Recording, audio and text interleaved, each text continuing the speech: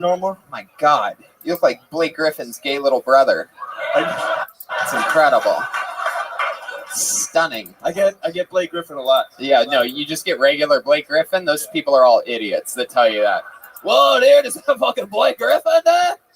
5'7" Blake Griffin? Yeah, Blake Griffin's eyes don't touch. Yeah, those things are running the fucking triangle offense. Look at those goddamn eyeballs.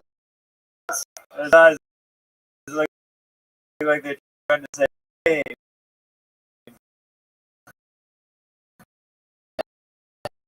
Yeah.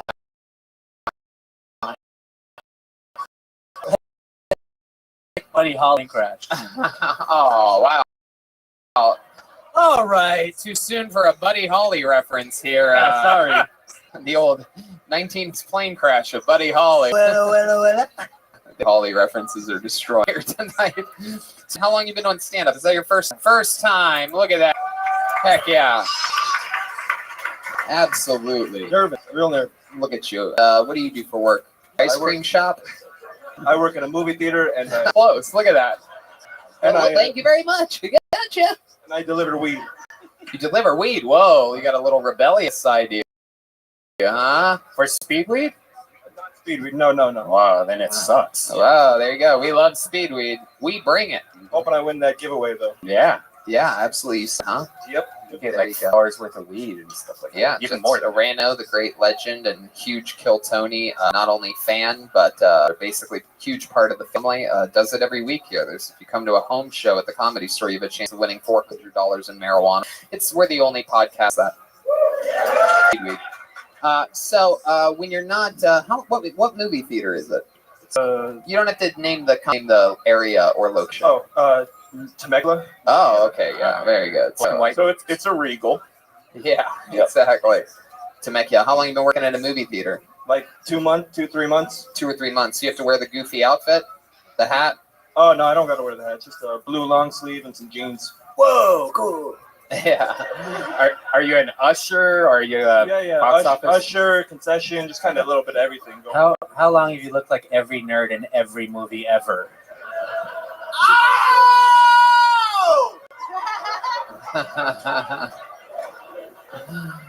Thank you.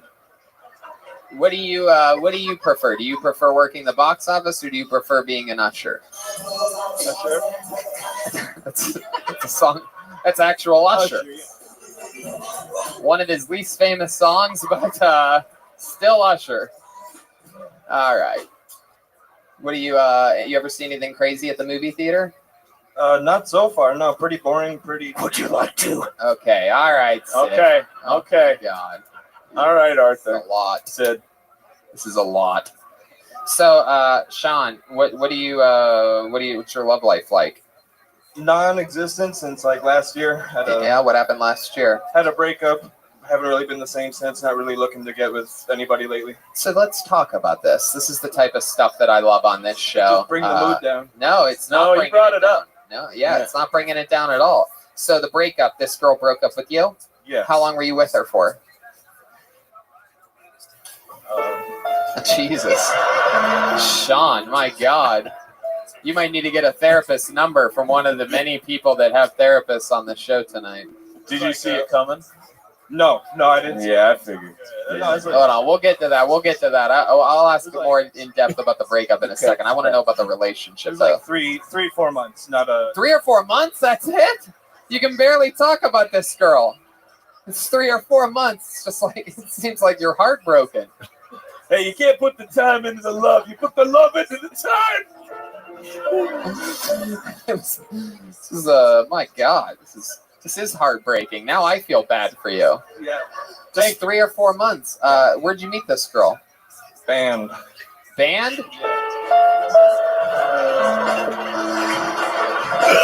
Holy shit.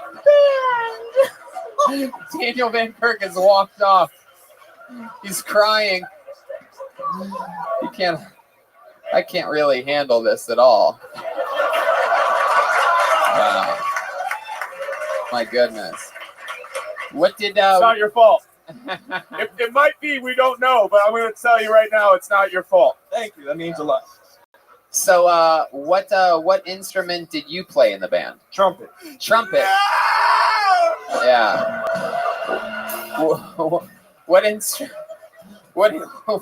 What instrument did she play in the band? French horn. Whoa, French horn. Stop answering questions. Wow. My God. I played the French horn. You Yeah, did? a lot of people don't know that. Is she a little bit chubby? Heck yeah. And you not only did you also play the French horn, but you have the same amount of feelings for him as she does. Did she ever put the French horn inside of her? Okay, Red Band, Jesus Christ. That's who she left me for. Way to shoehorn your disgusting thoughts into the show. Were you guys both first chair? Wow. Yeah, He's checking in. Yeah. He's checking. Is that one of your bandmates there? Wow. Look at this nerd Hold on, you're in the festival. band too? Let's play Guess That Instrument. Oh, I gotcha. Okay. I know this one. Oh, Hold we on. all know this one. Ooh, you look like a drumline motherfucker. No. I'm gonna say that. This is all one horny group of friends here. I'm gonna say that this is a tuba player. Tuba, me. I'm going to go trombone. Bassoon. I'm gonna go flute. Whoa! That doesn't help. We've had guesses of bassoon, tuba, trumpet. You've been on with the band. Oh, then it must be I'm gonna guess what's that one? Trombone. Sax? Sax. Tenor? Oh wow! Look at that. Alto? Get the fuck out of this room. You part of Top Shelf? Okay. Heck yeah. Fans. All right, so you were both first chair. Looks more like a soprano, like a Tony Soprano. Oh, there you go. You guys are both playing horns. Everything's going good. 3 to 4 months. You guys are making love with each other and whatnot. You look like the kind of guy that uses condom. No condom. Look at you. Just fucking throwing your little trumpet right in there. My God. He didn't know. He said nope. All right. Yeah, this guy just spits it out. When you raw dog it, or you like,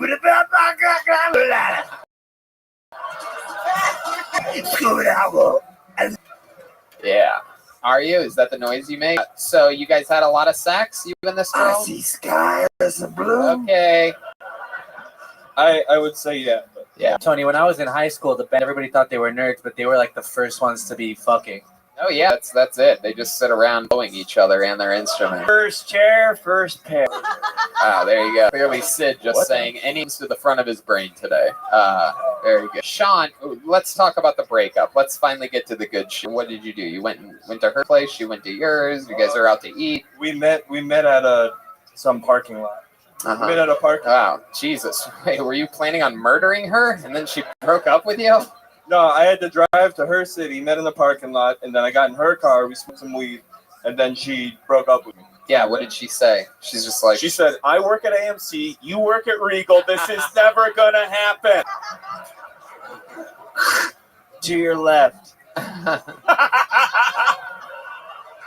No, it just wasn't working. Well, I thought it was working out, but apparently I made some mistakes. you thought it was working, but she said it wasn't working. What was the out. mistakes you made, supposedly? Yeah, go on. You Come on. remember the words have been echoing in your head for a year. What Yeah, did she Sean, say? we know that you know the truth here. Don't hesitate. We need to hear the truth. Sid, please let him answer for the love of fucking God. Sid, this show is about interviewing the guests, Sid. Say darkest thoughts. Okay, Yeah, very good. I'll Sid. do with what I do. Okay, Sid. Thank you, Sid. This is you, fucking Sid. great. You're killing it, Sid. This is great. I love the positivity. There you go. Yes, there's no positivity here. The show's not about positivity. It's about interviewing the guests. Sid. trying to. Very good. We don't give a fuck. Take a breath. Relax a little bit. There you go. Sean, back to this unbelievable interview. Yeah, don't do that either, because that's distracting from the entire show, Sid. This is why the mental patients are the worst characters in the history of the fucking show. Everything else you've ever done is funnier than this, and yet you brought it back again to feed the fucking trolls. There you go. because he reads YouTube comments and believes the haters that, hey, you should bring those back, dude. Those were the best. Actually, nobody asked us to bring these back. No, I know. You're an official Reddit moderator. I know you're reading everything. So, Sean, let's talk about what you didn't do that she said in this compelling part of this compelling interview. What you didn't do right in the relationship. I was just too eager, and I jumped right into it. Too excited, introduced the family, all that. Oh God. Oh God. It was too much for her. Look, I'm not trying to rush it. I know it's August 5th. If we do a family early. Like, was it a couple of days? Oh yeah. Tell the truth. Oh, good. Good. I actually said it on accident. Like I said it. I felt it, but I said it too early. I said it maybe a month into it. Wow. Wow. Yes. We are. Wow. A month into it. Too early. Little did you know that a month later she would be dumping you. Correct. How did you say it accidentally? Like, were you It doing? was like we were gonna. I was going somewhere. She was going somewhere. All right, later. Love you. Oh my You're a God. little sweetheart. I don't believe you. I think you said it on purpose, and you were like, "Oh, that was an It accident." was something. Just Unless something you I felt. say it back. No, I felt super weird and like. Yeah. I apologize. Sid? And she heard it and she was like, never again. Yeah. You know what I think you should do, Sid? Is I think you should settle for someone very ugly. And then you can Good do idea. all this stuff. You can fall in love. They'll fucking love it because they're not used to it. You should get a chick that looks like your son here. You know what I mean? You called him. Oh, I did? No. There you go. I feel sad for both of you. Maybe that's why I get them confused. Was this the first relationship that was serious to you that you've had? Is that what? No. No. No, Get over what was it? You think she was just sort of like a hot chick to you? Well, our first date was in Hawaii. We had sex on a balcony. Whoa! Wait a second. I mean, I get it. How was your first date in Hawaii? How does this happen? Band trip. Oh, That's where they. How is this? This has been a parade of fucking nerds, and they all fuck more than I do. This is fucking bullshit. This I'm is on also TV. the only Fuck this problem is these comics are too green to know that is literally when you drop the mic. I know. It's crazy that that these are all things that all the funniest shit about you is every time I've asked you a question and you've gone, like that's the shit that you should be guns a-blazing coming out with. I just had my heart broken. I fucked this chick from band camp. Like it's like people, it'll translate. People will believe you. Is there a big band competition in Hawaii? Because that's where all the kids in my school went and fucked. Was in Hawaii. Yeah, I swear to God. It was just some performance, and it was an excuse to go. I to bet it was a performance. Sorry. Yeah, exactly. Put the uba and the tuba, dude. Yeah, you're like, take this Hawaii 5-0. Yeah, put that in your fucking Hana doo-doo. Okie dokie. How about another hand for Sean Hall, everybody? We got a long interview out of him. Flew through the first couple. Sean Hall, a compelling character.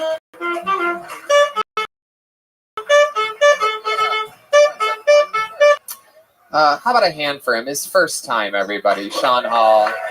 Exciting stuff, pal. I think you learned a lot here. Very rarely do we have a 14.5-minute long interview with someone for their first time. So, yeah, there you go. He's already getting signed to a multi-year deal in show William business. Morris already. This goes to Hey, show man, the kills. Laura's out in the parking lot. She wants to have another talk with you real quick.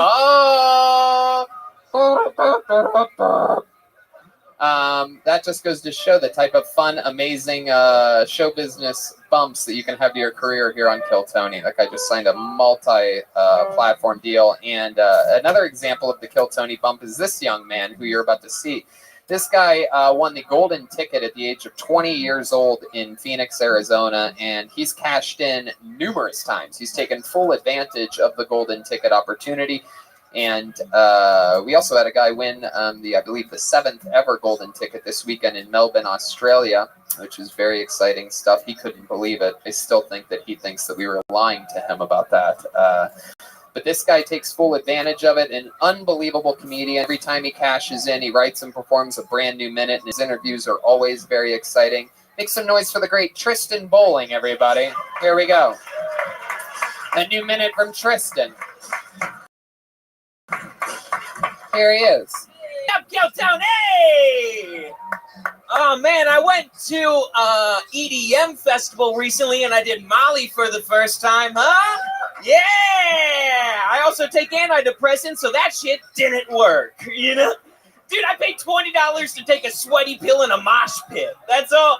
Dude, I felt, all my buddies were like, how'd you feel, man? And I'm like, uncomfortable. Like, it's hot in here. Everyone's touching me. It's fucked up. Like, I didn't get the EDM festival. Do you see what women wear there at an EDM festival? It's just fishnets and paisleys. They look like a sexy soccer goal, you know? Dude, every time I come back from what I feel like my dick has post-traumatic stress. Like, it's just like looking there, like my buddy's like, hey, do you see that girl with a fat ass? My dick just has a cigarette in his mouth, you know? And being like, it's just another body, you know? I feel like every dude's dick is just a wounded soldier. You know what I mean? Just like as soon as we get a little blood in us, we're just like, oh, I'm built to serve. You know what I mean? Thank you. My name's Wow, Tristan Bowling. Did it again. My goodness. He was with us at Kill Tony Mania in San Francisco. Destroyed there. Destroyed on panel. Every single time. You definitely kill. The interview part's almost always more fun than even your set, which you always do good on. Yeah, it's I like this new look. You look like every character in Beetlejuice mashed together. Harry Potter at a coffee shop. Heck yeah. Heck yeah. I'd be like, yo, I love your Patronus, bitch. Like, that's a Harry Potter joke. Sorry. A bunch of Harry Potter fans are losing their minds laughing right now all around the world. So Tristan, welcome back to the show. Always fun. This is your guys' first time seeing Tristan. It is. It's weird. He looks like both the priest and the kid he molests at the same time. It's an impressive look he has going on. Real rock star. He always has the coolest style. You look like what happened to Marty's dad if he didn't get his parents back together. Tony, I always remember you always complimenting my style. And one thing that I did for you was I brought a gift from Phoenix, Arizona. Oh, boy. I buy all my clothes exclusively at Goodwill. And Mama, if you could bring it up to me, I got you something look at special. this. This is exciting. Yeah. I don't get my mom gifts and dad very are here, often by the on way. show. Yeah, all the way from Phoenix. I like gifts. Hey! His actual mom is here. Why doesn't Dad come up too? Dad, come up here. Yeah. Come say hi to us. The Bowlings are here. The Bowlings are here, everybody. What if the This is gift very was his exciting. mom? Oh, man, you want to see it, babe? Here, stay up here. Stay up here. Come on, stay up. Hey, can I just say what we're all thinking? Your dad is hot. Oh, yeah. Look at that. Whoa, is that my own snowsuit? Yeah, that's so cool. I love that. I'll wear it next week. Oh, don't. You'll hyperventilate up here. Oh, It okay. is insulated. What are your Yeah, parents' I love names? Shannon and Brad. You guess Shannon? which one is which. Brad, I love you on Glow. You are great on Glow. Heck yeah. Also the host of the WTF podcast. Now, very exciting. So why don't you step up? Flank Tristan over here. Caress your son. Now, Why are you afraid of me? I came out of you. One of the things I always love The on leather this show- the leather jacket doesn't get bought far from the tree. Yeah. Look at that. One of the things I love about this show is when parents come on, we get to find out a little bit more about these characters that we've learned a lot about on this show. Any fun, embarrassing stories or fun facts about Tristan that you might be able to expose for us?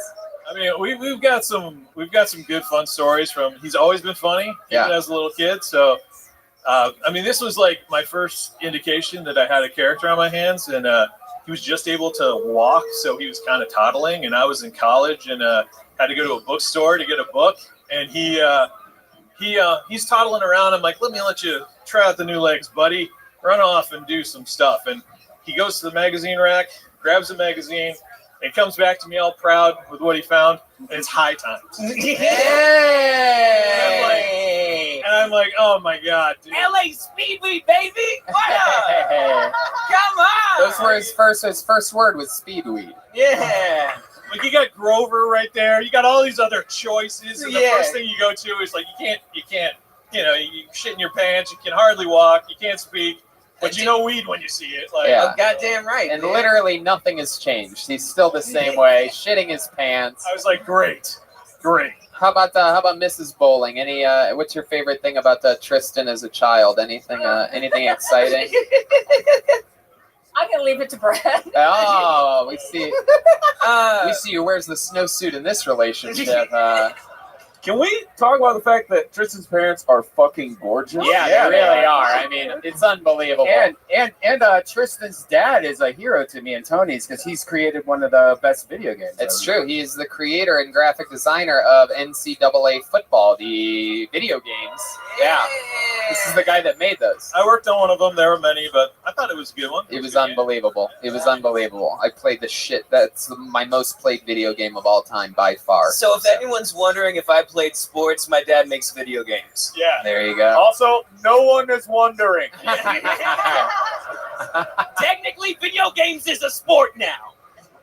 Well, Tristan, I've always said this about you. I think you are by far one of the more promising comedians that we've ever had on this show, ever seen on this show, off the show, anything like that. You just have a goddamn bundle of wild, crazy energy. You're such a promising figure. This is one of those art forms where you'll always get better, and the fact that you're as good as you are and you make doing a minute look extremely easy on this show, I just absolutely can't wait to see what you're going to end up being. And one day I'm going to hope that you hire me to be on your show. Yeah. So We love you, Tristan. We love you. Bitch, I love one of our you. favorite people, one of the great golden ticket winners of all time. Make some noise for his parents, everyone. Hey! Come on. Hey! Let's hope my mom don't make another one of me tonight. There you go, Tristan Bowling. Tristan, you didn't write any new raps or anything, did you? You want to go out with a bang? You want to rap something real quick? Yeah, rap something real quick, just for a minute. Tristan's a famous Kill Tony rapper. You got anything up your sleeve? You want a beat from Joel or something? Yeah, Joel hit me with something fun. Just Is that yeah, good? Yeah. You guys like rap music All right. out there? Do you mind if this one goes for a second? Okay, All right. sure. Yeah, do Tell it. me if you can follow along. All right. Mama came home, bring you in the kitchen. Expected the typical shit as she bitching, but she sitting you down, talking about what she been wishing, spitting about how daddy left, out of sight without a breath. Gotta feel the hole that he left. Mama need a nut, no, don't fret, cause mama got a new plan, baby. What? Mama might get a man, baby. He's coming to dinner, so you better make it better. Look, pressure the ass of the ham ready. So set your plate, bitch. Yo, you better wait, bitch, cause he's in the house now. Wow, he's so amazing. But wait, what do you see? Turning the corner, hey, look at his teeth. Trying to think, choking to speak. Where do you think that you recognize me from? Wait, did I freshen your memory, huh? Fucking with me in pre-algebra. Shooting your spitballs and calling me faggot, and now I am balls deep inside of your mom. Now you can see where the tables are turning to. Fucking with tea, and I'll promise I'll bury you. Gotta be the honest definition of motherfucker. Got your brother's side, now we're gonna be your papa soon. Ooh, what to do, bitch? Finally around now, I'm a part of your crew. Eating your food, bitch. Fucking your sister like you did that back when you're two. Eating your food, bitch.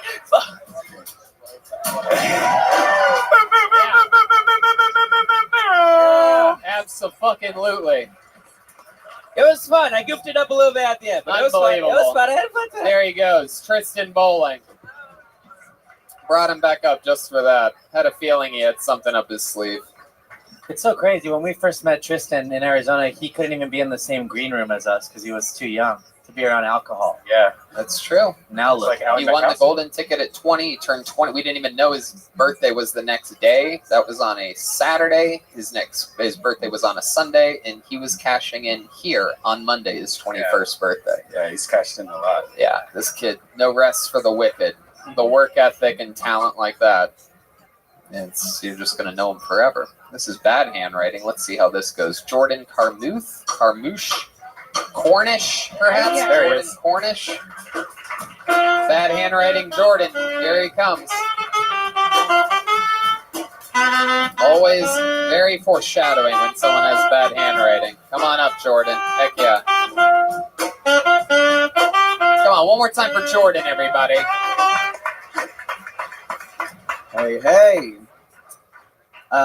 So I'm biracial, half black and half Jewish, which means I like to go in the club, make it rain, and then pick it all back up. It's very fun. You might be wondering which way I like more, black girls or white girls. Nobody was wondering, but I'll just tell you. My answer is yes. Yes.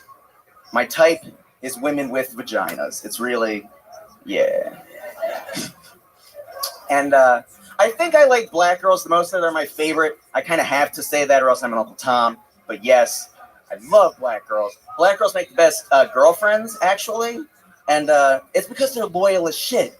They'll fend for you. They'll get in a physical fight for you. Which, like, did I need that? Yes, I did. I have the body of a Malaysian preteen girl. I need backup. God damn it. Like, having a black girlfriend is kind of like having a Pokemon that you get to fuck occasionally. You can be like, Monet, you scratch. And she's like,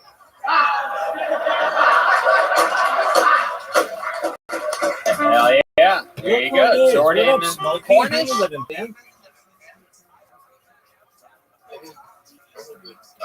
gave up last night. And I went to the ground section. You went on? Yeah, my internet went down, so I had to be on GoPros. Oh, got you. So you were still streaming? Yeah, just it's archived, so I have to upload it. How are you? I'm good as long as it's not because I was worried. Oh my god, he's not on. He's broke his record. He failed his record. I'm like, no. Well, no, I don't have the longest stream ever. I have the most content ever. So I have the most amount of data ever. There are people who have had, like streams of just like the ocean for like many, many years. But that's not what I do. I have more content of a single individual than any person ever. How are things in your neck of the woods? Just dealing with that. It's getting back into work, so it's getting more bars are opening around and stuff. Excellent. Hey, whatever happened to Sky? Did you guys part ways?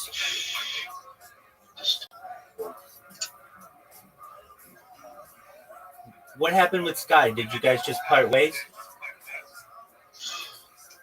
Yeah, we just part ways. All right, well, that's fine. We didn't argue. It's just she wanted to go to university, so I said it's better if you take some time to focus on yourself, and if you need me, come back. Right. Do you guys still work at the same establishment?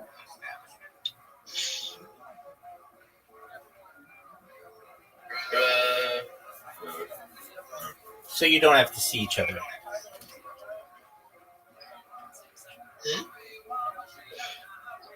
So you don't have to see each other. Oh no, I think I told you. I can't remember if I did tell you or not. I left the manager to be an asshole. Oh, you may have said that, but there was another place that didn't pay you, so I didn't know if that was the same one. Oh, I'm never getting that money back, dude. He's an asshole. Right. Okay. Well, so what are you up to nowadays? Work, family, weed. There you go. In that order? Reverse order. Weed, work, family. Oh, interesting. Okay. And I always have one. yeah, so what's on your agenda for gaming today? I'm currently at a friend's. That's why I'm in the hallway. I'm going to go on VR chat. I won't be able to stream. Okay. Very well. And then I might come on and do some more robots. All right. Well, I'm gonna comment on anything that you do. So let me know when you're ready, and I'll check it out to the best of my ability. Great. Yeah, sorry about nothing. No, you're good. What games have you been playing recently? What games have you been playing recently? I'm waiting for Warzone. I'm waiting for the new update. It's not really new, but it's going back to the old original hack from when Warzone was first a thing. It's called The Dance. It's coming in 3 days, and it should be really, really big. Really? You can check it out. It's all over Twitter, Facebook, So YouTube, social media. it launches on Thursday?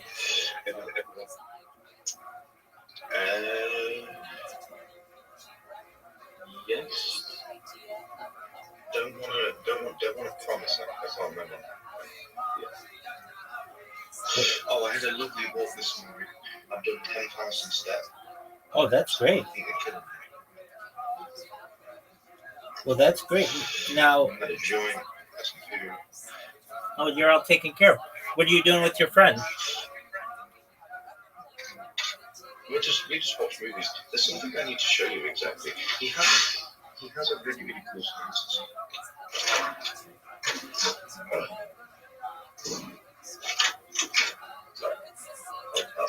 That was the door.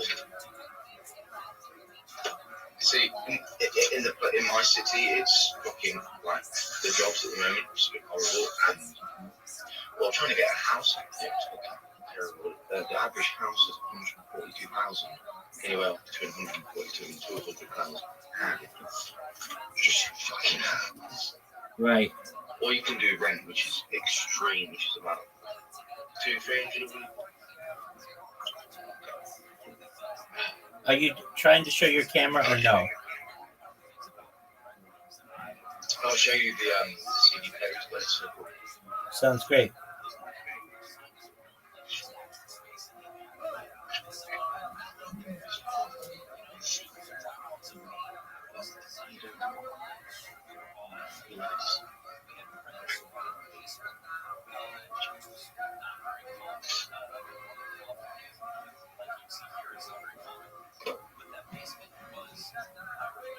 All that pizza looks lovely.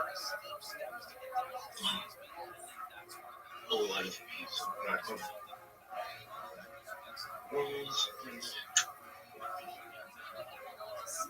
What year was this sound system, man? Come on.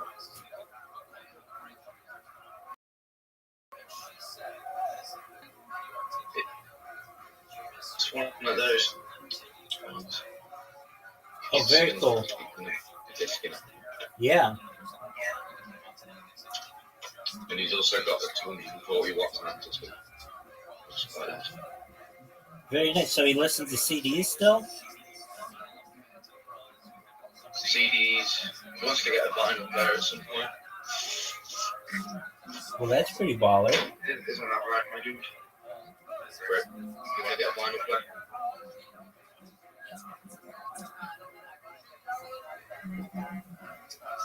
The guy in the shop was really tough. The guy in the shop was cool.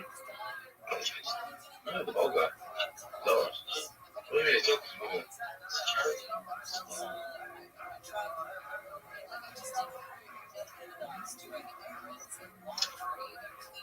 Oh. Snap.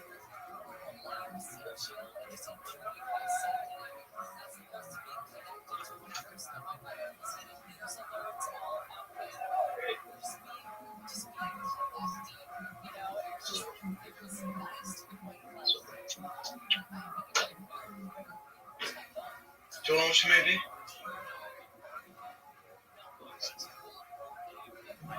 Y'all, wasn't that movie we said or is that movie you want to watch?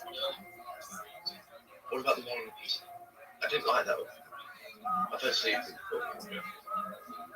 Last night when did you? Everything about it. You could have turned it up. You could have turned it. Couldn't turn.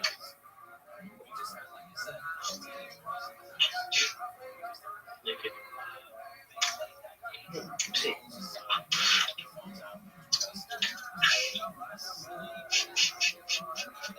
I feel fucking violated now.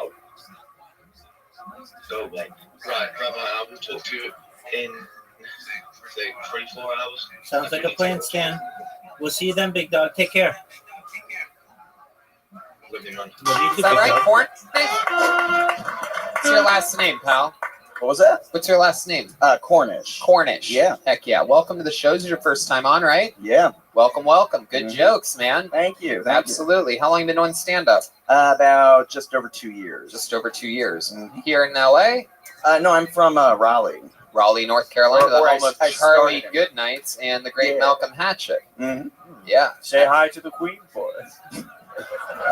He's got mental health issues, so don't take anything he says too seriously. Loved your jokes, man. The beginning and the end, mostly. At one point, you just sounded like a closeted comedian right in the middle there. No one knows more about that than me, but at one point, he just goes, "I like all women, women with vaginas." Oh, jeez. I'm just like, what? Women? It's like even Any vagina will do. Just love putting penises in vaginas. I mean, Any penis, I'll put it in a vagina. Doesn't have to be mine. I prefer to grab other men's penises and put them in vaginas. That's how straight I am. Yeah, my gaydar went off and it went, yeah. Yeah, that was impressive.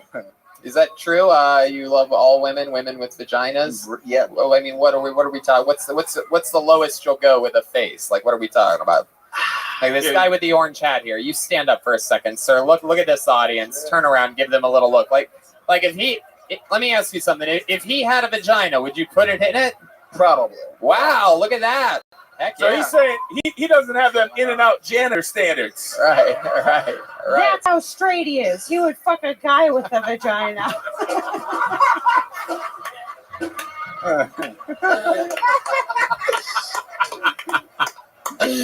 Oh, you ever do anything with a man before, sexually in any way? Tell the truth. You have. Fuck yeah, absolutely. That's enough of an answer. Yeah. Heck yeah. The alto saxophonist goes crazy at that one. He's interested. Vodka's a hell of a drink. What can I say? So what happened? You were at band camp in Hawaii and I don't know. I think this balcony can carry a lot of weight. yeah. Someone put it in your Maui owie. Vodka's a hell of a drink. That's all. Vodka? That's all it took? Wow. Yes. Oh my God, I've been wondering why Daniel's been trying to jerk me off this whole time. It's the vodka. I don't want to do it.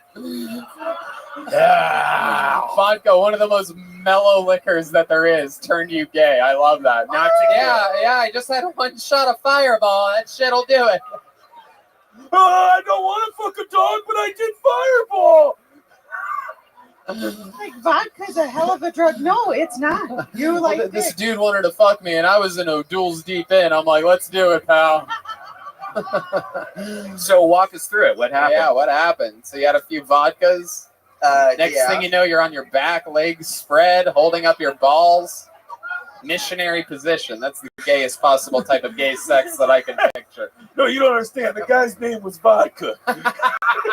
He made me do it. You had a lot of it inside of you, deep in your belly. So what happened? You had vodka, then what? I was in a gay club. And, well, there you go. Heck yeah. I like to. 9 times out of 10, drinking vodka in a gay club is how it starts. Yeah. Most of the vodka-induced gay things that happen at gay clubs. Oh. There I am at a gay club drinking tons of vodka, and you'll never believe what happened next. Shots. So I put on my shirt that said "I'll fuck a dude tonight." Went down to the gay club, and I couldn't believe what happened next. So you're at the gay club drinking vodka. Mm-hmm.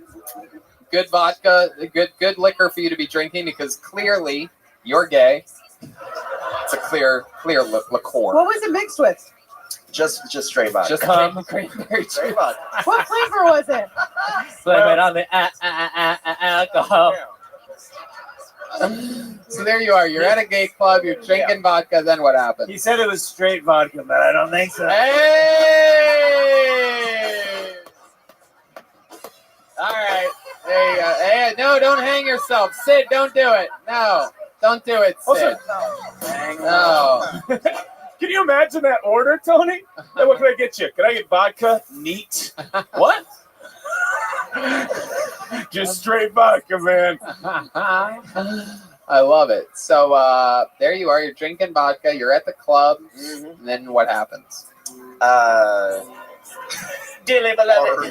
All right. Let's let him get the interview, Sid. A guy came up to me. His name was Brandon. And it's not that I'm gay. It's that he was fairly convincing. Yeah? Explain to us. Well, we got a surprise for you tonight. Brandon, come on out here. Brandon, how come again? fuck him again. So how did he convince you? What did he say? Thank you, Ryan Sickler and Jay Larson for that joke. This is going to sound like a cop-out, but I was pretty drunk. I don't remember that part, conveniently enough, but I do remember the getting head in the bathroom stall. Wow. I remember the feel of his goatee on my balls. Wow. Yeah, he doesn't remember. Wow. My God. And he doesn't remember any of the gay stuff, just the getting head and the goatee on his balls. Okay, hey, you tried it out. I did, yeah. And you'll probably try it out many more times in your life. Did you come? Of course he came. Are you fucking kidding me? What are you talking about? You think why would you get that far and then go, you know what? I don't want anything out of this. The beard would make me go, no! Oh, the beard would do it? That's where you draw the line? Because if he came, then that would be gay, you know what I mean? Yeah. Exactly. So you felt the goatee on the balls. Now, are we talking about this guy having incredible deep throat capabilities, or do you have a small gay penis? Or did you mean your goatee on his balls? No, he deep throated. Yeah. Wow. Yeah, That it was is pretty impressive. good at what he was doing. You know, it's not what I wanted, but it's what I got. Wow. Well, and let me ask you this. Getting blowjobs from women, any women at all, by the way, after that, do you ever sort of miss that feeling? You ever put a little fucking Velcro on their chin and tell them to go for it? You know what I mean? Are we ever maybe thinking about that night while we're having sex with a woman? Is that something that I you've think noticed? you have. Tell the truth. I'm sorry, Mom. Well, Don't be sorry. Don't be sorry. Be You own you, man. yourself. Yeah, You're right. don't be sorry. Your mom's open-minded. I bet they bite that little ass at the gay club. You're a cutie. Look at this guy. Yeah. Look at this guy. Thank you. His mom's probably terrified. She qualifies as a woman with a vagina. Yeah, no, it's true. Any woman will do. Man, did I nail that fucking closeted gay guy shit right from the beginning. That is impressive. I'm proud of myself on this one. But no, this is a great interview because you're very open and honest. So what else? Jordan, what do you do for work? I do a bunch of odd jobs. Like blowjobs and hand jobs, blowjobs. Like what? What kind of odd jobs do you do? I work in a sushi place. Oh wow, hell yeah! We know you love it raw. My goodness, hell yeah! Oh god! Wow. So, what do you do at the sushi place? I'm a food runner. Yeah, that seems like fun. Yeah, Joel, what are you laughing about back there? What's Everything. what? Everything. So interesting. What a show. Back to you in the studio, Tony. Thank you very much. Thank you. We are live. So, wow. Any other odd jobs? I write papers for people who are too lazy to. Oh, okay. Oh, nice. So you do people's like homework for them. Yep. Wow. Yeah. All right. Well, that's great, Jordan.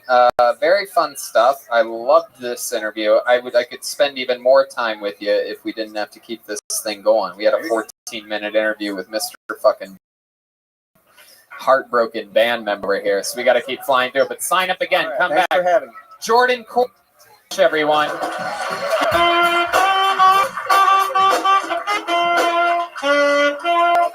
Yeah, I asked him what his social media handle is. He's like, you know what, I'm okay. I don't want anybody to know this one.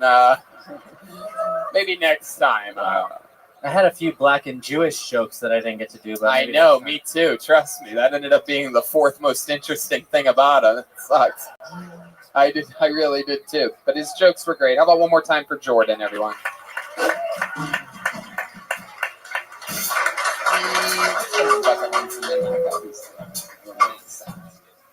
All right, let's keep this fun train moving along. Put your hands together for Michael Silver. Michael Silver.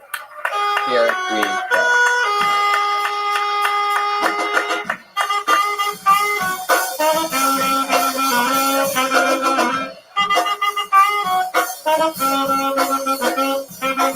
There he is. One more time for Michael Silver.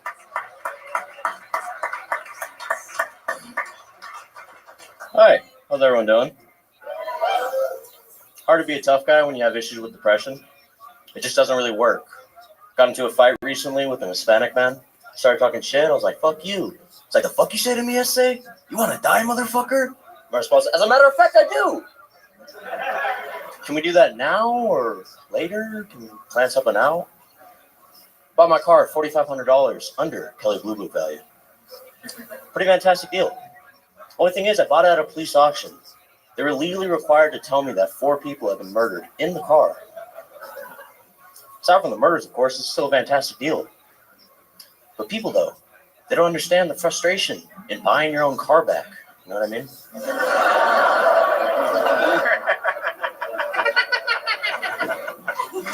It's irritating stuff. All right, I think it's about like 50 seconds, huh? There you go. Wow, amazing. Amazing internal clock you have. That was great. 10 seconds fast though. You were at 59 when you guessed 50. How are you? You look like you're in the middle of Postmates runs right now. You just stopped in, got lucky. You actually have hot food on the passenger seat of your car right now. Someone's just waiting. I swear I'll be there 10 minutes. No, I swear. I actually came in my work van. I came from work here. Wow, okay, so I'm partially, what do you do for work? I'm a distributor. I sell dead fish. You sell dead fish? Yes. Heck yeah, you ever work with a gay sushi man before? No, I can't say I have, honestly. Wow. You sell dead fish. How long have you been doing that for? About 6 years now. Wow, that's incredible. How do you get into that business? Everybody's family business. Family business. Heck yeah, stand back here. Join these Where guys. the X is. Don't touch the talent. Sorry. Heck yeah. And how long have you been doing stand-up? About 7 months now. 7 months. And you're from Los Angeles? Yeah. Born and raised? Yes, sir. What part? Venice, Inglewood area. Oh, okay. I very rarely meet people that were born and raised around that area. It's interesting. What do your parents do? My mother currently she actually just got hired over in Texas. She's I think she's housing people with AIDS. So, oh, wow. Well, the last comedian might end up working with her someday. Yeah, maybe. This dude just doesn't remember what happens to him when he goes to a gay club. That's the old.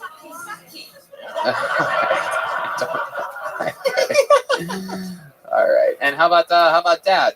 He's my dad's a network engineer. A network engineer. That's cool. What exactly does that mean, though? What type of network? He's basically like a glorified troubleshooter. Like he does the networking for major corporations and stuff, like schools and shit. Actually, not major corporations necessarily. Heck yeah, that's fun.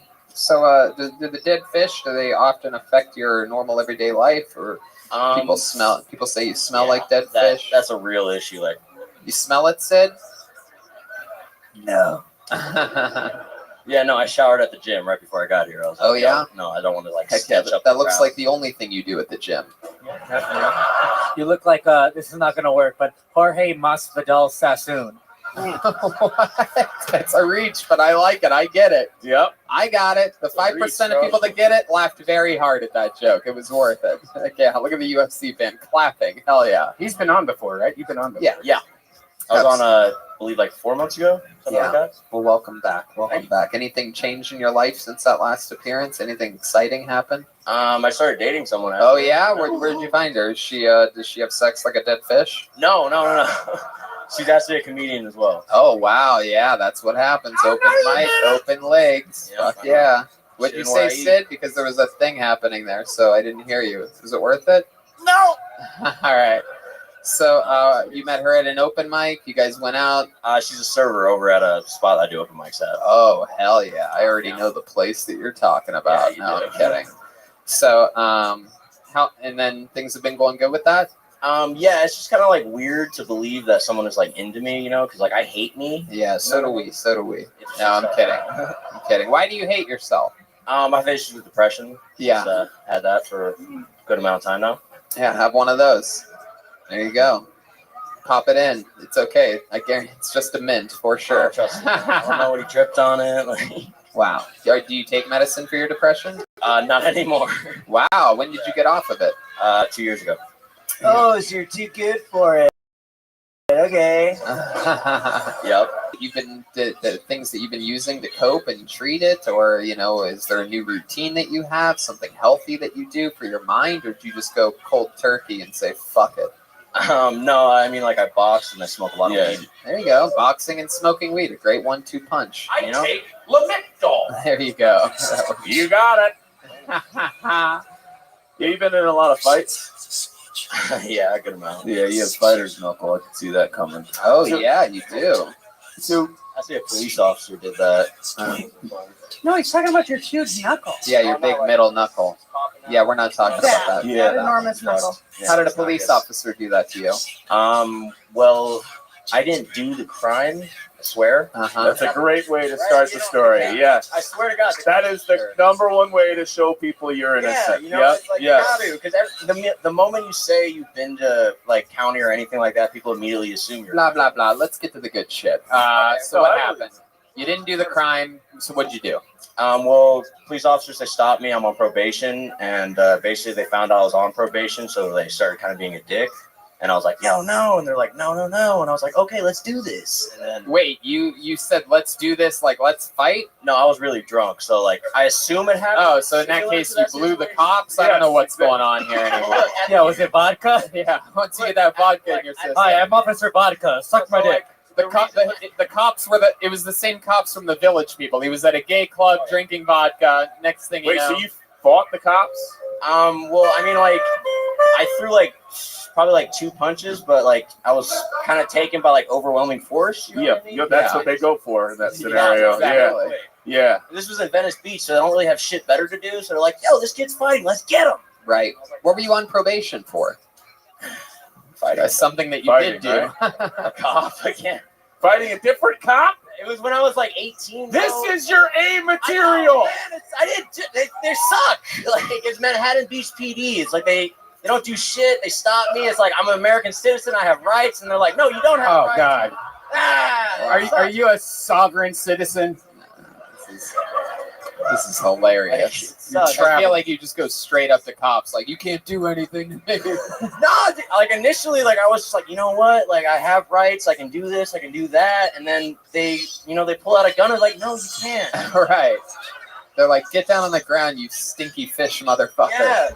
Like literally, the first time I ever got arrested, the cop, he had me handcuffed. He looked me dead in the eye. He's like, fuck you. And he tased me. Wow. But the story doesn't start there. Yeah. Imagine what they do to non-white people. No, like, first time I got arrested was It I was didn't start 19. with you getting Oh, the Apollo handcuffed. 13. What did you do? The Apollo 13's chiming up because they can't believe you just get tased for that. Police are mean, man. Yeah, they are mean. Listen to them. The black people are all laughing hysterically at you right now. The black people are laughing because he's telling all these stories and wasn't shot. Yeah, exactly. Yeah. Oh, so you live to tell about it. He's like, yeah. I fucking said everything I wanted to a cop, tried to fight them on multiple times, and then I just went to jail. I think we found your comedic voice here, Michael Silver. We got to get you a spot on Showtime at the Apollo so you could do your hit joke, Cops Are Mean. There he goes, Michael Silver, everybody. The return of Michael Silver. Always fun. Fun episode so far. The edge, and I'm about to break everything you say to me. Okay, so we're going to get back to the bucket in just a moment. However, we do have regulars on this show. And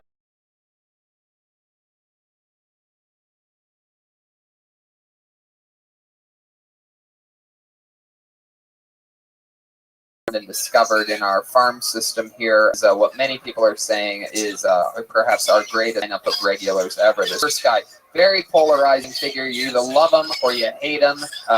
He has had some major breakthroughs in the last couple weeks. He does this new thing sometimes where he might try to get the audience on his side by using local references.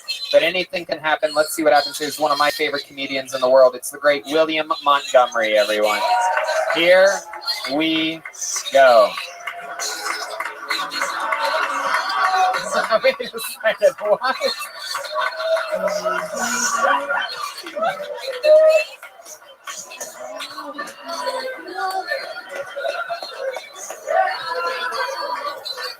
Let's give it up for Michael Irvin Johnson, Los Angeles Lakers. So my uncle bought me some Sammy Sosa cereal last night. I ate it and woke up black. Where the fuck is Tony Chin?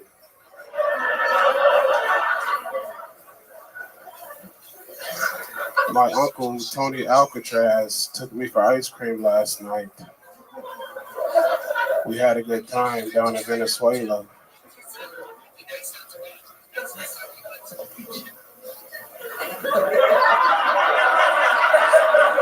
I'm totally fucking this up.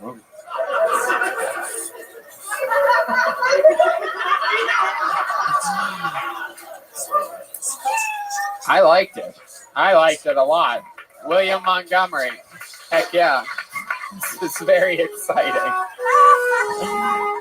This is very, very exciting. William, clearly another amazing set from you. Everything seems totally normal. Definitely not David Lucas in a beard. This is interesting. Tony, I think I have cancer. Oh, you do, William. Cancer?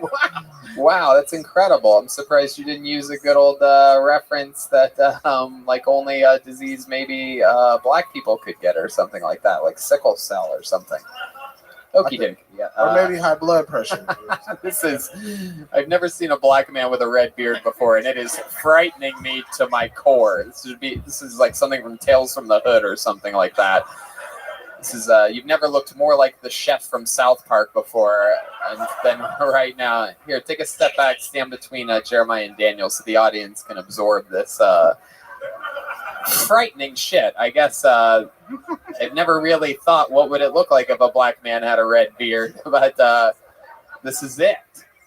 I'm so frightened that William's going to come out in blackface right now. I'm literally shaking in my boots. Tony, does this turn his Crocs into gators? My goodness. So this is Black William Montgomery. We've never seen, this is like a William from Montgomery, Alabama, I guess we could call this character. So what's life been like being Black William Montgomery? I woke up this morning and my lymph nodes hurt.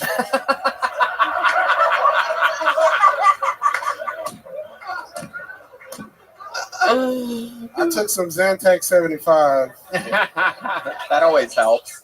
And drank a PBR. Now, you and David Lucas actually have a brand new podcast that you guys are starting together. It's called what? Brothers, right? Brothers in cursive, but it's not in cursive. Oh. It's called Brothers in Cursive. Oh, okay. I guess that works. Filming at Death Squad, Red Band's new studio in Burbank. Oh, there you go. Absolutely. It's very exciting. A new Death Squad podcast. Fuck yeah. Well, that's exciting stuff. I don't want to keep you too long. Anything else you want to talk about or give shout outs to or anything like that? Or where's Tony Chin? I love your style. There he goes. The great William Montgomery, everybody. William Montgomery, Alabama. Well, I guess I'm just going to bring up David Lucas now, and this could be the first ever canceled episode of Kill Tony, so let's just see what happens here. I had no idea any of this was happening, by the way, if you're wondering, like, oh, this is great that Tony coordinates this wacky stuff that happens sometimes. Not at all. So, again, I have no idea what's going to happen. You know what's funny is I did know that was going to happen. Me too. Wow. Well, Me three. There you go. Wow. There you go. That's very fun. Luckily, that doesn't change anything at all. Put your hands together for him. Let's find out what happens here. It is David Lucas. Oh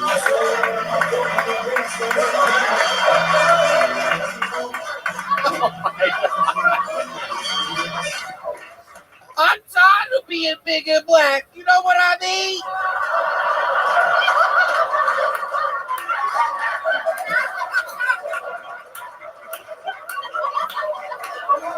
I try to walk down the hallway and my knee hits a table. Y'all ever been big and black and put a red shirt on? They call me the Kool-Aid Man.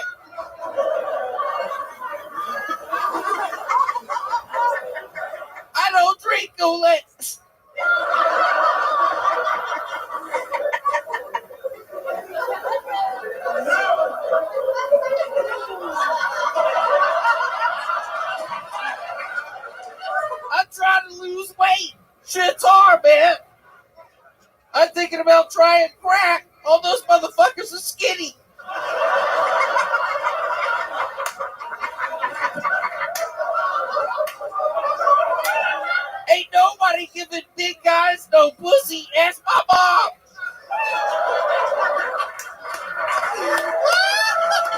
Wow. Wow. I mean, wow. Chroma Chris, shut the fuck up. You always talk. Wait, where's Chroma Chris? You wrote that for Chroma Chris. He's on the road. He's Red Man looks like cat food smells. Oh, you got roast jokes like David Lucas. Joel's dick is so big it drags on the ground while he's riding Tony's coattails.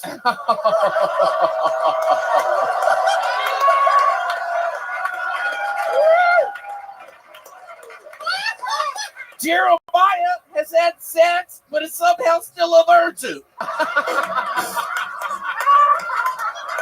Oh my! Reagan and Watkins, more like Watkins and White Eyes Start a Man with Patty Reagan. He's roasting the shit out of So, everybody. Tim was supposed to be here. Until I met Tim Dillon, the only other gay Republican I knew was Tony Hinchcliffe. Hey, that's a good one. That's a good one. That is true. David Lucas, more like David Lupus. Wait, that's me.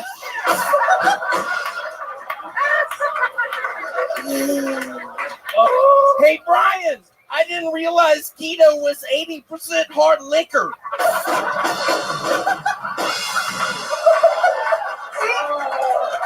You got a drinking problem. Brian has a drinking problem. He can't stop drinking. He drinks Captain Vulcan. Let's give it up for Captain Vulcan. This is the greatest comedic monster I've ever seen in my life. This reminds me, I watched this new... Let's give it up for Bud Light. Anybody out there ever heard of it?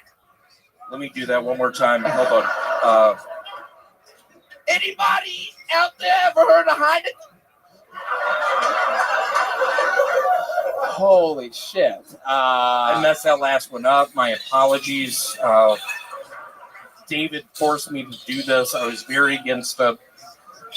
I mean, it worked out unbelievably. You just said that? Oh, wow. Oh, David Lucas clearly has some real William Montgomery. Are you Hispanic? All right. He's doing, William always does a special kind of crowd work where nobody knows who he's talking to. It's very trademark style. Most comedians want to get an answer out of somebody. He just sort of looks in an area. Are you Mexican? Oh, David Lucas is now winking at the audience. Oh, like I've never seen David Lucas do this like before. Santa Claus. This is one of William Montgomery's trademark maneuvers. This is impressive. So, David Lucas. What's going on? Oh, you have more roast jokes there? You have anything left? This is impressive how much you prepared for this. I'm guessing David Lucas wrote some of those roast jokes, huh? Does anyone else hate it when the clown you hire for your kid's birthday party turns out to be Jewish? Wow. All right. Okay. Well, I will say this, David Lucas. I'm glad you... Mario! What? Mario? How are you? Have you worked with him before on something? Yeah, we did Rescue 911 97. How fun was that? I don't. I'm in a different place than you right now. I don't know. Wow. Well, David, and as always, an unbelievable set. I mean, I really almost passed out from laughing a few times during this. Incredible roast jokes. Jesus Christ. I mean, this was unbelievable promotion for your guys' new podcast, and I'm very happy. I always love it when people take chances and do things out of the box and out of their comfort zone. And this was an unbelievable treat. Anything else, David Lucas? Okie dokie. It was so nice to be here. Thank you all so much. I'm moving back to the... There you go. David Lucas, everyone. Fuck yeah. What do you think? Go back to the bucket one more time? Alright. The edge, and I'm about to break. Everything you say to me. Closer to the edge, and I'm about to break. Okay, this is it. Your final comedian of the night goes by the name of Viet Ninh. Viet Win? Viet Win? Viet Win. Hey. Yeah. All around me are familiar faces, worn out places, worn out faces. Your final comedian of the night, Viet Win.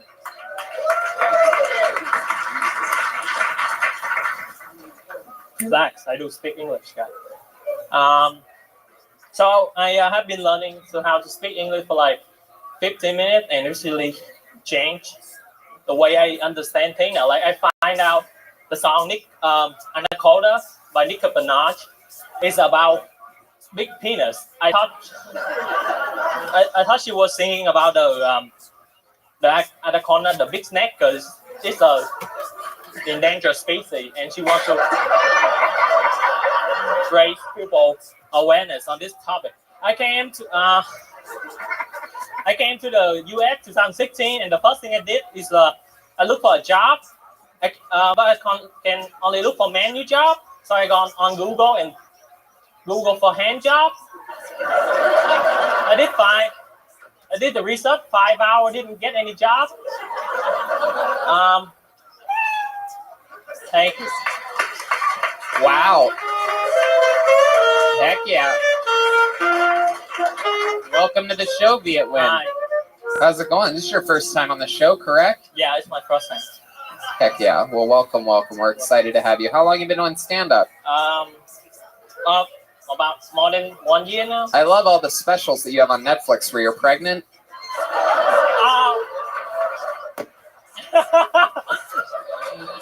No, yeah. You're like Ali Dong. You're like Bobby Shee. I wish. Heck yeah. You're adorable. How long have you been on stand-up? More than 1 year. Like I started last year, May last year. May Last year. I started in May last year. Yeah. I like your style. Thank you. Fuck yeah. What you ever do impressions of white guys? Like how does that always sound? You ever try to sound white? Because it seems like you are very Asian sounding, and I'm wondering like what the best white voice you can do is. Like, can you sound like me? Like, hello, I would like the special number 42, please. I don't have any. You can't even try that. You can't even take a stab at it. Can you say it again? Yes. Hello, I would like to order your special number 42, please. Hello. Keep going. Yeah, you're almost there. Can I? Sorry. Hello, I would like to order your special number 42, please. Hello, I would like to order your special 42. You got the part. Oh. Hell yeah. I'll be here next week. I bet. Call you. Absolutely. We can trade places. Yes, we can. They won't recognize them, I know. Definitely not. It's incredible. This looks like the cast of the Goonies up here right now. It's exciting stuff. Yeah. I like you knew which character you were. Baby. All right. So Viet, what do you do for work? I actually work in a restaurant right now. Yeah, no shit. What kind of restaurant? It's a poke restaurant. Poke restaurant. If you don't know what poke is, it's sushi but in a bowl. Lazy sushi. Yeah. Yes, it's Chipotle with crawfish. Yeah. It's another food that American fucked up. Yeah, absolutely. That's a great joke. Do you That's eat it? a great joke. You eat it sometimes? Yeah, only for 2 years now, because like that's the only thing I can afford, you know. Heck yeah, absolutely. That's a great joke. Yeah. Definitely. Are you from America, born and raised? No, I'm from Vietnam. I came to. You're from Vietnam. That's the craziest question I've heard all night. You moved here when you were 16? 2016, yeah. 2016. Heck yeah, fresh off the boat. You're on this show, fresh off the boat. I was born in Dallas, Texas. You never know with these guys. These Asians, sometimes they don't ever let go of that accent. I want to be a cowboy, baby. I love the country music. I love it. Very good. Very good. Yeah. So what do you do for fun, Viet? You have any special hobbies or skills or talents? You ever use the kendama or whatever that's called? Okay. We have a lot of Asian sound effects. They are all being hit at once. Very good. Let's just keep rolling through this, and then we'll get out of here all happy. And I take pictures sometimes, film pictures. You know, like the camera roll. Oh, Asian with a camera. I don't believe it. Yeah. Not really. I'm not really. I like your style. We're gonna do something. We're gonna get you out of here real quick. We're gonna do something real special before we end this show. Because I just noticed someone very, very special walk in, and it's a shocking surprise. So how about one more time for Viet Win? Viet Win. Thank you, Viet.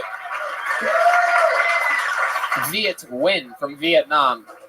Viet Win sounds like he's just rubbing in their war victory against us. Viet Win, don't try to fight us. You learn lesson. Bye, Janice. Okay, so I don't, normally this guy warns me when he's coming. Normally we have some hint that he's coming. This is very exciting. Let's see what happens here. Danny, maybe you could help us with some dark lighting as I present to you Kill Tony legend Ichabod, everybody. Here he is. This is very exciting. I don't know what he's doing here. Normally he warns us weeks out that he's coming. Ichabod had his first ever stand-up appearance in this show. Here he is. He's raising the mic stand over his head.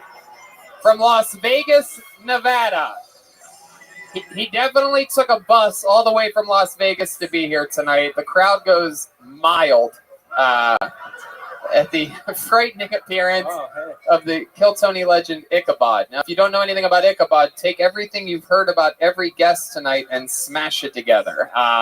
He's gotten his dick sucked in bathrooms from every different type of person, including animals. And Ichabod, how's it going, pal? What brings you here tonight? Hey there. Hello. Yes, more frightening than ever. Here, come I came to see the show. Hold on. Come stand awesome show. I come here for Halloween, Tony. I tried to send you a notice and everything, and I guess you just didn't get it. I guess not. It must have been when I was in Australia today, yesterday. So happy Halloween. Yeah. Last year for Halloween, we had you come out of a coffin, didn't we? Oh, that was awesome. Hell yeah. It looks like you've been sleeping in that coffin ever since. Yeah. It's always fun to have you around the Halloween season. Nothing says Halloween more than you. Bus tickets are only $1 now. There was some sort of virus scare, and the prices just went all. There was some sort of virus scare, so bus tickets from Las Vegas, Nevada were only $1. Wow. Jeremiah is backing up. He's throwing pills at Ichabod. Let me ask you this, Ichabod. Was the virus scare after you got on the bus? No, right before. He took it. He took a mint. I believe he just lost a tooth. Oh shit, that was a tooth. Nothing says Halloween more than Ichabod losing a tooth live on the show. I brought you a gift too, Tony. What? I got you a gift. Oh, great. Oh, wow. Nothing better than a gift and a virus scare in one story. This is exciting. Is it a tube? Oh, probably. It's wrapped in a paper towel. That's toilet paper. I'm already about to throw up. Am I supposed to open this? I got you some buffalo meat from Nevada. You brought buffalo meat on a bus. It's unrefrigerated, from dude. That's like No, you keep that. Okay, sit it down on the ground. I'll get it later. That is a federal offense. Jeremiah celebrates anytime something gross happens to me. You're crazy that there was a salmonella scare on my bus. All right, Sid. People are trying to do comedy up here, pal. What'd you say, Laura? I said it's crazy that there was a salmonella scare on that bus. Yeah, I know. Holding a handful of raw meat. Cool. Wow. Ichabod, you look better than ever. You still on a steady diet of frozen fish sticks and Coca-Cola? Yeah. You can't make this shit up, can you? Yeah, I like all kinds of food. Yeah, like what? What's something that you've eaten recently? On the way here, I had gummy bears and Hostess cupcakes. Gummy bears and cupcakes. And a couple bites of raw buffalo. Yeah. So raw buffalo meat because of the running bison joke that we have. I just don't like to get my hands dirty. I hope you're not offended at me. I don't have any space up here to keep any raw buffalo meat. But wow, this is such an exciting surprise. Anything else in your life happen crazy lately, Ichabod?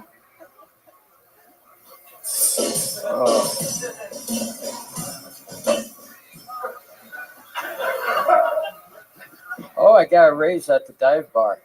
You got a raise? Yeah. Wow. Wait, hold on though. Wait a second. Wasn't the dive bar only paying you in Coca-Cola? Yeah. So what do they pay you now? Oh, I don't know yet. They agreed I would get a raise, but we'll find out. So they just said that they're going to give you a Yeah. raise. Cool. Yeah, that is cool. Yeah. Cool. I have some sad and good news. The Oh sad no! news is Don't tell me Uncle Ron. Uncle Ron did pass away, but no, he did. But the good news is his funeral's tomorrow. If you want to go. This is both bad news. Yeah, this is not good at all. And the better news is I just gave you a piece of Uncle Ron. Yeah, exactly. No. How did he? That's what you meant. Uncle Ron was originally from Buffalo. How did he pass? Or how did he pass? Well, we know how he passed. He was an 80-year-old cocaine addict that was overweight. He was. Is this Ichabod? Hold on, everybody relax. I gotta get the truth out of this. Ichabod, is this true what you're saying, or is that a joke that Uncle Ron passed away? No, it's not a joke. I just found out myself. There was. How did you find this out? Someone was selling some painkillers and said, "Oh, thank God I found you because this Ron guy isn't around anymore." Oh, you're fucking right. Hold on a second. Do you have Uncle Ron's phone number? Do I? No, I have a different phone now. He's on my other phone I left at home.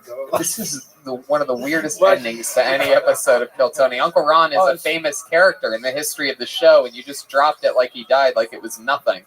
But bad news and good news, he died. Funeral's tomorrow. Well, when I come back, that was the good news. Yeah. The funeral's tomorrow. So bizarre. I was thinking about when I come back next, I could do a special tribute to Ron K. Do a 1 minute as Ron K. similar to what we just seen. So, let me ask you this. You said that you're. Hold on. Wait, let me, because I'm so confused right now. Yeah. You said what dealer? Your meth dealer? No, painkiller. Painkiller dealer said to you, this Ron, thank God you want painkillers because this Ron guy just died. No, a friend of a friend of a friend. Okay, sure. So you're getting painkillers, and then a guy says that Ron just died. Did you confirm that it was not the around same? Yeah. We Ron? looked it up on the internet there, and he has a great obituary. So fucking funny. Little dedication, and then Uncle Ron will be loved and missed by all, I think. Wow. Yeah, well, you're absolutely right. For the diehard Kill Tony fans out there, this is really sad news. We've had, I probably shouldn't have brought it up. No, it's fine. It's good because it's good to keep the storylines there so that when Uncle Ron never shows up again, we know why. You're the only other person that knew Uncle Ron. You don't even have his fucking phone number. What was Ron's last name? He doesn't know.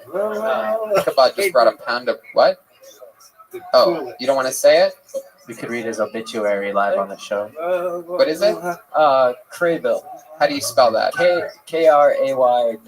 You guys want to read Uncle Ron's obituary on the air? Kray what? B-A-L-L. Craybill. K-R Ichabod. Oh, K-R. I got it. There's a picture of him right here. Oh my God! You gotta spell it. Kraybill. Oh, Uncle Ron. K-R-A-Y. Oh, that is so funny. B-I-L-L. B-I-L-L. B-I-L-L. I can read it. We got it. No, we got it. It's coming right up here. Welcome back to Read That Obituary. Yes, this is October. Wow, this is.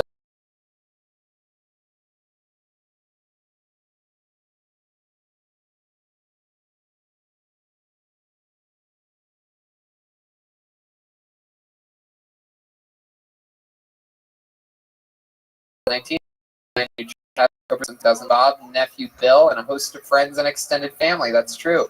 Craig Oldsdes, Jack Connors, Jeffrey McGowan, Don Ruby, Johannes and Becky Tesfaye, Paul Dean. Ron loved horse racing and was always the practical joker and attended all the many shows and concerts in Las Vegas. Uncle Ron was loved and will be sorely missed, and that is true. Google his amazing performances here on Kill Tony. A very what would be the word? A very not really, one of the guys that just was so naturally funny. Didn't really know always. I think didn't always know why everyone was cracking up, but he destroyed on the show numerous times. And so, what better time to celebrate him than a good old Halloween week with the great Ichabod? Thanks for swinging by, Ichabod. And rest in peace, Uncle Ron. And we did it. Another Kill Tony live from the Comedy Store. This is our 4th show in a row. We did Brisbane, Melbourne, Sydney, and Hollywood, all 4 days in a row. Look at this drawing from Ryan J. Ebelt, everybody. He did that while you all sat there doing nothing. The new Kill Tony, the book, is available now on Amazon and at RyanJEbelt.com, including all the past prints of the show, and the tour posters are all there. Be sure to check out Lara Bites headlining this Thursday, 2 different places this Halloween. Check it out. Follow her on Instagram at Lara Bites, all one word, LARABEITZ. How about one more time for Lara, everybody? And how about one more time for the great Daniel Van Kirk, everyone? His debut album, Thanks Diane, is on pre-sale right now and is available everywhere November 15th. He's absolutely hysterical, so make sure you check out that debut album, DanielVanKirk.com, for everything else. He's touring the Midwest, Nashville, Cincy, Louisville, and, God, I still can't read that, Milwaukee and North Carolina. Rothschild. Jeremiah Watkins is in Huntington Beach, San Diego, Kansas City, St. Louis, Chicago. That's all at JeremiahWatkins.com, but I plugged all those dates earlier on in the show. And don't forget about us. We're traveling. Washington, D.C., 2nd show just added. Columbus, Pittsburgh, Cleveland, and some other fun things about to be announced for the year 2020.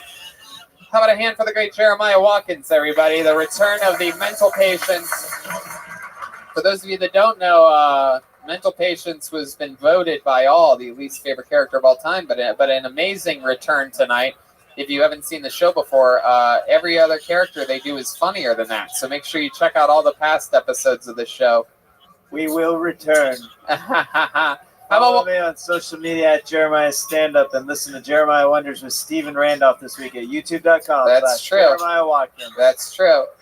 Fresh off of his first trip to Australia, and so is the drummer Joel Jimenez, everybody.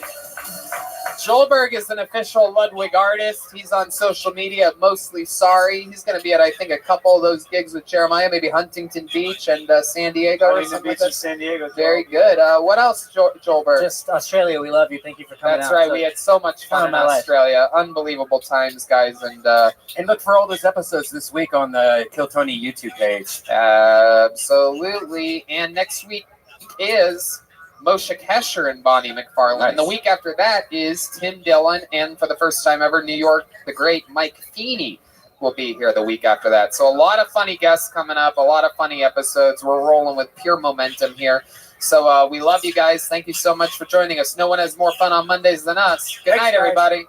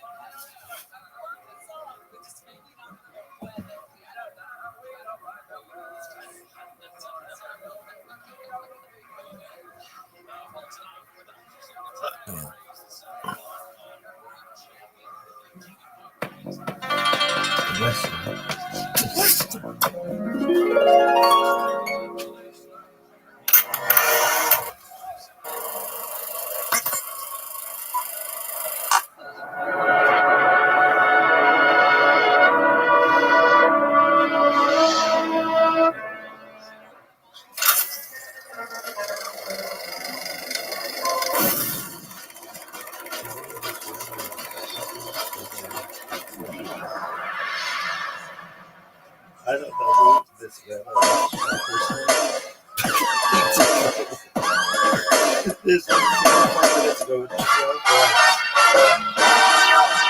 is Rabbi coming to you live from the Road Famous Comedy Store main room for a brand new episode of Kill Tony. Get up for Tony Extra! I don't know who this was. Come on, guys. We flew back from Australia today for this. You guys excited to be here or what? I love you, Elizabeth. Still just half-ass. All right. Not quite that Australian thunder that we're used to. Hey, it's Brian Redband, everybody! How exciting. We are back. The great Ryan J. Ebelt is here, everyone. Look at that. Drawing tonight's episode.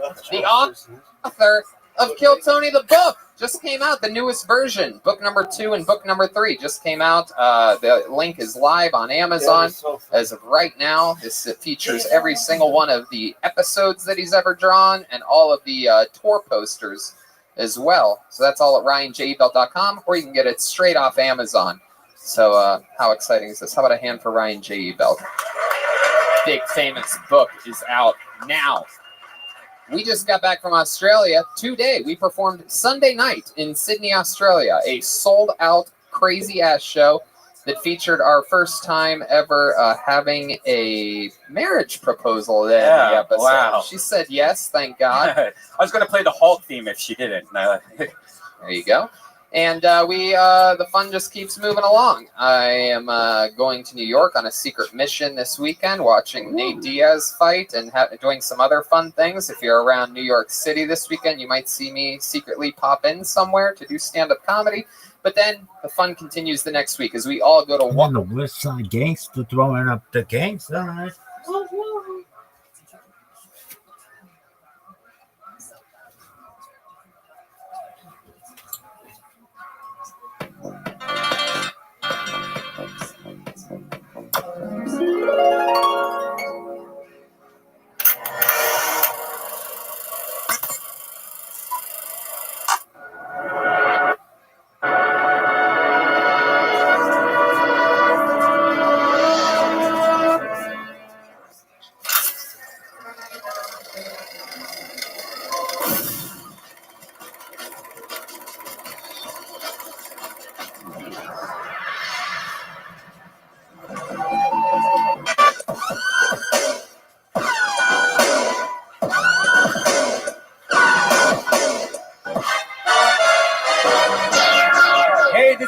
Coming to you live from the Road Famous Comedy Store main room for a brand new episode of Kill Tony. Give it up for Tony! Hands Fuck yeah! Monday night, live from the Comedy Store. You guys ready to do this shit? Yowie wowie. The great Brian Redband's here, everybody. Wowie! Hell yeah, we're doing it again. Look at this. It's Ryan J. Ebelt over there with his prints. Ryan, throw me one of those books. Where'd the books go? We're supposed to have a book up here. Shit. The new book, Kill Tony, volumes 1 and 2, the second and third Kill Tony books that have ever been made, are for sale now. You can get them on Amazon. Go to ryanjebelt.com. Every single episode he's drawn is in that episode. Every single episode, every single tour poster, every single everything. If you're a real fan of Kill Tony, no better Christmas gift or Thanksgiving gift or birthday gift than Kill Tony the book. It's a picture book for those. A lot of our fan base doesn't know how to read, so we made it easy for you.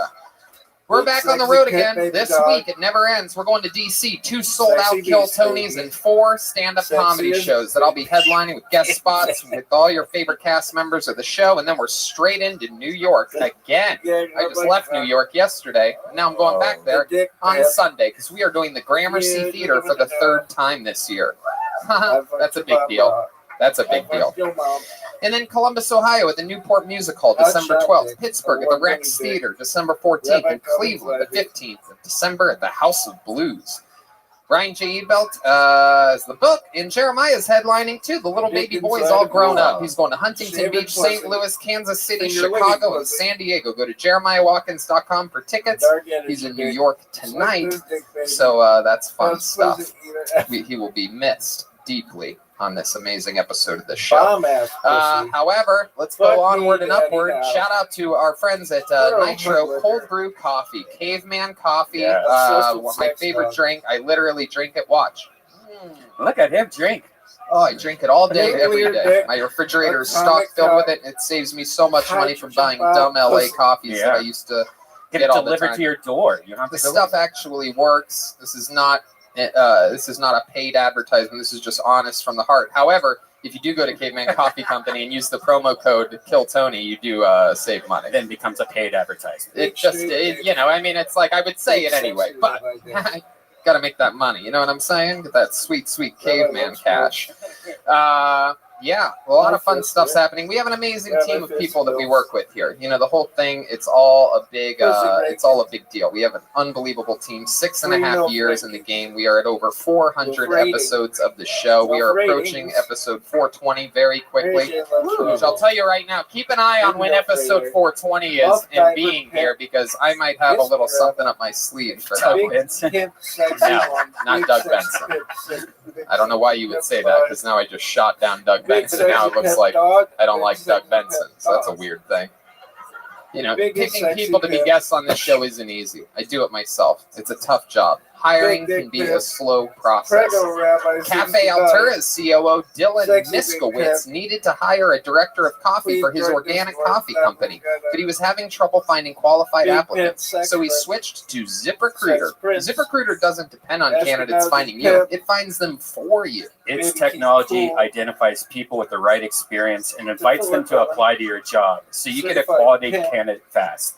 Dylan posted his job on ZipRecruiter, and he said he was so impressed by how quickly he got a great candidate apply that he told all his friends. He also used ZipRecruiter's candidate rating feature to filter his applications so he could focus on the most relevant ones.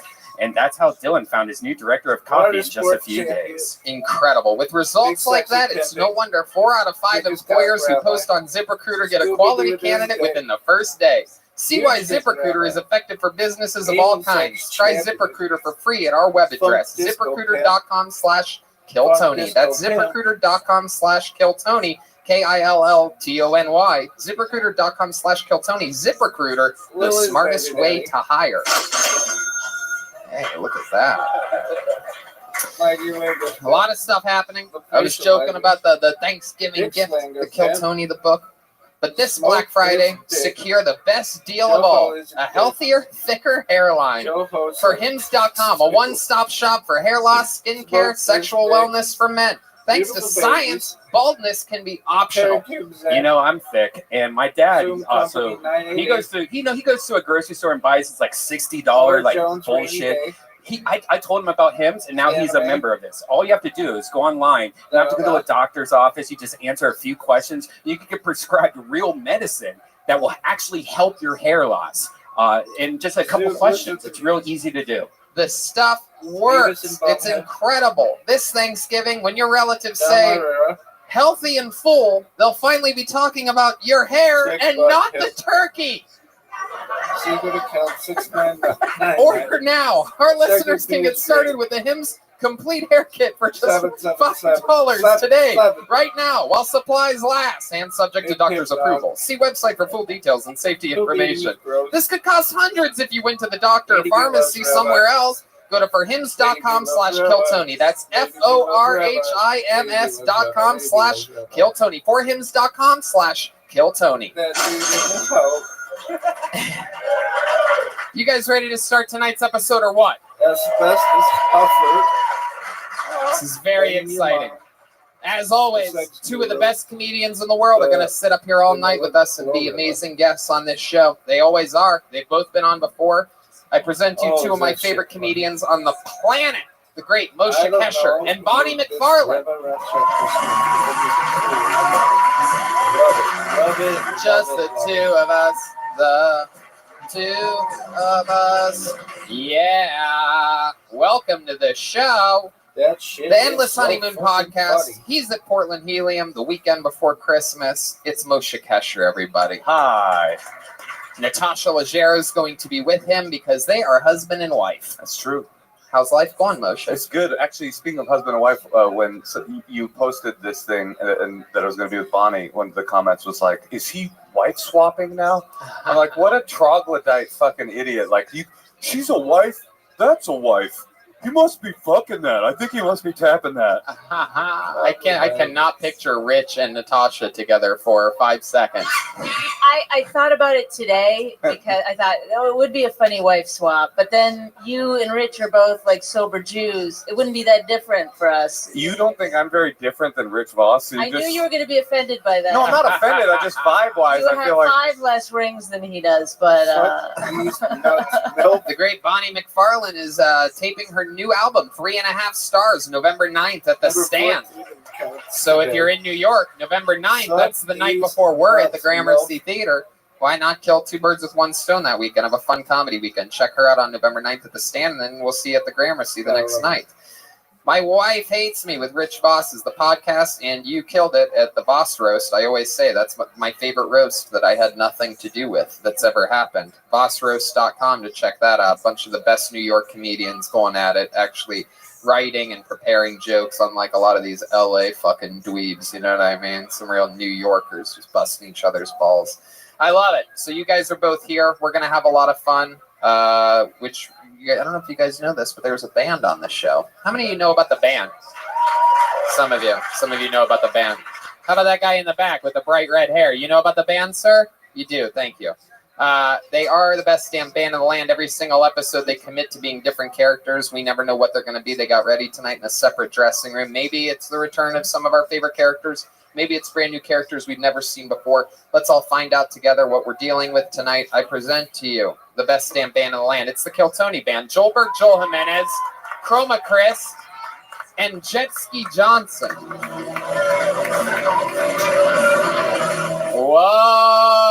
Whoa! Look at this. They're blind. Oh my goodness. Wow. How exciting is this? All right. Hell yeah. All right. Let's direct these people to their seats, David. This is a debacle. The physical gag only lasts about 2 seconds with this one. There you go. We get it. They're blind. Hell yeah. Absolutely. I love this. Heck yeah. This is very exciting. This is the first time I believe we've ever had blind people on the show. Clearly, the band leader tonight is blind, what appears to be Hillary Clinton. Who said that? Hey.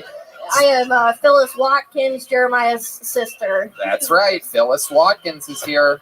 Jeremiah's out. I went blind from masturbating too much. I love it. And next to you, we have the great Chroma Chris, looking better than ever here tonight.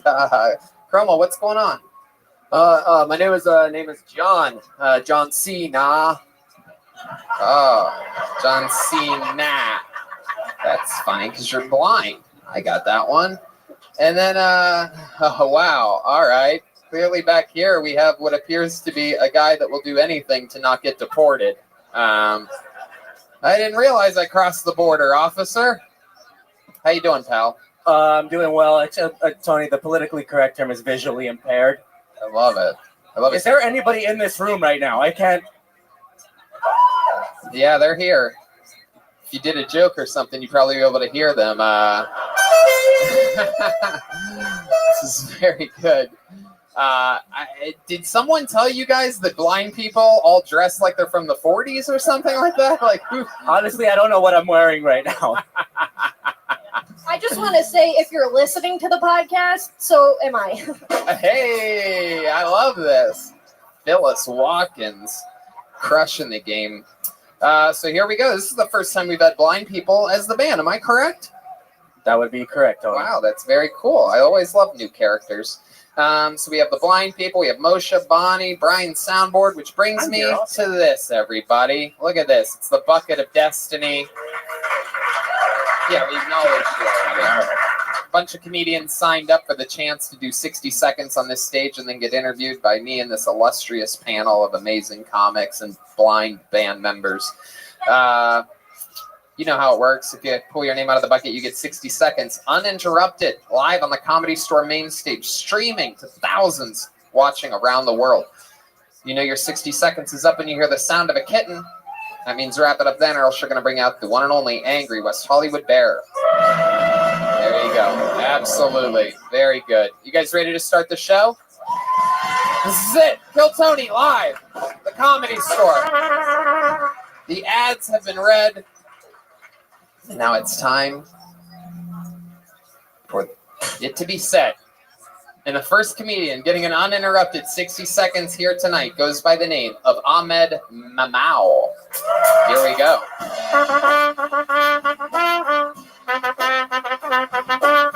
Ahmed Mamau. Here he is. One more time for Ahmed, everybody. Yeah, I'm here from Norway, everybody. Fun to be here in LA. It's true. And weird thing happened in Norway. I was invited for a friend of mine who was lesbian, not to brag, but she likes vaginas. I do as well. So she invited me to a place where it was a gay club, and I'd never been to a gay club. So right before I went in, the bouncer was really mean to me. I was going in. He was like, "No, you're going in there." I was like, "Yeah." He was like, "What kind of place is this?" And I was like, "Oh, I know what it is." He was like, "What kind of place?" And I freaked out. So I didn't know what to say. I don't want to say gay club, but it's like, is that politically incorrect, right? So he was like, "What kind of place is this?" I was like, "Yeah, I know. What kind of place?" Like, "It's what you call it, one of those homosexual houses, I don't know." And he was like, "What are you going to do in there?" And I wanted to be funny, so I said, "I'm going to go in there and convert everybody to Islam." And he didn't like that. And so the last thing, he said, "You know what goes on in there?" And I was like, "No, I don't." He was like, "You should figure it out." And I more time. I don't have more time, but it was fun being here. Hell yeah, you're absolutely right, Ahmed Mamau.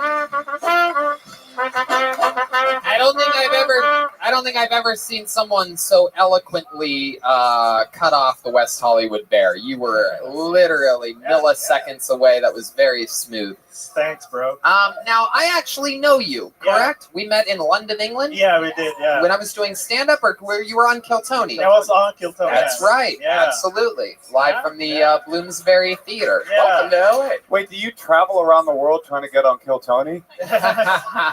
Yeah, probably. Yeah. So no, I just accidentally walked in here and I was like, "No, I'm just kidding." I do that. Yeah, much. You sound rich. You rich? Yeah. Right. Yeah, the blind guy knows. Yeah, he can smell the money from my pockets. Tony, I don't know what happened, but this darkness came over the stage right now. Wow. My goodness. I'll tell you, when I heard the name Ahmed Mamau, I was like, he must be Norwegian. That's what I thought. Gotta be.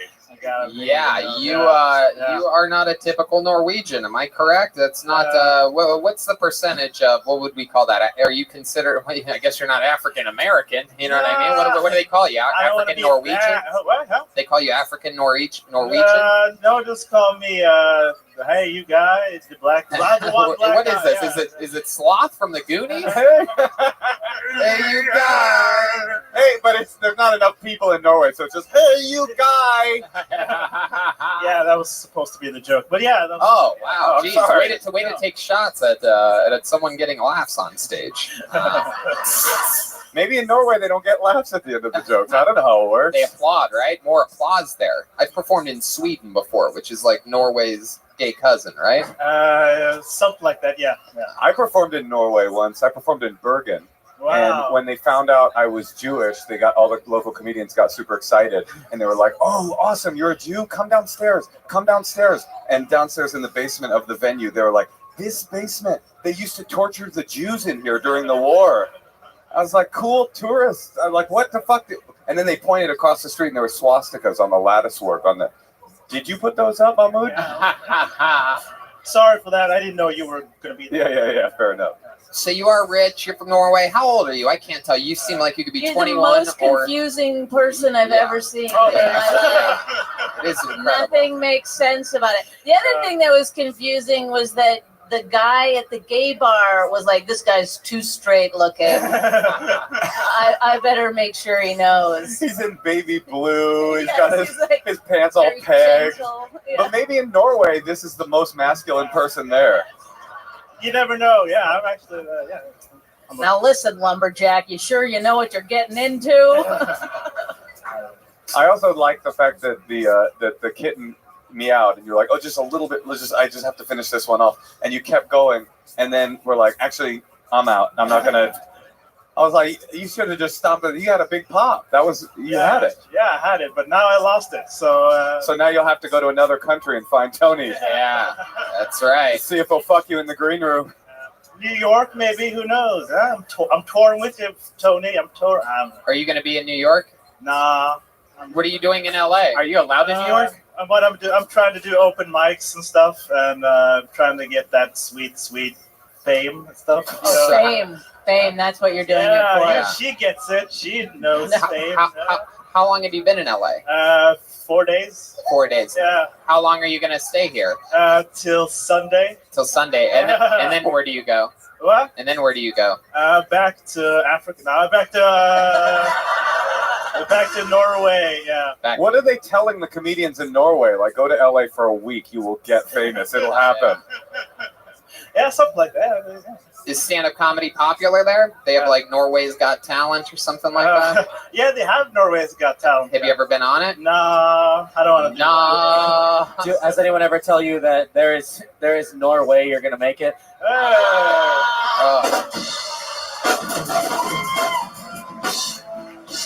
Wow. I can't believe that works every time this guy's on the show, Joel. So that's fun. How old are you again? I didn't get an answer. You look like you could be anywhere between 23 and Johnny Cochran. I'm 28. 28 years old. Hell yeah. How about the girlfriend? Anything like that? What do you got? You got no, nothing. What? How about your last date? What was that like? How'd that go down? You on any of the dating apps or anything like that? No, a chick slid into my DMs and I slid into her vagina. Yeah. Whoa, Jesus Christ! Oh my God! You made it sound like rape. Yeah. He went to grab the mic stand and missed. That was beautiful. Who's blind? So a chick slid into your DMs. You hook up with mostly white girls in Norway, or? Yeah. But mostly there are more white girls than. Oh, we know there's more white girls in Norway. Yes, absolutely. Wow. You have a special kind of. Are they all blonde? They tend to be blonde there, right? There's other colors. There's other. I like that. What do you do for work? I work with IT. What do you do for IT? Support. Ah.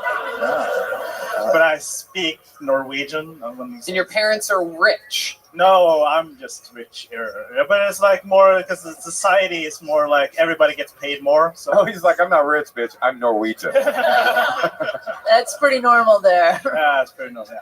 So, you guys kind of are rich there, though, right? You have oil. Everybody there has a lot of money, and they're all happy. Right? Yeah, that's how it's work. You have more money, you have more like happier. Well, don't condescend to me, motherfucker. I don't tell me how life works. That's actually how life works. I'm a Jew. We invented that whole system. Have you ever experienced any racism in Norway, being probably one of the only black guys there? Good question. Yeah. Yeah, like what happened? I was last time was a car drove by and called me the N-word. So Norway. Well, Ahmed, you did it, dude. You made it to the Mecca. This is it, the Comedy Store main room. Congratulations, Ahmed Mamau, everybody. He's on social media at Ahmed.mjab. Ahmed.mjau. What's that handle, Ahmed? Ahmed.mjau?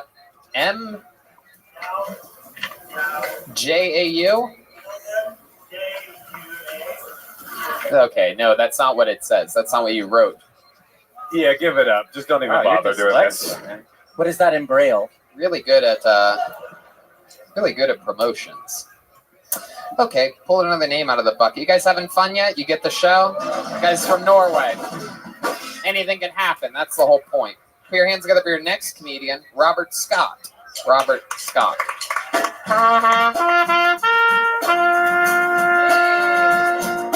Do you see what I see? It's blind people music.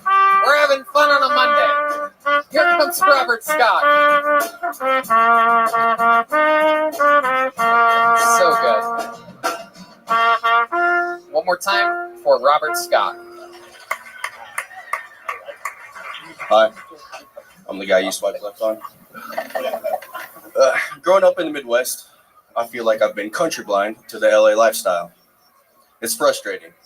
It took me 2 years to find out Tahoes weren't sold at Mexican restaurants on Tuesdays. My hillbilly dyslexia is no bueno. But it's a good dum-dum, not a dum-dum. Those suckers are awful. It's the kind of dumb country blindness that dropped me into a situation where I found out tranny is not the name of a hot rod. Although some go by that name. She went by Cocktail. The blindness got me again. I thought it was past this. Yeah. It's the kind of a dumb country blindness that. Oh, damn it! Sorry. I did not. Thank you. There you go. There's a minute. Robert Scott. Do you hear the laughter? Robert Scott, I loved it. You know why? Because I love shit that sucks. I mean, I just embrace it on this show after a world traveler like Ahmed comes up here and works jokes out. You come up and you just took chances. You know what I mean? That's all you did. Living life on the edge. Thank you. I think it's my best one. I mean, that Tahoe joke, if we could make a compilation of some of the worst jokes ever told on this show, I guarantee you that would be all-time blooper reel. I wrote it backwards. I should have done the first one first. But you did it backwards. All right, do it again. How many of you want to hear it the right way, huh? Do you hear what I hear? All right, here it is. Robert Scott. I thought it was past this. My parents came to visit. I wanted to be a good son, take them to a show. We get there and I realize RuPaul's Drag Race is not a motorsport. I can't win. My parents have been avoiding me like the next election. I'm not. Oh my goodness. I wish I was deaf instead. I think you're right, though. I think joke order was the problem with that set. Absolutely. No, I did actually. There was one admirable thing about your set, which was, I mean, the whole thing was admirable. It takes courage to do stand-up comedy always, especially when you can't do it. And absolutely. But I was impressed that you went from such an innocent joke, it's like dum-dum, I hate those suckers, to just a hardcore transgender joke. I just thought, I didn't see that coming at all. I was like, this guy's doing lollipop humor. He's just like, who's this tranny? That was one thing I thought was cool. Moshe, you didn't see that coming. How do you think I feel? Thank you. Yeah, that's a funny one. This ain't the kind of drag race I thought I was going to. I love it. What part of the Midwest are you from? Indiana. Indiana. All right, that explains a lot. One of the worst places not ever. Like Fort Wayne is what I literally. It's funny you mention that. Literally told my manager today. I never have these douchey LA talks where I'm like, hey, I talked to my manager, but I literally told my manager today, put Fort Wayne on the list with Rochester and Albany. I'm never going there again. The third city has been added. Fort Wayne, you are permanently blacklisted from me ever performing there or Kill Tony in any capacity, and it's because of people like you. Thank you. There's a Rochester, Indiana, actually. Huh? There's a Rochester, Indiana. Yeah, I'll never be there either. Upstate New York is hot death, but Buffalo isn't the absolute worst. They do have a Helium there, and I love Heliums. I love the owner of Helium. He books me at great Heliums, like the Portland Helium, where Moshe Kesher is going to be the weekend before Christmas with me. Welcome. And if you like how are you? Food-based puns How you or doing? anti-trans puns, anyway. you'll love my opener that weekend. Where can I find one of those delicious Tahoes? Did I miss it? I don't get it. Taco. It's taco. I'm from the Midwest. I'm a big dummy. I didn't realize that Tahoe wasn't a tortilla-based food or whatever. Ever been to Lake Taco? It was so bad. It was so bad. My memory won't even let me remember the joke. I have it all out of order, which probably ruins everything. How did it go again? Tell us the Tahoe joke one more time. It's my absolute. How many of you want to hear the Tahoe joke one more time? Oh my God. How many of you out there love watching people bomb on this show? This is like every comedian's maybe not you, every comedian's nightmare that to like get up and bomb hard and then have the host just go like repeat that one that failed before. I thought we were going to get it the first time. Then he switched directions, did that drag race joke, tried to save himself. But I want the Tahoe joke. Let's do it one more time. Last Tuesday, sorry. I love you. You definitely don't need this part either. I love the header on it. Just like last Tuesday. That'll come back later. Well, Tuesday's part of the joke. Oh, it is Yeah, Tahoe Tuesday. Yeah. I still don't understand the Tahoe part. It's even worse than I thought it was. Okay, go ahead. Let's hear it one more time. So last Tuesday. Last Tuesday. Let's see here. Come on, try to rewrite it. Make it Yeah, I better. don't think you want to start with last Tuesday because you got to say Tahoe. Yeah. At first, I thought you just fucked up the word taco. No. And I felt bad for you, but now that I know it was prepared, go fuck yourself. You gonna do it for us one more time? Yeah, but I can't say Tuesday, right? Yes, you can say Tuesday. I was just writing the joke for you, even though I have no idea what the. Do it your way. Do it the way you did it the first time. That's the version we want. We don't want a better version. These people are animals out here. Look at this. They want blood. It took me 2 years. You know what? At the end of it, when you do it this time, can you slit your throat with a sword afterwards at the end? No, not your wrist. That'll take too long. You need a good beheading. And the sounds are better. The wrists, it's just like, fuck, I have minutes left to live. A good throat slicing is like,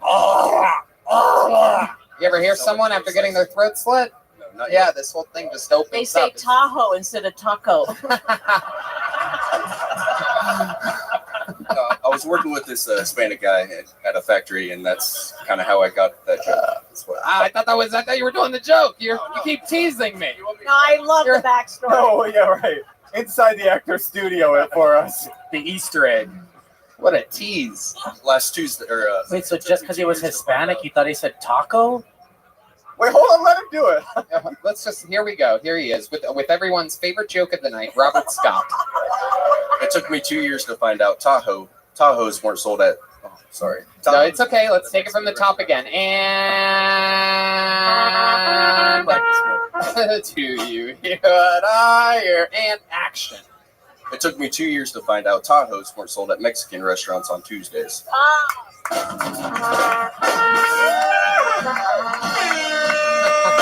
The crowd goes wild, ladies and gentlemen. Now I still don't get it. Wow. So Robert, you've been on the show before, right?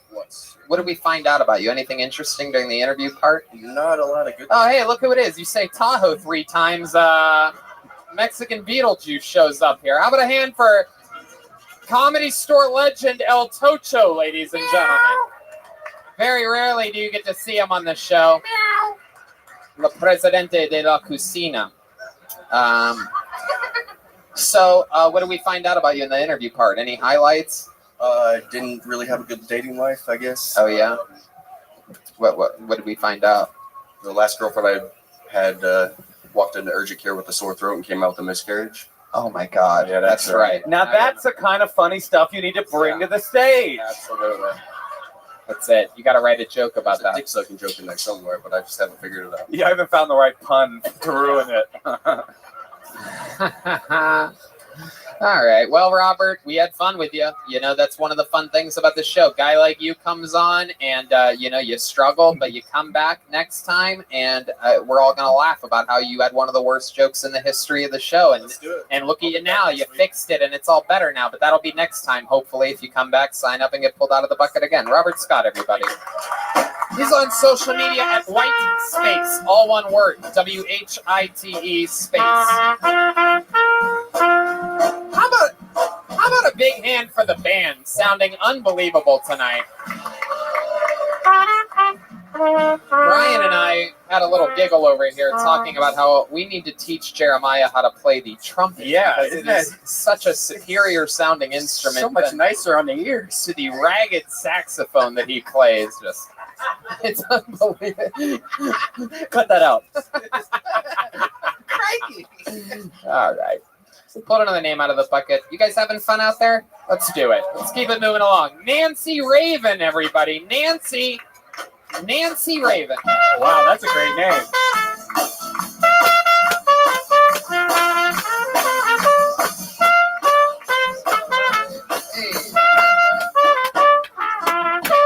One more time for Nancy Raven.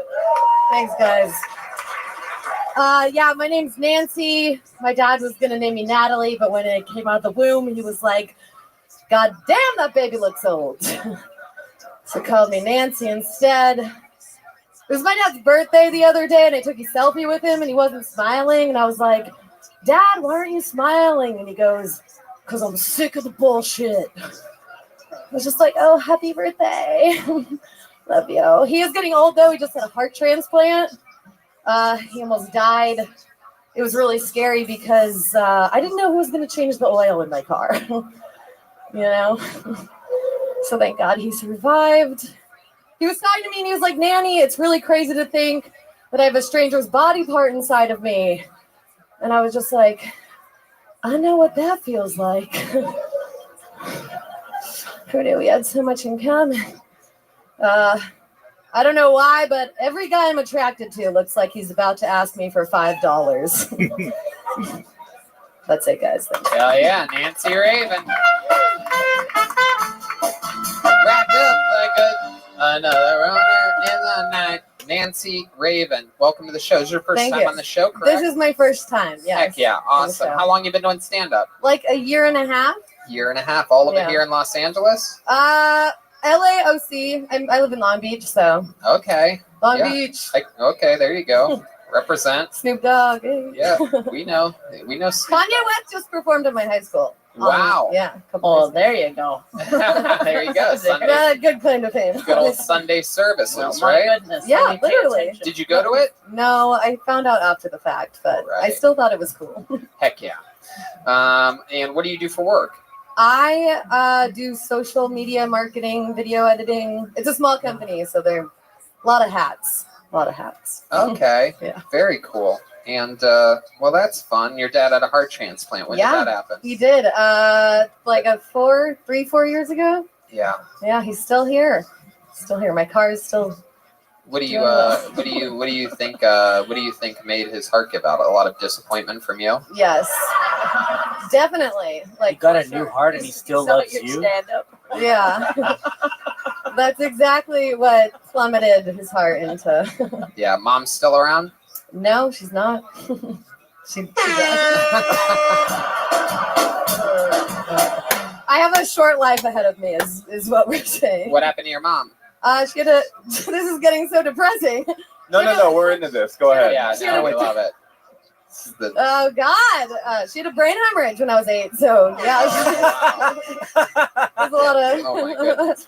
Oh God. Help. Wow, when you were 8, that Yeah, must it's have okay. been, that It's must all have been good. hard. It's fine. You've turned out terrific. I've turned out great, you guys. Yeah, you did it. You're doing it. Life's good. Life's good. Dad's healthy. Life's good. Yeah. I love it. Life is So, good. like when you do stand-up comedy, do a lot of guys hit on you? It's a very incestual business. I mean, sometimes, but I would say not an overwhelming amount. Yeah. You single? Yes. Wow, look at that. Hey, You man. seem like the kind of lady that would hook up with Norwegian-looking guys. Where is he? Yeah, or a guy who would take you to There Lake he Tahoe. is. There he is. Heck yeah, he actually is about to ask you for $5. So, how'd you see him in the I'll give audience? you 10 if you take me out. Hell yeah. I like that. What type of guys are you into? When you say that they look like they're about to ask you for $5. I think just like grungy.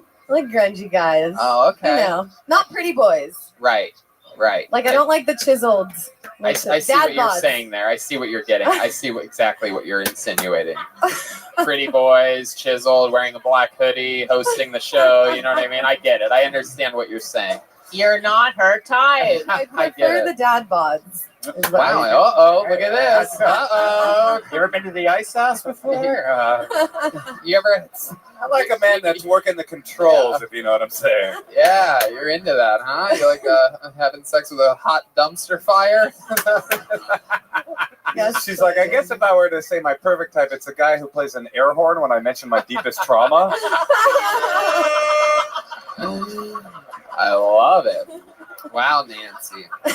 How often do you come up to Los Angeles to perform? I've been to Kiltony like 4 or 5 times, Cool. but I come up to LA like semi-frequently. I'm more in Orange County, but I still come up I here. love it. What do you do for fun when you're not doing stand-up comedy? You seem like you have fun hobbies, axe throwing, anything like that? Axe throwing? No, not axe throwing. But I don't know. I like to go to music festivals. I like to travel. Oh yeah, I like to cook. I ran a half all right, marathon. slow it down. Slow it down here. I have Where do hobbies. you travel to? I went to Europe last year. Oh, so hashtag basic. Yeah. Oh, Jesus. I can't see her. I don't know. Just from what I heard, you know. I lived in Colombia for 6 months. Oh, you and every white woman. That's basic. Hashtag woke. Awesome. You like Woke and basic. You like cocaine, huh? No comment. Yeah. Oh, you're a cokehead. Oh shit! Wait a minute. This interview just took a great turn. No. Yeah. Colombia. Wait, hold on. You lived in Colombia for 6 I months. taught English Hold on a there. second. I taught English You there. lived in Colombia for 6 months. You like going to music festivals. Your mom's dead. You're addicted to cocaine. There's no question. Yeah, absolutely. I can't hide. But you taught a language you barely speak. You taught First of all, English? you don't know me. That's what you did there? Yes. You taught English for cocaine? Yeah, that's how they paid me. Yeah. You ever almost overdose or anything like that? No. I haven't. How about on Yeah, Jesus Christ. No, I've never overdosed or come close. I think you look great for a girl who lives out of her car. Thank you. Thanks. Do you really think you have a short life expectancy? I wouldn't. I mean, I wouldn't be surprised. Longer or shorter than your dress? Hopefully, slightly longer. That is a short dress. Well, Nancy. How you look like? Don't. Wait, it's crazy that there's a cocaine addict named Nancy Raven. First of all, You should have just said no, Nancy. You should have said no. said no. I said no. So you like avocados so much you got a tattoo on your arm, I noticed. Yeah, I did. A lot of Latino guys, huh? I do. I eat one every day. Oh, a Latino guy? A Latino guy. What kind of toast do you put it on? Sourdough There you go. with like a Basic. soft-boiled egg. So good. Okie dokie. How about one more time for Nancy Raven, everybody? She did it. Kill Tony. Alive. She's on social media at Nancy_Raven. I gotta know if that's her real last name, though. That seems like it's Well, I'm sure you'll ask her after the show. meet in the bathroom. Hey, is that your real last name? Conversation stop. Oppity, oppity, oppity, oppity. Put your hands together for your next comedian, Kenneth Burnett. Kenneth Burnett.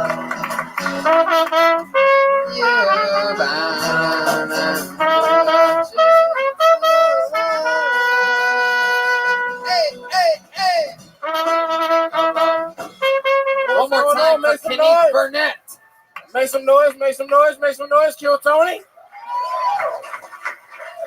I went to McDonald's the other day. Seen this girl, hadn't seen in a long time. She worked there.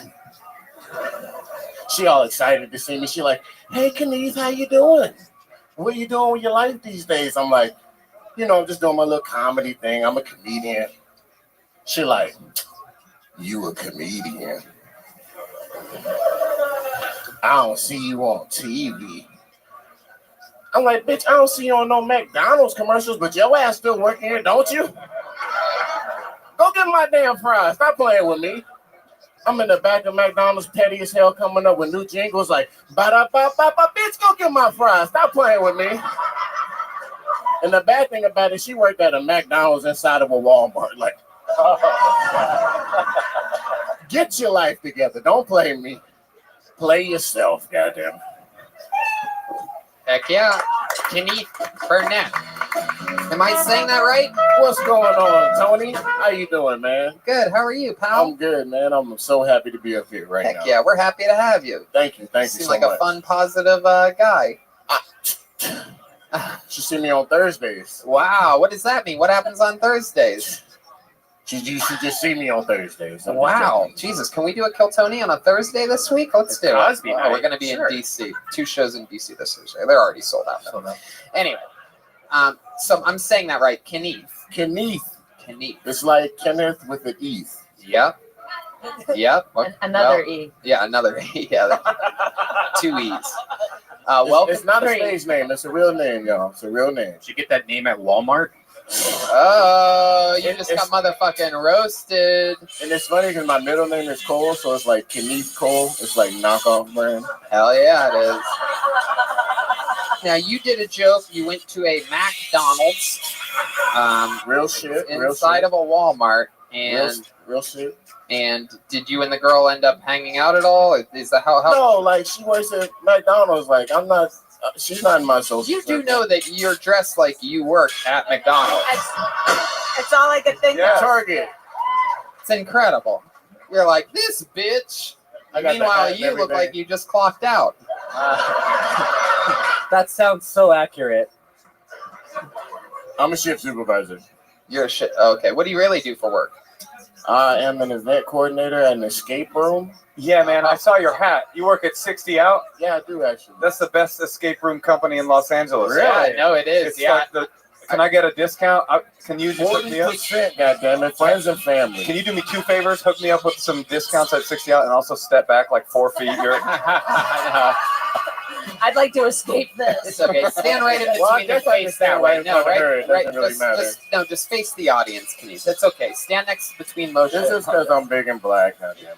No, it's because we're literally swaying toward my face. You don't think I've had a big black man's crotch swaying towards my face at some point in my life? Hey, you said it.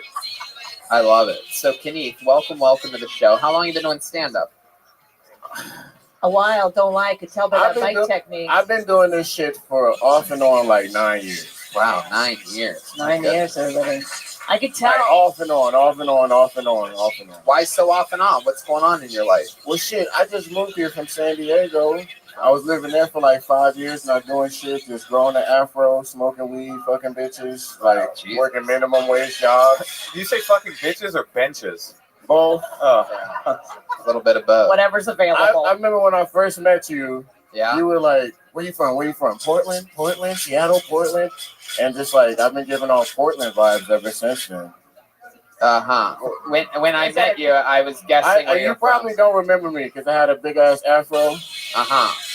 Okay. And I looked like I worked at Burger King at the time. That's why. Look, I was working at Wendy's when we first met. Okay. Oh, that's why I don't remember. I slept my shit up. How long ago was this that we met? In San Diego. I was No. I met you here. Like 5 weeks ago. You were super nice to me. I was telling people, "Hey, Tony, talk to me. Tony, talk to me." I was so happy and shit. Wow, look at that. Was it a Thursday? It was a Monday. That's almost like a reverse blindside. The white person. Anyway, all right. Wait. You gonna toss it back to me, or are you just gonna pretend like nothing happened? over there. Oh, there you go. All right, very good. There he goes. He's really struggling. I didn't see that one coming.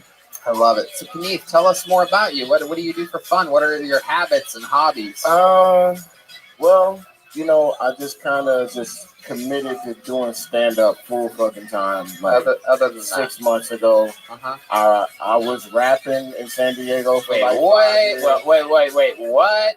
I was rapping. Top 10 Karen. That's my shit. Look me up on Instagram. If Joel laid a little beat down, can you do a little rap for us right now?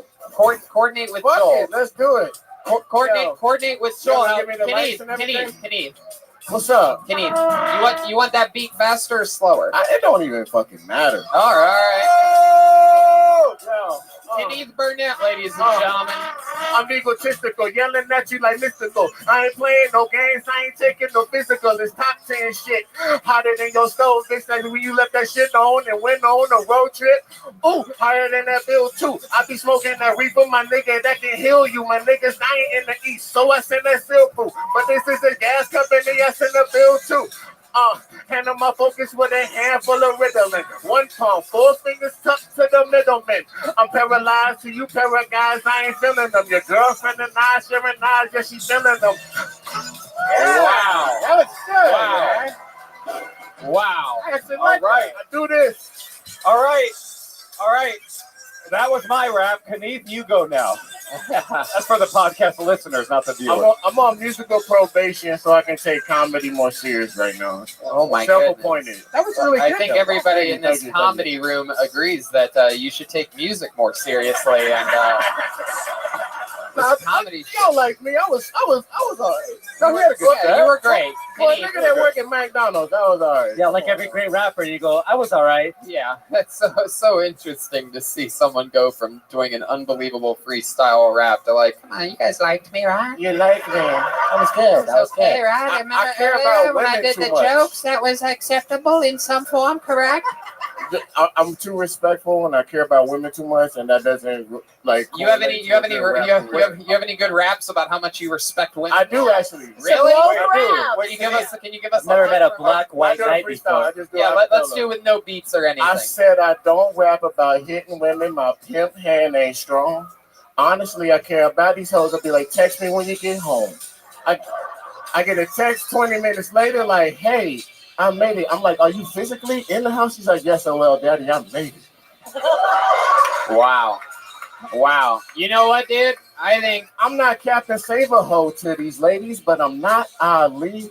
Damn it, I'm not the greatest. Wow. You just made all the McDonald's employees' pussies so wet. Yeah. It's incredible. It started my period. She's like, is the hoe he's talking about me? This man respects me. Heck yeah. I have to remember this face. Phyllis Watkins destroying. That was beautiful. I feel like Lionel Richie. Heck yeah. I think your rap name should be like MC Griddle or something like that. Just fucking MC Delight. It's a McGriddle. It's a McDonald's. It's a McDonald's callback. I love it. Ryan Scott. That's how you do a pun-based joke with food in it. Yeah. Yeah. Go eat your fucking Tahoes, bitch. He's a nice guy. Oh, you're such a nice guy, Kenny. It just keeps showing right through. You know what? A lot of blessings in my life come from me just being kind. Oh my goodness. This is incredible. You know, I have pretty good luck too, and I'm a complete asshole. I mean, it's incredible. One time I flipped off an old lady. Wow, that is kind. I felt so bad about it because she was just trying to be nice to me because I left my coffee on top of my car and I was like pulling out and she was like, young man. And I thought she was like trying to be a bitch. And I was like, fuck you, bitch. Whoa. And then all of a sudden you saw coffee spill off your car. And I was doing a Postmates order, so I just said, fuck And it, then I'm you were horrible. like, I'm not the greatest. Wow. People saw me flick that old lady off. My goodness. That's incredible. You're like Post Malone if you did Postmates. It was. Can I give you some real advice? Thank you, sir. I just think you're a really talented rapper. You were funny. You had a good set. Why don't you? There's so many people trying to do stand up that are clogging up the works at these open mics. I would imagine. Why don't you write funny 30-second raps and do those on stage? I bet you get attention a lot quicker. You're talented. You're funny. Yeah. You should do that. You could do it all. Combine your powers, Kenny. I would not do that. I would consider doing that. I'd write you some raps. You know what I'm saying? If you want me to rap for you before your shows, you know what I'm saying? Like, No. I'm not offering you employment. I'm offering you advice. Oh, I thought you were using the app they were plugging. Hell yeah. No, I love it. But no, yeah, I mean, I like your rapping. idea. Rapping is fun. Rapping is fun, but my true calling is stand-up comedy. Like, I was shying away from that for years. Well, your passion is stand-up comedy. My Your calling calling is rap music. There's a difference between the two. You want to do stand-up comedian. You're much clearly. I did open up for Bone Thugs and Harmony. I'm not. You did? Oh my God. But also, it's an illusion. It's an illusion, and I'll see you at the crossroads, but it's an illusion that rap and stand-up comedy have to be two different things. Like, that's not true. They can be the same thing. Like, did you see My Name is Dolomite on Netflix? I had not seen it. He was a stand-up, and he basically invented rap. So Rudy Ray Moore. So I don't see what the difference is. Really. I'm gonna do it. Fuck it. You think I should do it? Yeah. All right. 30-second raps. How We're long? doing that. How long ago did you work with Bone Thugs and Harmony? Well, I opened up for them at the Bone Thugs house at the House of Blues in San Diego. Oh wow, very cool. That was cool. That was cool. I performed for like 1,300 people. They didn't boo me. They did boo people before me. But was Bone Thugs and Harmony nice to you? I mean, I didn't meet them niggas. Oh wow. It was like 2 bones missing. It was barely a skeleton in there. Jesus. Seems like your funny bone was missing. It was a good time. Okay. One more time for Kenneth Burnett, Thank y'all, everybody. man. There he Have a good goes. He's on Instagram at Top 10 Ken. All one word. Top 10 Ken. It's his first time on Kill Tony. I like him. I hope he comes back with a rap. I hope that happens. There you go. Comes back with a funny rap. There you go. All right. Pulled another name out. Make some noise for your next comedian, Devin Clark. Devin Clark is next. On Kill Tony. Back. Here we go. Where's Devin? Oh, there we go. From deep in the corner. What a nice, sweet blind mice. You're so good.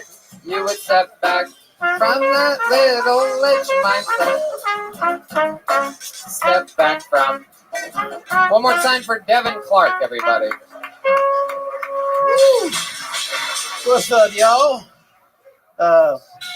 Let's see. When somebody told me that Chick-fil-A was anti-gay, I was confused. I had something that tastes so delicious be filled with so much hate.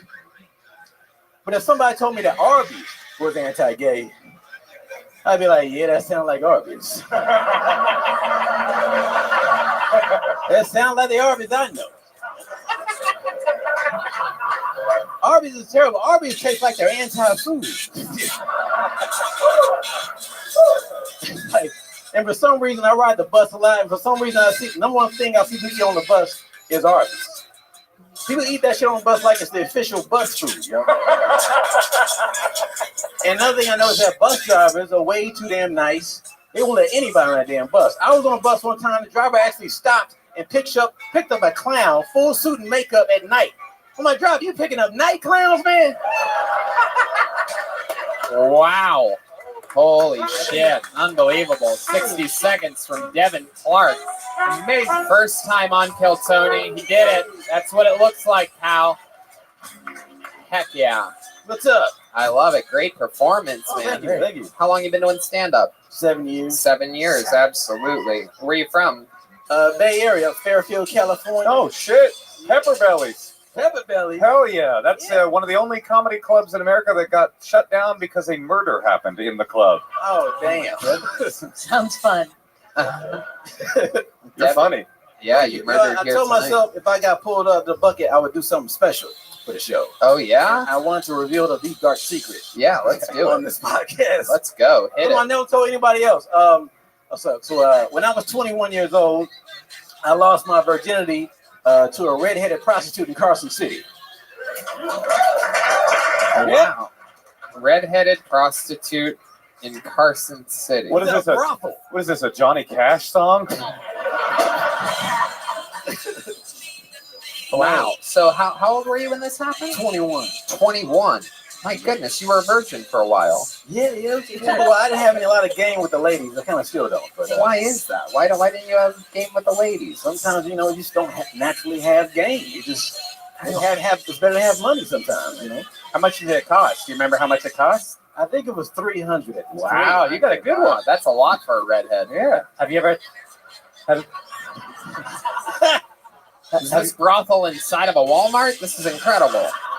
Have you ever thought of moving to Norway? It was at the Mustang Ranch at the time, because this was like 20 years ago, because I'm 40. It was a while ago. You're 40?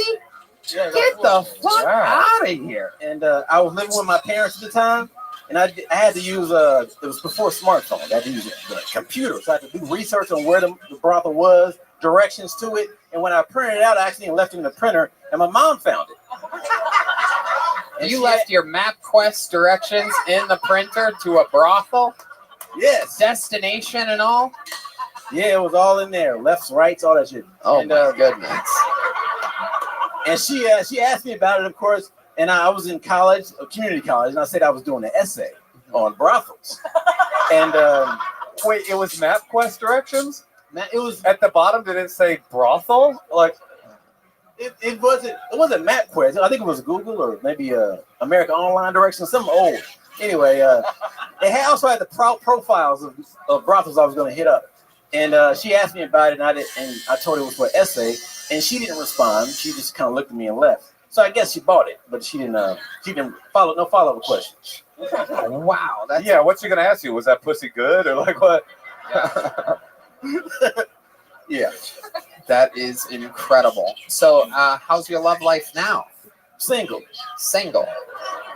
Yes. But you're into chicks and everything, right? Yeah, yeah. You just choose to you go on dates and stuff. You on any of the apps? Or are you still on MapQuest? I haven't been on any dates in a while. I just come to focus on career and whatnot. I love it. How's that going? What you been working on? I work in post production. I make digital cinema packages for mostly films for festivals and whatnot. Cool. And so that's fun. I watch a lot of movies. I'm a big movie junkie. Heck yeah. And comedy. Yeah. I love that. Whoa, what was that? Somebody screamed recommend a movie. I don't know. Raging Bull? Star Wars? My goodness. So, I mean, I absolutely loved your joke. Yeah, while audiences love jokes about Arby's, I take a little bit of offense. I am a diehard Arby's loyalist. I'm sorry. I'm from Youngstown, Ohio. I know a lot of people are against this, but you know, if I'm going to eat fast food and I'm committed to feeling like shit for a few hours, I choose Arby's over almost all of them. Arby's There's is not something bad. about a delicious beef and cheddar with the onion bun. The special sauce on there. There you go. Of course, Brian is a fan of every fast food place. So except Burger King. Fuck Burger King. And every special sauce as well, right? Absolutely. But the jokes were just incredible, man. Yeah. I mean, mind-boggling. You live in LA now? Yes. How long have you been in LA? I moved back here September 3rd from Texas. I was in Texas for a while. Why'd you go to Texas? My family is out there. I'm an only child, and they needed my health reasons, so I came out there to help. You're like a good guy. You got your shit together, and you're funny. What's wrong with you? Yeah. Oh, he can't get laid. That's his issue. Yeah. I think don't work. I liked your turns of phrase too. I like the official bus food and night clown. I thought those were really you're fun. It was really good stuff. Thank you. I gotta remember this face. Oh, hell yeah! Look at that. That's the first time since he was 21 that a white girl's touched him. I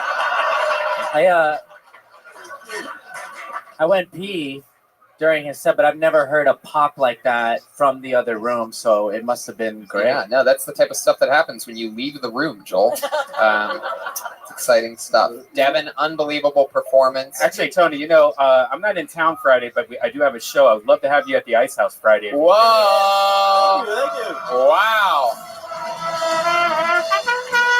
Bay You are watching history. It's the first time in years that Brian has given a spot to someone he doesn't want to fuck. What are you talking about? I'm kidding. He seems very clean. He's on social media, all one word, Devin Clark Comedy. So you just found him here on Kill Tony. Performing this Friday at the Ice House, Devin Clark and Dead Mom Girl.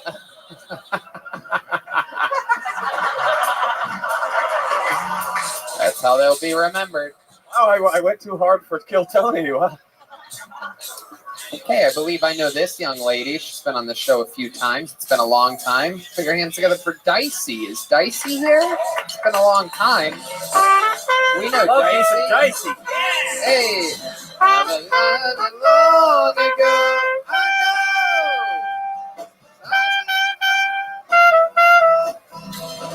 Dicey, everybody. So, white people think racism in America is over because we had a black president and a black bachelorette, and little white kids be dabbing on Instagram and shit. White people, you want to prove you're not racist with this little game of would you rather? Yeah. White people, which would you rather? Would you rather have a gay son or a daughter that only sucked black dick? Which would you rather? It wasn't rhetorical, but I mean, If it helps out any, the gay son only sucks black dick too. So. That's it. That's it. Hell yeah, 53 seconds. Dicey.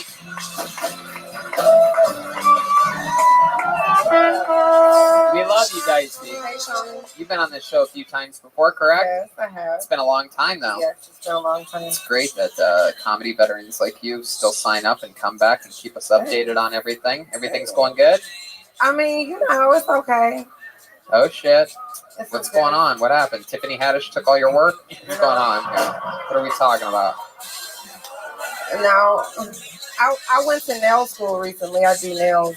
Oh, shit. For white bitches in Beverly Hills. Oh, yeah, that's good. That's good stuff. How long you been doing that for? A couple months. Okay. Yeah. And what have you noticed hanging out with a bunch of rich white women in Beverly They Hills? have really big rings. And they're rude. I try to scrub off their spray cans though when they're rude. When I give them pedicures. Okay, white bitch. Can I just say, as a white woman, I don't see color. Phyllis Very Watkins here to take her brother's job away. My goodness. So Dicey, that's what you do for work. How long you been doing stand-up? 8 years. I just had a special come out. Oh yeah, you did? What did it come out on? It's on Revolt TV. It's on what? Revolt. That's Puffy's channel. Revolt? If you can find it, watch it. It's hard to find his channel. Some nigga shit. I love it. You're always. Wait, do I type that into Google or? Is there an audio version? Right. It's on demand too. So. Heck yeah. Yeah. It's on demand. I don't know if it's in demand, but it's on demand. So Dicey, what you been doing for fun? Well, for fun, let's see. I've been splitting up assets with my husband. Oh, what happened? It just didn't work out, you know. But Did he get the top half of the sweatshirt?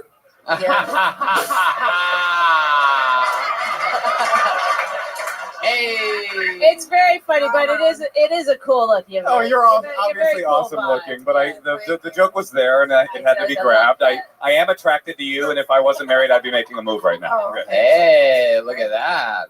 I love that. The honesty from Moshe Keshe. How long was the marriage? You guys have been married for a while, right? well, no, we've been married for 4 years, but we've been together 11 years. Mm-hmm. So it's nothing. Can I ask what happened? I mean, I'm in a bad marriage, so I'm wondering. He's got stinky ears. I don't get when people say they're getting divorced. I'm like, how bad could it possibly get? You know what I mean? We just didn't build anything together. You know, like the only thing like an IKEA sort of thing. Yeah, I know, right? One of those benches that dude fucks all the time. Was there like a moment? Was there a part where you realized that things aren't how it just slowly fade away, or was there something that he did that you got sick of, or anything What was the like catalyst? Well, he kept a big secret. Oh, for a while. yeah. Don't tell us. It's all good. Thank you so much for coming up. What? I wouldn't tell you. Oh, come on. Damn. Come on. You gotta give us something here, I Dicey. can't. He's not gay, and it wasn't a kid. But he had something on the side. No. He had a little was Arby's from sauce. Norway. Was he working at a McDonald's? No. He had a little herpy. No. We could talk about something else, though. Yeah, this conversation got a little dicey. Yeah. That's my name. That's my name. Don't wear it down. I love it. I would like to, but I'm married. Have you ever been with a white guy before? Me, I have never been with a white man. Wait a minute, you're the racist one. No. I mean, I've been broke since I haven't been with a white man. So. Would you like to do the Ice House Friday? Oh my God. Jesus Christ. It's only because you do nails and he knows you know a bunch of Asian women. No, seriously, I'd like to have you on the Ice House Friday also. You're a really great time. Heck yeah. This Friday. It's going to be like the movie Friday by how it's being booked so far. Yeah. It's a black cast. The movie Friday. The black people laughed at that and the white people are staring at me. Well, Dicey, another very fun, amazing performance. you. I wish I knew more about the situation with the husband. I guarantee you that would have taken this whole interview to another level. But Yeah. I'm going to ask you, We'll I talk. guess. We'll talk later. All right. All right, I love you. Oh, sorry. Good job. There you go, Dicey, everybody. From the Dice House to the Ice House. Dicey is on social media at Dicey Approved, all one word.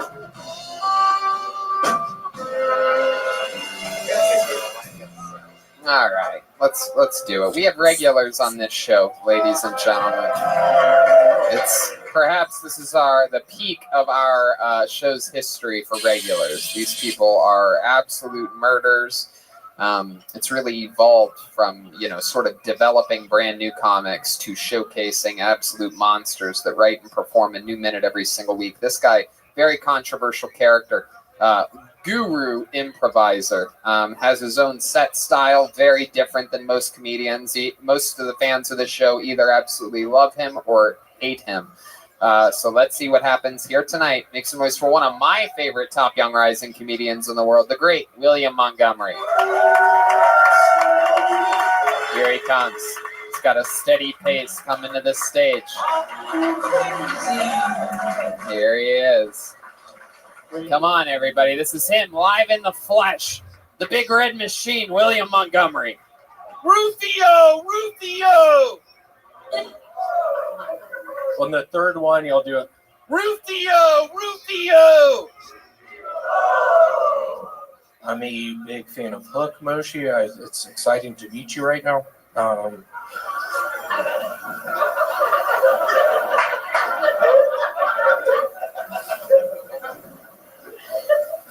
That messed up my set. Hold on.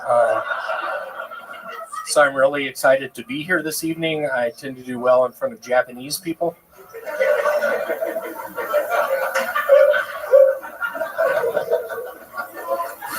A little bit about me. I had to Urban Dictionary TTYL last night.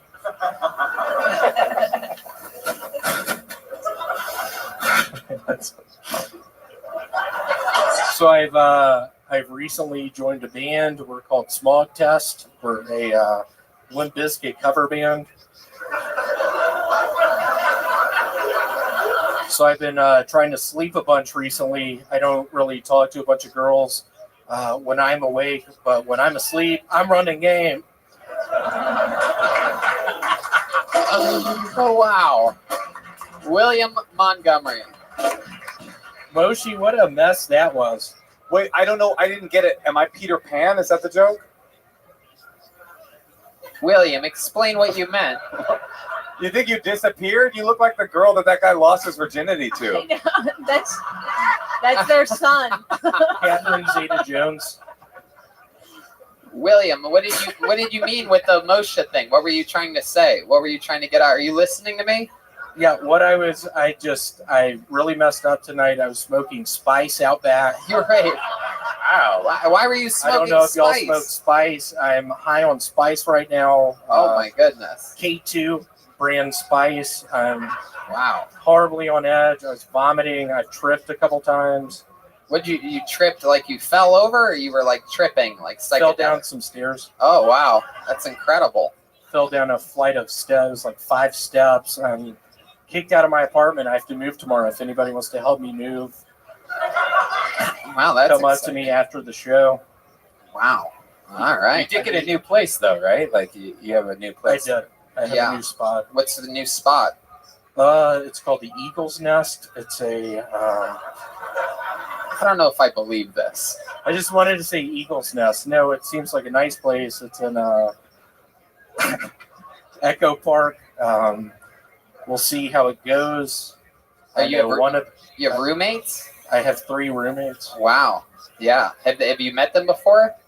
I know the one guy. So tomorrow you're going to move into a place, and 2 roommates that are living at a place are going to see you walking in, and you're the new roommate. And I'm going to be like, what is this, the Eagle's Nest? Is that what you call this place? Hey, Red Band, do you mind not doing a fucking eagle noise during that? Why are you so offended by that? William, why does that bother you? Because I'm on edge. I don't know how I'm going to move my clocks, my pictures. You have multiple clocks? I have 2 grandfather clocks. 6 feet tall a piece, probably 200 pounds. How does one collect grandfather clocks? What'd you just say? I have 2 fucking 600-pound grandfather clocks. Why do you? That's more. You have more grandfather clocks than most people have living grandfathers. Yeah, it's incredible. How did you end up with 2 of them? One of my grandfathers actually died 2 years ago in Gainesville, Florida. He had 2 grandfather clocks.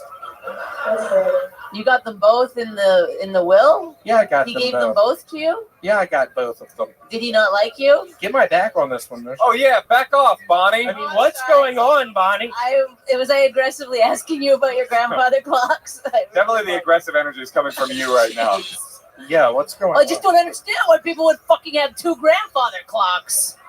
And not one shirt to fit. Yeah. Oh, sorry. I went on her side. I'm sorry.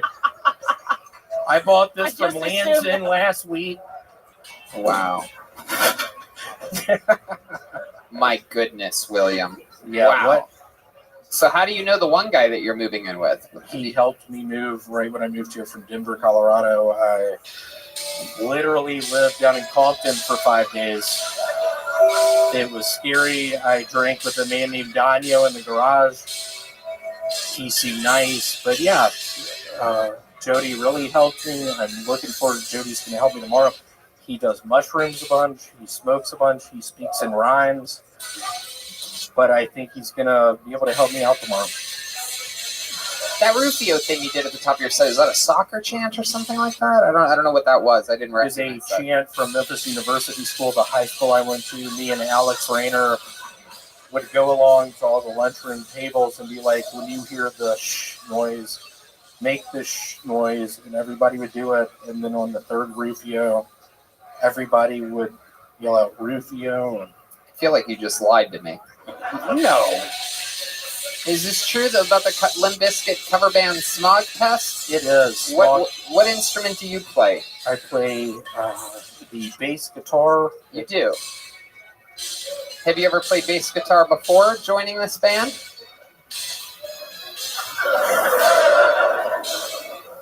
William? Tony, I am so sorry. The spice is really hitting me right now. Oh, there you go. Totally lying. I don't know how to play the bass guitar. I'm on edge right now, to say the least. There you go. From the Spice House to the Ice House. There you go. The great William Montgomery, everybody. He did it again. We're flying through it now. See the rain. Hey. Oh, no. Oh. All right. Well, we have one other regular on this show, known for his aggressive roasting style and incredible joke writing capabilities. Make some noise for him. It's another one of our favorite humans in the world, the great David Lucas, everybody. Here we go. Here we go. Here he is, David Lucas, everybody. Yeah. I had to go to jail for a few days and shit. And I didn't know you're not supposed to eat the snacks that the inmates leave on your bed. Like a nigga left honey bun, chips, and noodles on my shit. I was like, damn, this is a nice ass welcome package.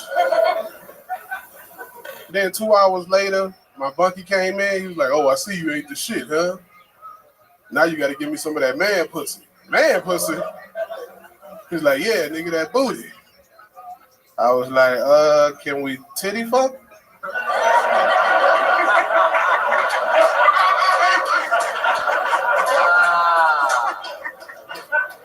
Whoever knew titty fucking could be so lucrative in jail, you know what I'm saying?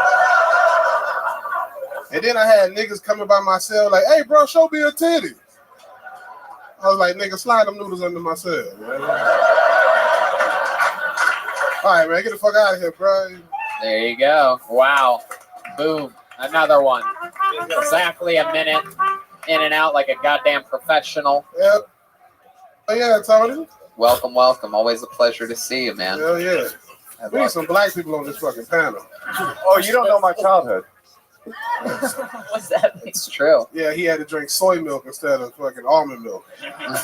No, that's what I look like now. When I was a young man, I too drank Kool-Aid. Yeah. Yeah. Aren't you Edward Scissorhands? Keep going. Moshe's actually from Oakland, right? That's true. Oh That's true. shit! Yeah. You got bullied. I just look like this. Yeah. No, I did get bullied very much, yes. This is actually a very uncomfortable situation for me right now. I know, bro. And I was a bully and shit. You know what I'm saying? I used to pick on niggas like you and Tony. Is that true? Would you pick on white boy? Yeah, why not? Easy kill. That's funny because when I was a kid, I used to pick on fat kids like you. Until they sat on you. Wow. They tried, but I'm a wiggly one. You know what I mean? I'm a squirmy little motherfucker. I don't know if that's a good thing to say about yourself. I'm a wiggly one. Hey, lady. More and more. Squirmy. Nah, come on, man. Stop using all the West Hollywood words. All right. You're the one that talked about getting titty fucked by a dude, but I guess so. All right. Have you ever been to jail? Do I gotta answer that, man? You gonna blow my cover? I wanted to know. I actually was curious. If Yeah, I've been in jail for 6-7 hours and shit. For what was the public fighting? Oh. I sat on a white boy. Can we see any of the footage on World Star or anything like that? Nah, Like, man, ain't no shit happen like that. What type of public fighting happened? Let's talk about that. You know, I used to have a bad temper, so you know what I'm saying? Like, if anybody says something to me, I was just ready to take flight. Right, low blood sugar, that's called. What'd you say? Low blood sugar. Change your diet, change your life. Shit, here she go. Oh, no, be careful. No, she didn't take a shot at you. You be nice, David. You be nice. Oh, she's She making wrote fun. Harry Potter. No, you stop it, David. No, don't you start. Don't you start, David. J.K. Rowling's looking at it. It's Thank you. Very wealthy woman. Oh my God! Tony no. got a billionaire on the panel. Nigga. No, you stop it. Stop it. How do you know about books? You can't read. I know. What are you talking about, David? Yeah, this nigga here, bro. I probably went to a better school than you. Yeah, probably. Yeah, bro. I mean, probably not, but probably. There's a good chance. Shit. So, hey, red band on my mouth is better than anybody's up here. You got good math? Yeah. Throw some numbers at him, he'll get it. It's Really? crazy. Yeah, it's pretty fucking Hit me weird. with something. Not Times too crazy, table. but- Is that true? Yeah, hit me with something. Let's see. Like what's 21 times 32? Not that hard, nigga.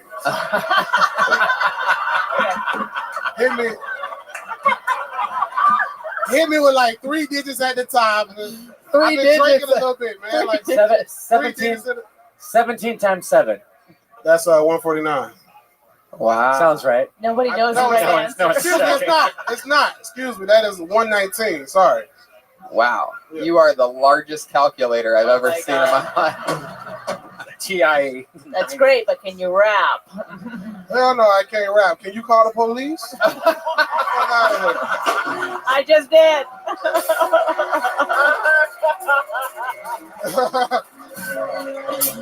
We know 911 is in your favorites. The what?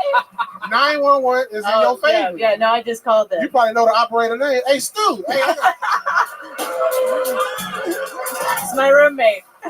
we got a black man over here barbecuing and shit.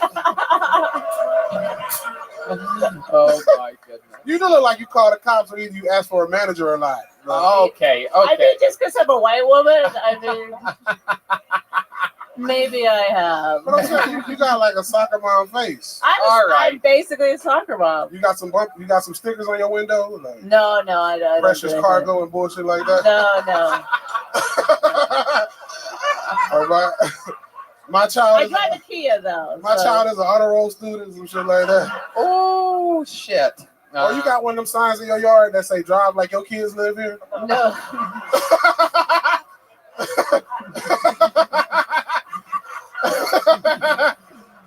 David Lucas. I'm sorry, y'all. No, you're great, man. You're fucking killing it. I gotta remember this face.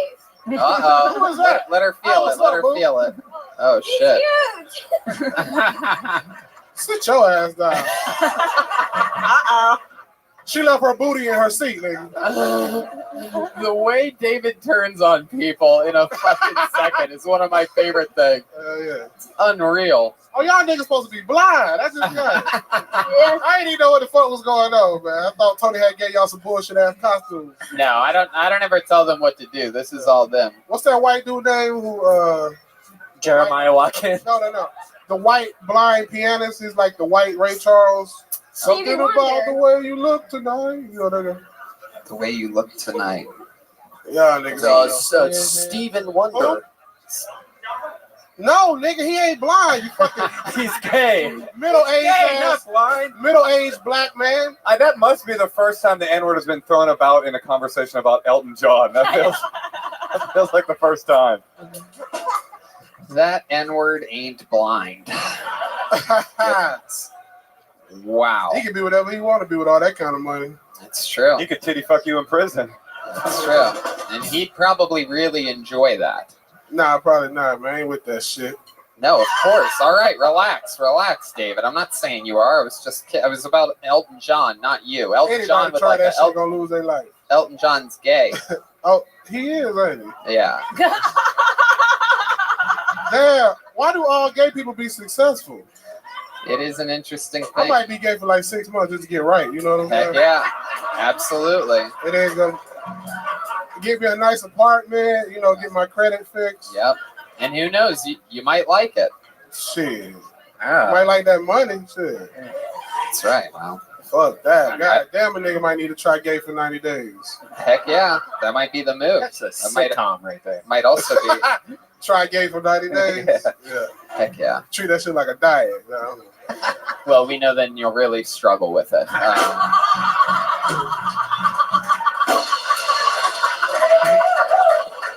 Tony mad because I took his idea. What's that? What are you talking about? Being gay for 90 days. Well, lifetime of gay, excuse me. I consider it more of a cover. I don't know if you took Hey, it. I heard you got a job in West Hollywood making the noise for the police cars. That's true. That's what I do. I heard you sit on top of on the roof and just be like, woo!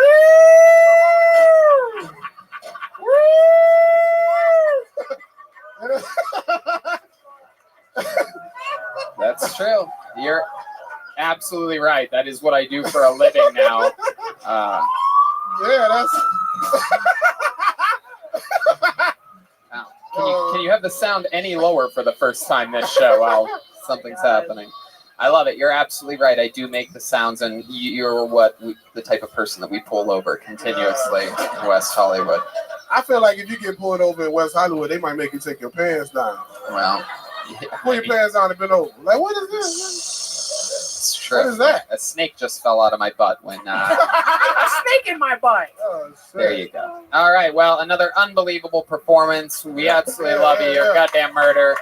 The one and only David Lucas, everybody. Have you ever seen the rain? David and William just started their new podcast together, Brothers in Cursive. You can get it right now online. Absolutely. It's a Death Squad production. Very exciting stuff. Recorded live out of Burbank. What do you guys think? Bucket one more time? I already pulled the name out. Let's see what happens here. Maybe we could fly through this. Maybe we could squeeze another one up here, depending on how interesting this next person is. Put your hands together for your next comedian, perhaps the final of the night. Kayla Esmond, everyone. Kayla Esmond. Looks like a new name. Somebody's watching me. Yeah.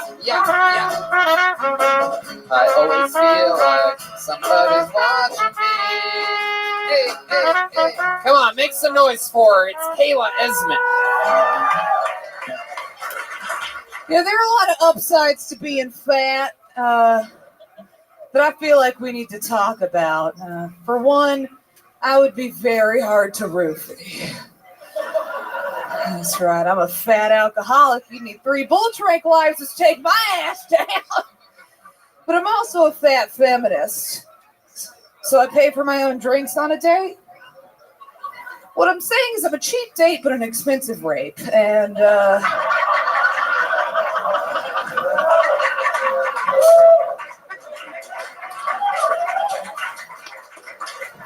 that's a good life balance as far as I'm concerned.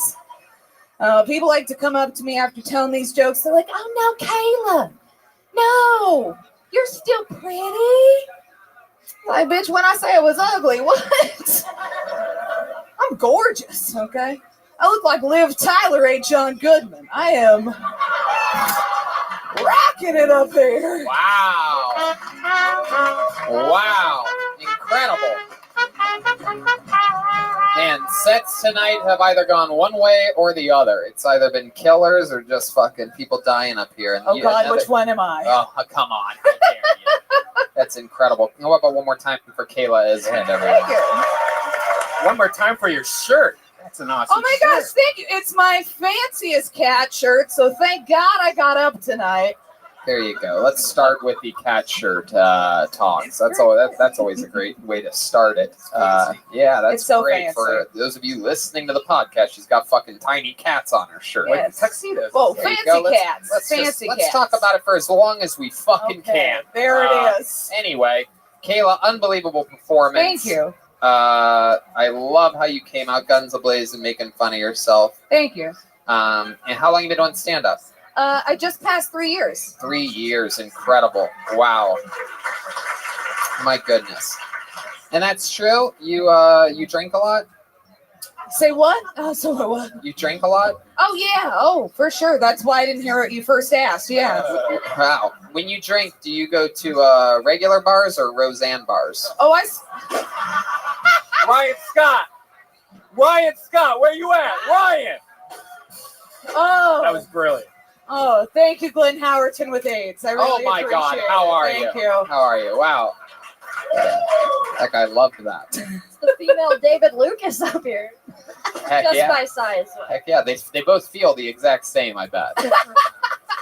So welcome, Kayla. 3 years in the game. Incredible. All of it here in Los Angeles? No, I moved here a year ago from Little Rock, Arkansas. Actually, a year ago yesterday. I live with the Kleitch brothers. I live with the twins. Oh, that's so cool. We know the Kleitch brothers. That is so cool. You must be on the bottom bunk. That's me, yeah. That's so fun. So 1 year away from Little Rock, and that's where you were born and raised? No, I grew up in Texas. I went to Arkansas. You have like 9 different accents. I It's amazing. do. I do. They come and go. That's It's a new one anarchy. just now. It's anarchy. This is wild. I know. I'm just trying to. I just want to say I'm such a huge fan of your wife. Thank you. I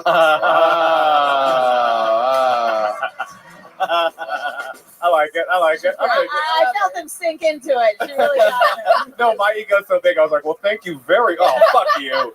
Why didn't I see this coming? Kayla is a huge fan of everything she's a fan of. So Little Rock, Arkansas. Is that where your family is now?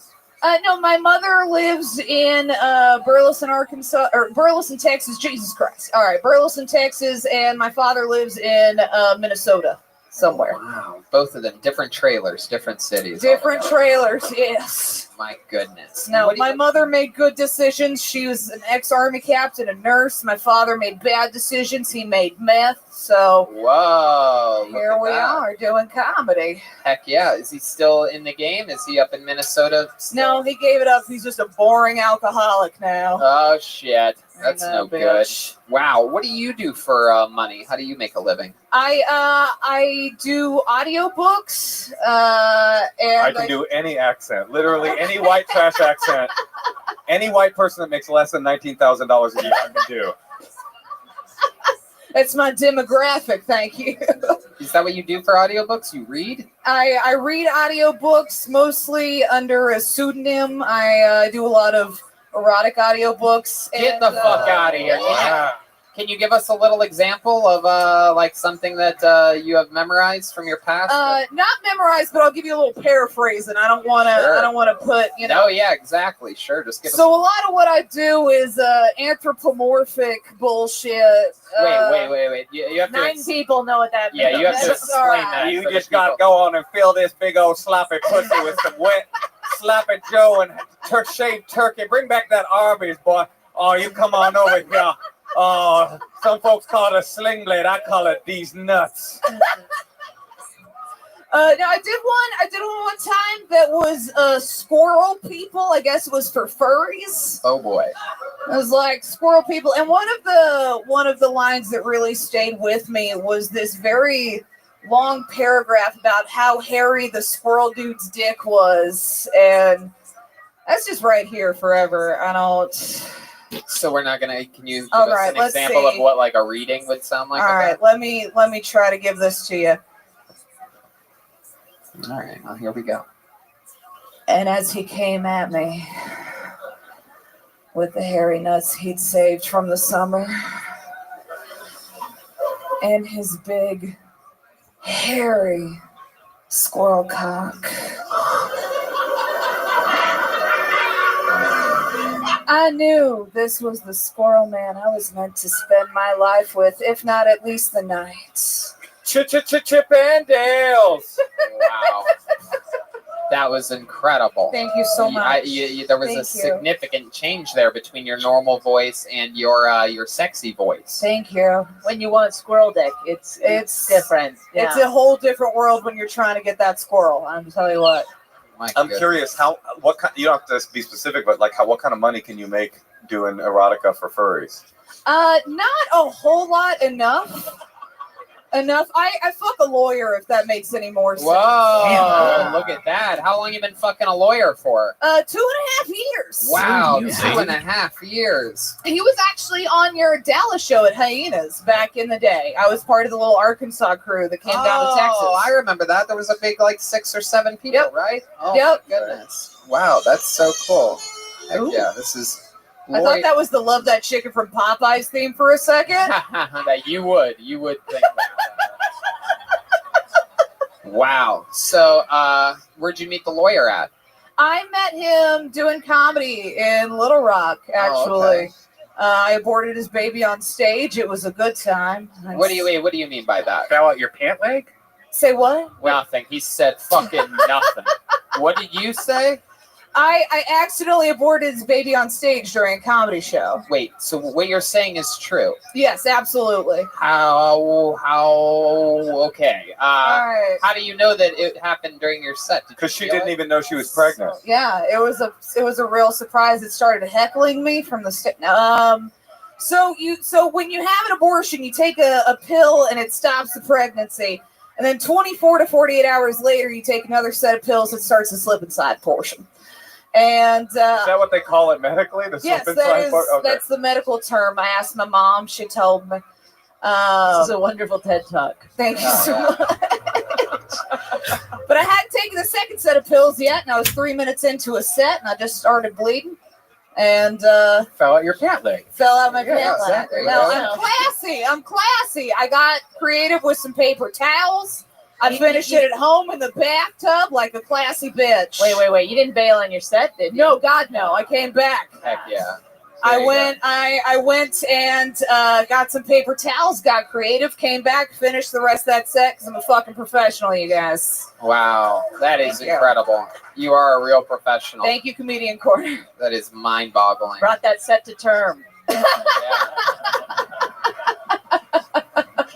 My goodness gracious. Any other fun facts about you? Any fun hobbies or anything like that? Or Oh, I have 4 cats by 3 different dads. Oh, They're shit. awesome. They're I spend a lot of time hanging out with the 4 cats. There's 5 comics total living in my house, so we have a great time. Just hanging out, playing lots of video games, play a lot of Overcooked too. wow. Is that a video game about cooking? Yes. Yeah. Wow. Yes, you've got fancy little characters and you pretend to cook and it's just a great time. So even in your fantasy life, you can't stop. Yes, that's my highest aspiration, is be a unicorn cooking burgers. All right. I mean, unbelievable performance. Very Thank you so fun much. interview. Kayla Esmond, Thank you. everybody.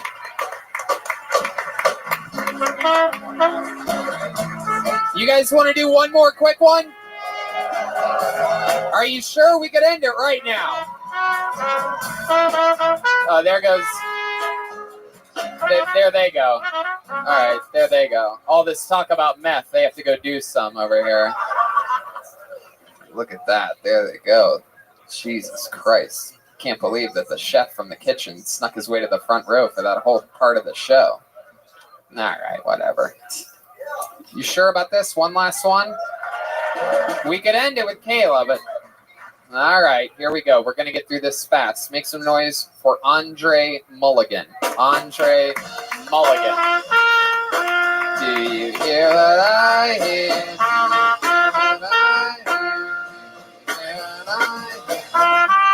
This is it. Your final comedian of the night, Andre Mulligan. Make some noise for Andre, everybody. I took my belly ring out last year. I did, man. I used to be a male stripper. Yeah, I did, man. A lot of people always get mad about this, but did y'all know people don't like playing basketball with guys with belly rings? Guys get real mad. Like, hey, oh, come on, dog, give it. Come on, I got you. Throw it over, what? Throw it. Oh, man, damn. Hate that, man. Yeah, I used to be a male stripper, man. One of the things about being a male stripper, women think I can fight because I got muscles. Like, these are sexy muscles. These are for the women. First thing they do, they be like, hey, I want you to fight him. No, if I fight you, dog, I'm going to dance and be like, what? Come on, you want to do this? Come on, come and get it. Come on, come and get it. Come on, you ain't going to do that, man. Plus, I wear a sexy thong. You ain't going to touch that. Can't do nothing with glitter on your chest. You can't go home to your girl and be like, oh, I was just dancing. No, you was at the strip club again. No, I try to swing on him. He just sexy, though, with baby all alone. Thank you, man. I'm Andre. Oh, yeah, Andre Mulligan. Absolutely. There you go. Do you see what I see? Andre, welcome to the show. Well, heck yeah. Thank you, man. Look at you. Look at that jacket. My goodness, that is incredible. Cleanest drug dealer jacket, man. Is it? Yeah, man. All right. I'm not a drug dealer, but I know they wear this shit. So. Oh, I okay. get one. How do you know that? I see a lot of niggas get shot in this kind of jacket. So Really? yeah. Where do you see them? Where do you see them get shot at? All the time, man. Like Elton John concerts, stuff like that. I'm the one who called the cops. Oh, man. LA Fitness, man. A lot of niggas get shot in LA Fitness now. Oh, yeah. LA Fitness. Yeah, man. Goodness. Wow. That's incredible. So is this true that you were a male stripper? I was a male stripper, man. I was. How long did you do that for? I did a short time, about 13 years. That's about it. Wow. 13 years. I peed on a few girls, but not like. Not What? Because that's an R. Kelly song that you just played. You know the rapper, we made him rap, and the girl did the. Bonnie, yeah. I'm just saying we should be fair and let him dance a little. I'm not dancing, no, man. Not at all. I want to see those muscles. Those sexy I want to see muscles. the G-string. I will say this, is that very rarely do we go to that bucket one last time like this. And I mean, you know, it's a very tough episode to close because it's all improvised. We never know who's going to come out of the bucket or this and that. But I will say this, is that Andre, this is our first time meeting each other. Let me tell you something. Our relationship from this point, let me tell you, the performance was, you know, it was good. It's good, right? But don't take off your jacket yet. Don't take off your jacket. Let me just say this, is that if you were able to give, my friend there, the great, to your right, the great Phyllis Watkins is blind. She doesn't get a lot of action.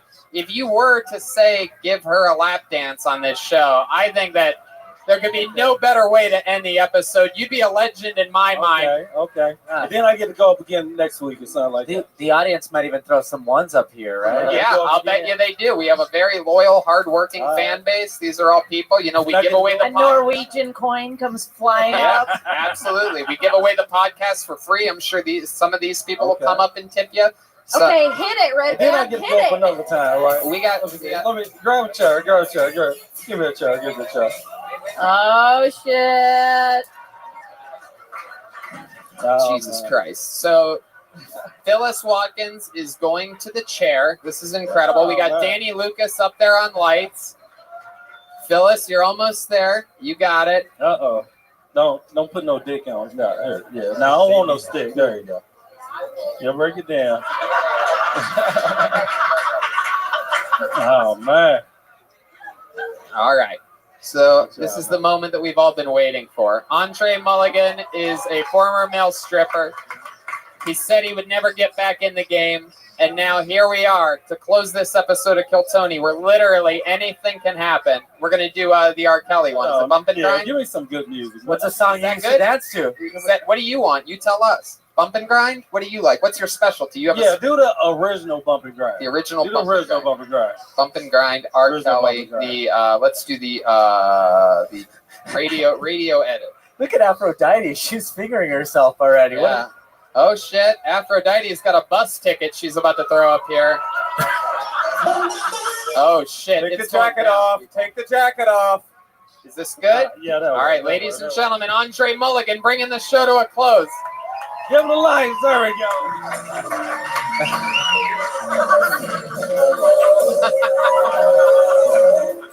Slow it down. Slow it down. Slow it down. The original. No, we don't want to get thrown off YouTube, so that's to be sped up a little. Okay. Oh, let's slow it down. Do the slower version. Yeah. Yeah. Oh shit.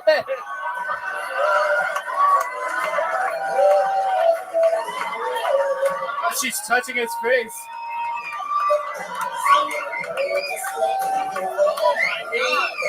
He's giving her a back rub. Oh shit. Whoa! This is incredible. Oh my goodness.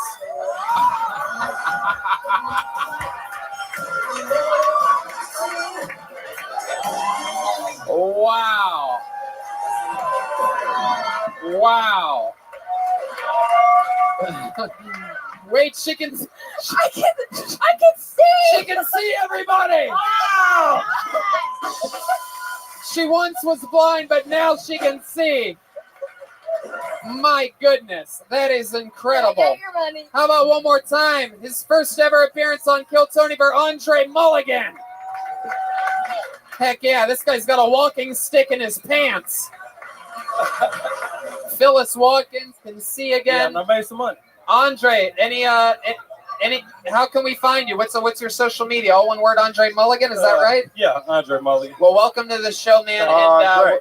Yeah, we'll definitely figure out a way to get you back up here and in here again. That way I can really go. I was a little nervous, but I'm ready. It's all good. We'll get you back. That's just your first time. Andre Mulligan, everybody.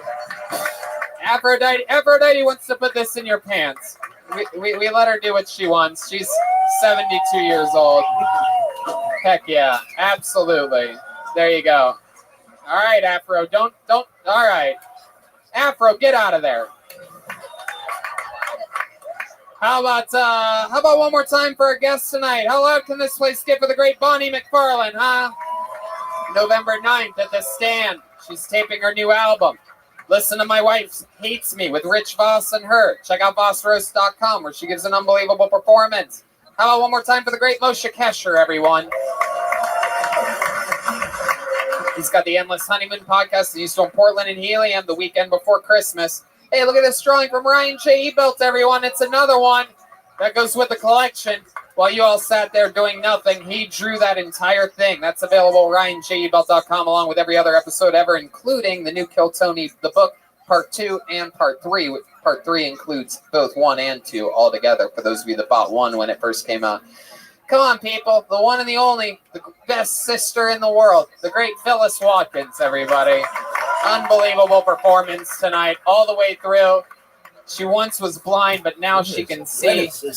Anything you want to plug or promote other than your social I want to media? say my brother's podcast, Jeremiah Wonders, actually stands for Jeremiah Wonders What Penises Taste Like. Oh! Shots fired. The Watkins family is at war, it appears. Unbelievable performance. She is Jet Ski Johnson on social media. All one word, Jet Ski Johnson. It's great having you. Yeah, unbelievable. The trumpet is just so great. There he is, the great Chroma Chris, everybody, over there on guitar. Facing the wrong way. Chroma, what do you think about tonight's episode? What do you think about it, Chroma? It's out of sight, Tony. Whoa. And how about one more time for the one, the only Joel Jimenez, huh? Heck yeah. He's mostly sorry on social media. He's an official Ludwig artist. Anything else, Joel? Shout out to Caveman Coffee, Speedweed. Watch Women Aren't Funny. Watch the Honeymoon Special. Support these guys. They're great. Absolutely. Heck yeah. They carried all your weight tonight, that's for sure. Yeah, baby. Storecade's coming. We're doing a pro wrestling event here November 23rd. That's my wrestling podcast, The Store Horseman. But Kill Tony's back out on the road. Columbus, Pittsburgh, Cleveland. Still some tickets left for this weekend's 4 stand-up shows in Washington, D.C., where some of my new friends, the Trumps, could possibly be in attendance. Yeah. So who knows what can happen there. Also, shout out to the Secret Service, who I found out the other night that the Secret Service, this is true, what I'm about to tell you, the Secret Service of the United States of America are huge Kill Tony fans. So that's true. I thought they were fucking with me, but they simply weren't. It turns out that we are the #1 live podcast in the world to the Secret Service. So, you know, I don't know who the fuck's listening to your podcast, but Hey, you know, we have the Mossad, all the Israeli intelligence services love my podcast. Hey, we have a new Kill Tony shirt, new Death Squad shirt. We also have the Death Squad Chronicles coming. A new episode just came out. Williams and David Lucas's new podcast is out, and a new Holtzman podcast is coming tomorrow. Go to deathsquad.tv for all we of also have a major announcement coming in next week where our guests will be from New York City. Mike Feeney and one of our new favorite humans on the planet, Tim Dillon, will be here. Locked it in. A lot of fun things coming up. A lot of fun guests coming up. And don't forget, if you live in Huntington Beach, St. Louis, Kansas City, Chicago, or San Diego, Jeremiah is going to be headlining your town. So go check out Jeremiah, support the band and everything there. The Big Gay calendar is still for sale. A lot of people have been buying it. And to the live audience that comes here on Mondays, we love you so much. You make it all possible. Thank you. Good night. Thanks, guys.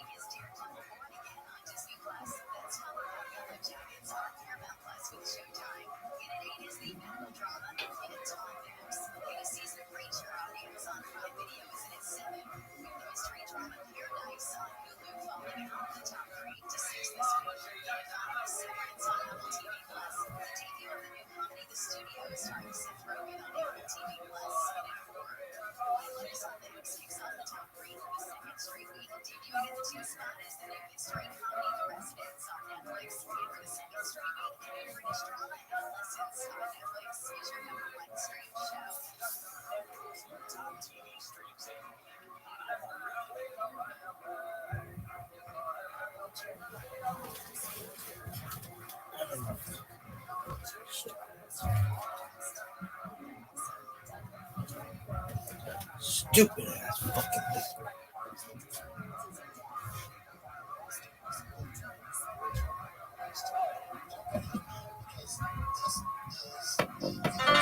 No.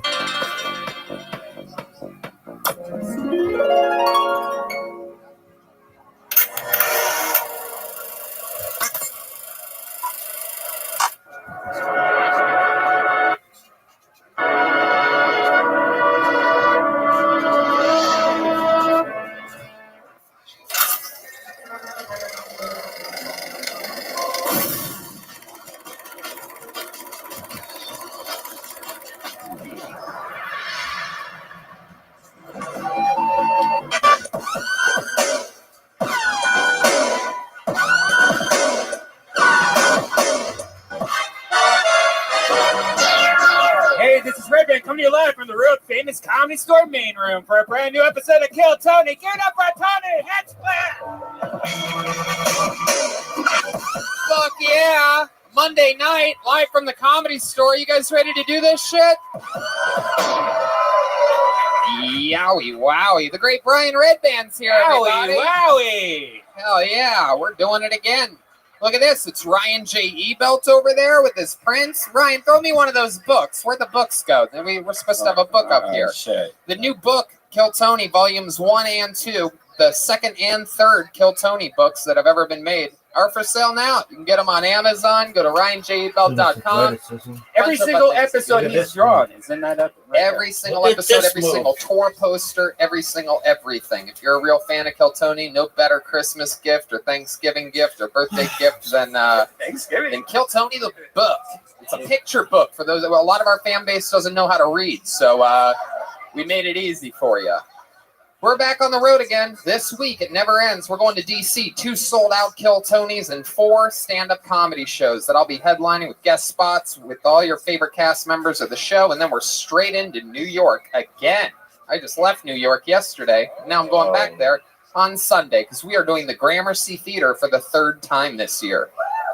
That's a big deal. That's a big deal. And then Columbus, Ohio at the Newport Music Hall, December 12th. Pittsburgh at the Rex Theater, December 14th. And Cleveland, the 15th of December at the House of Blues. Ryan J. Ebelt is the book, and Jeremiah's headlining too. The little baby boy is all grown up. He's going to Huntington Beach, St. Louis, Kansas City, Chicago, and San Diego. Go to jeremiahwatkins.com for tickets. He's in New York tonight, so that's fun stuff. He will be missed deeply on this amazing episode of this show. However, let's go onward and upward. Shout out to our friends at Nitro Cold Brew Coffee, Caveman Coffee. Yes. My favorite drink. I literally drink it. Watch. Look at him drink. Oh, I drink it all day, every day. My refrigerator is stock filled with it, and it saves me so much money from buying dumb LA coffees that I used to get it delivered to your door. You don't have to the go stuff actually works. This is not a paid advertisement. This is just honest from the heart. However, if you do go to Caveman Coffee Company and use the promo code Kill Tony, you do save money. Then it becomes a paid advertisement. It's like I would say it anyway, but got to make that money. You know what I'm saying? Get that sweet, sweet caveman cash. Yeah, a lot of fun stuff's happening. We have an amazing team of people that we work with here. You know, the whole thing, it's all a big deal. We have an unbelievable team, 6.5 years in the game. We are at over 400 episodes of the show. We are approaching episode 420 very quickly. Which I'll tell you right now, keep an eye on when episode 420 is and being here, because I might have a little something up my sleeve for that one. Benson? No, not Doug Benson. I don't know why you would say that, because now I just shot down Doug Benson. Now it looks like I don't like Doug Benson, so that's a weird thing. You know, picking people to be guests on this show isn't easy. I do it myself. It's a tough job. Hiring can be a slow process. Cafe Altura's COO Dylan Miskowitz needed to hire a director of coffee for his organic coffee company, but he was having trouble finding qualified applicants. So he switched to ZipRecruiter. ZipRecruiter doesn't depend on candidates finding you. It finds them for you. Its technology identifies people with the right experience and invites them to apply to your job, so you get a quality candidate fast. Dylan posted his job on ZipRecruiter, and he said he was so impressed by how quickly he got a great candidate apply that he told all his friends. He also used ZipRecruiter's candidate rating feature to filter his applications so he could focus on the most relevant ones. And that's how Dylan found his new director of coffee in just a few days. Incredible. With results like that, it's no wonder 4 out of 5 employers who post on ZipRecruiter get a quality candidate within the first day. See why ZipRecruiter is effective for businesses of all kinds. Try ZipRecruiter for free at our web address, ZipRecruiter.com/KillTony. That's ZipRecruiter.com/KillTony. KILLTONY. ZipRecruiter.com/KillTony. ZipRecruiter, the smartest way to hire. Hey, look at that. A lot of stuff happening. I was joking about the Thanksgiving gift, the Kill Tony, the book. But this Black Friday, secure the best deal of all, a healthier, thicker hairline. For Hims.com, a one-stop shop for hair loss, skincare, sexual wellness for men. Thanks to science, baldness can be optional. You know, I'm thick, and my dad also he goes to a grocery store and buys his like $60 like bullshit. I told him about Hims, and now he's a member of this. All you have to do is go online. You don't have to go to a doctor's office. You just answer a few questions. You can get prescribed real medicine that will actually help your hair loss in just a couple questions. It's real easy to do. The stuff works. It's incredible. This Thanksgiving, when your relatives say healthy and full, they'll finally be talking about your hair and not the turkey. Order now. Our listeners can get started with the Hims Complete Hair Kit for just $5 today, right now, while supplies last, and subject to doctor's approval. See website for full details and safety information. This could cost hundreds if you went to the doctor or pharmacy somewhere else. Go to forhims.com/KillTony. That's FORHIMS.com/KillTony. Forhims.com/KillTony. You guys ready to start tonight's episode or what? This is very exciting. As always, two of the best comedians in the world are going to sit up here all night with us and be amazing guests on this show. They always are. They've both been on before.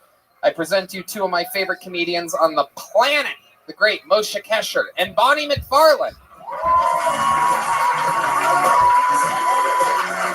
Just the two of us, the two of us.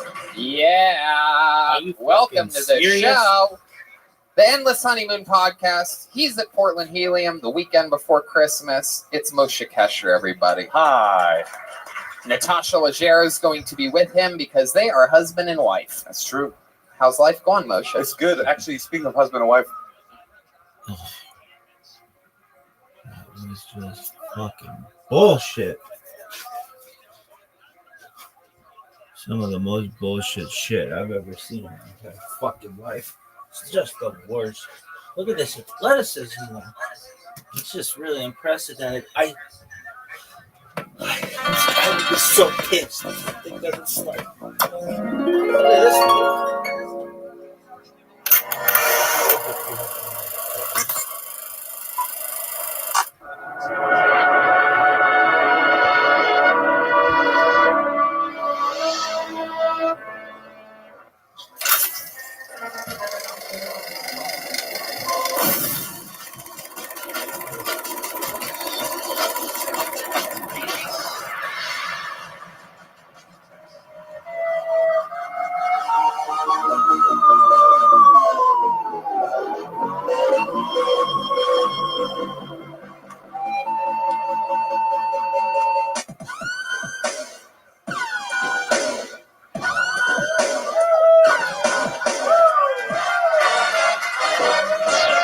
Hey, this is Rabbi coming to you live from Washington, D.C. for a brand new episode of Kill Tony. Get off of Tony Hinchcliffe. Washington, D.C. Here we go. The first ever fucking Kill Tony. Oh, yeah, baby. Hey, it's Brian Redband, everybody. Hey, Look, everybody. come on. We're here. We're live. What an energetic, fun crowd. We're live from a fucking ghetto-ass basement in Washington, D.C. I don't know, we're on like the second floor, but somehow it's a basement. I don't know. I don't have it figured out yet, but we're here. It's Washington, D.C., the nation's capital. How you guys doing tonight? You excited about this? Very fun. It's our first time ever doing one of these in our nation's great capital, the home of our greatest president that we've ever had of all time. It's very exciting to be here. We have 2 shows that are sold out here tonight. We're doing stand-up comedy 4 times here this weekend. So if you guys get excited, still some tickets available for stand-up shows where I headline, Red Band, Jeremiah and Joel all do guest spots, and we're going to have a lot of fun. It's exciting stuff. And then the road continues. Columbus, Ohio, December 12th. Pittsburgh, December 14th. Cleveland, December 15th. Ryan J. Ebelt made some really cool Washington, D.C. special, very special Kill Tony posters. Those are available after the show. We'll sign them. We'll take pictures with you. You can touch our hands if you'd like. Oh.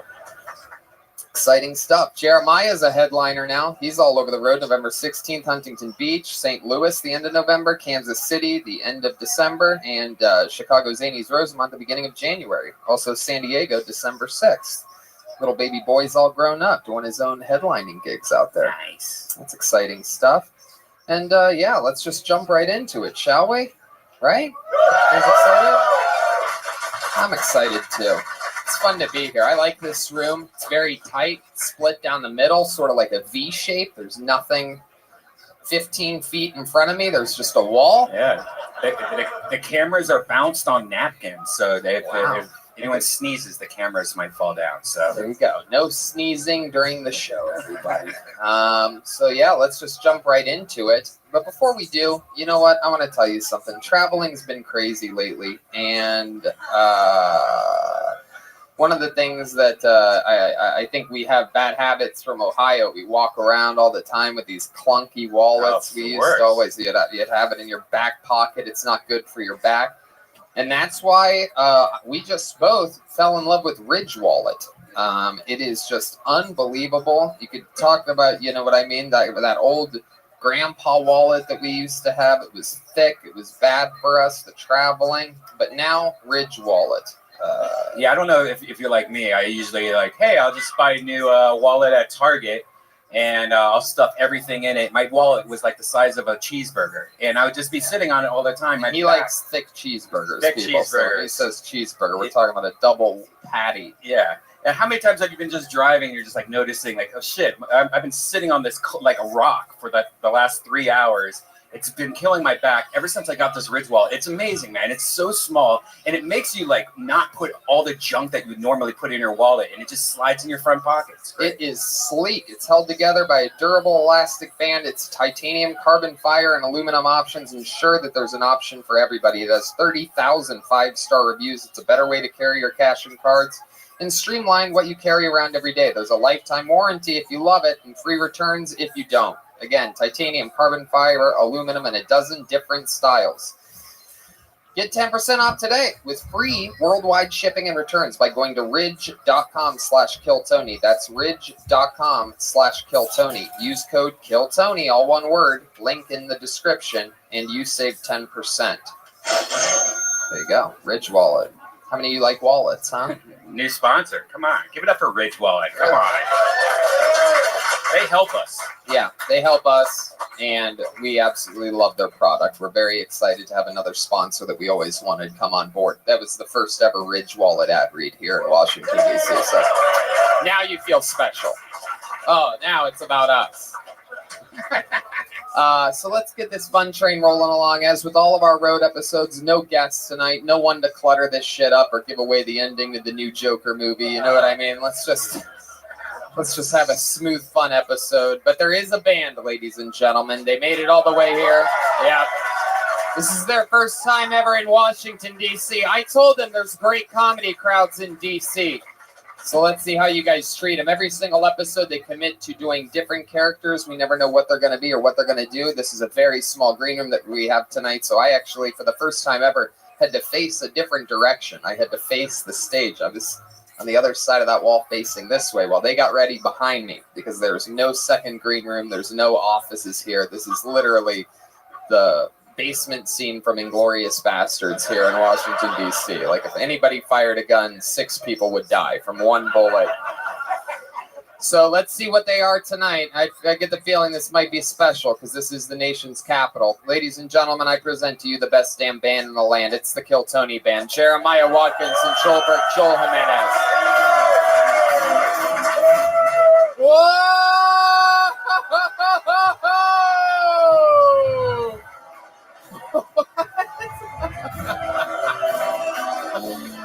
Wow!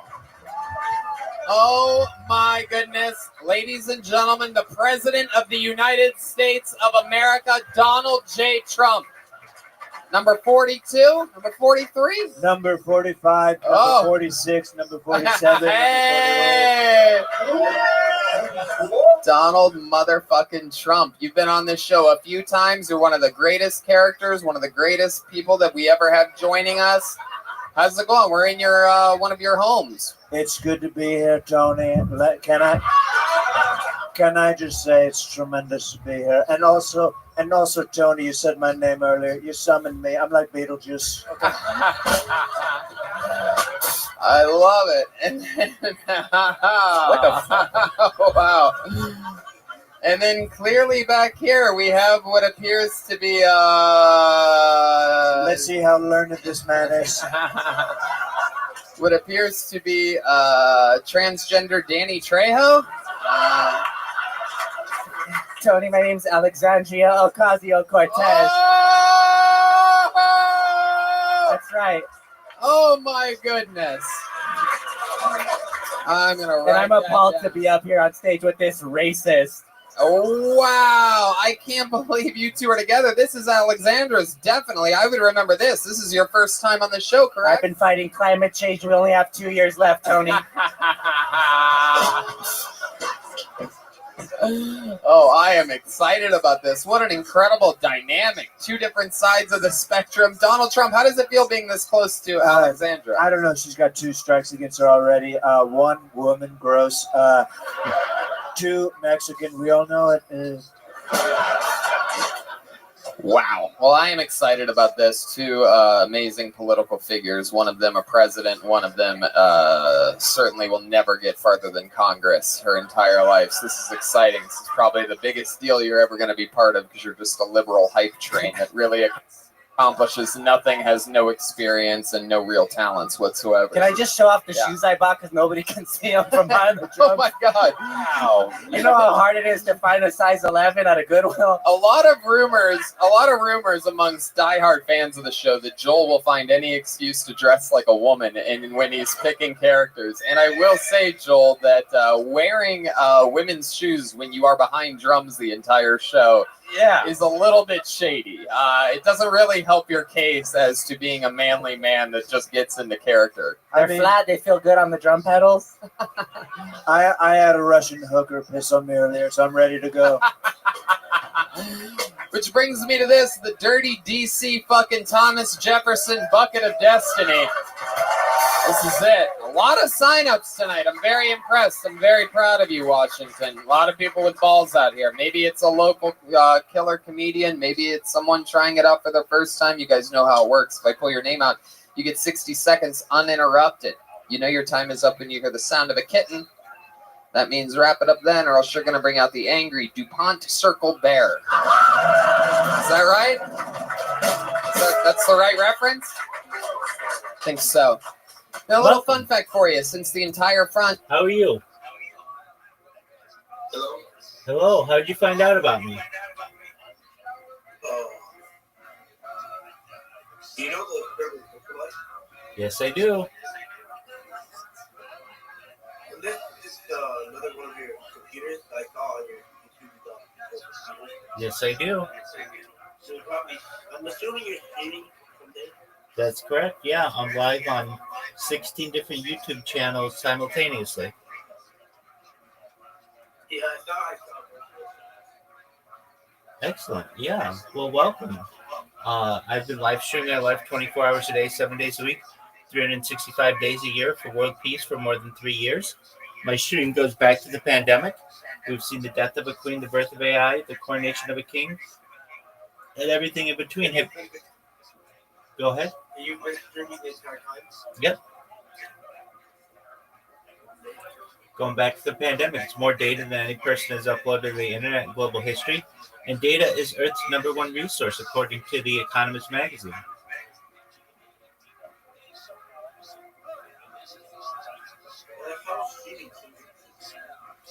We will be able to study the human body from a biological standpoint, the circadian rhythms of a human, sleeping habits, eating habits, behavioral patterns, everything about a single human individual.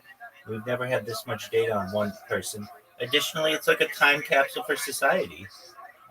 Literally every moment of every day, essentially, I have been live streaming not just my life, but the news of the world. And so you can go back to any moment of the last 3.5 years and know exactly what was going on.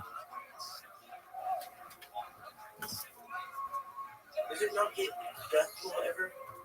Oh yeah, it gets stressful, but I just persevere. But yeah, it gets stressful. I get, um, I mean, the thing that stresses me out the most is probably just the technological aspect of it. Just ensuring that the streams continue to go. Every 12 hours, I restart them so that they're archived on YouTube. So you can like literally go back in like 12-hour chunks. Um, it's really exciting though. I get to meet new people like you. I get to have really great conversations. Really exciting opportunities to socialize with people I might not have ever been able to meet previously.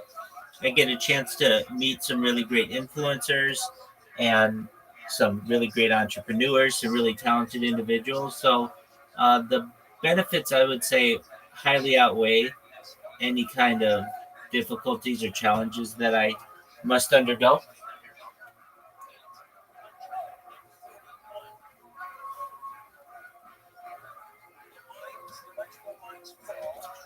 Do you have any other? Who's funding me? I'm self-funded, so I'm a certified project management professional.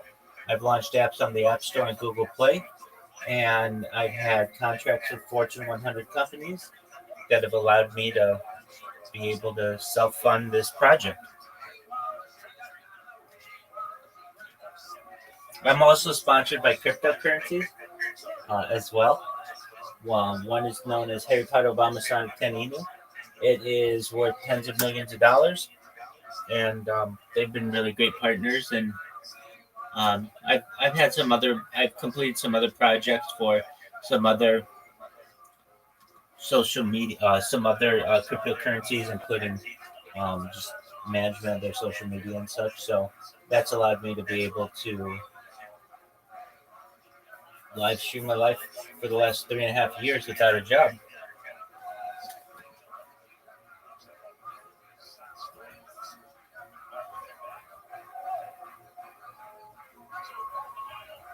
Do you have any other questions?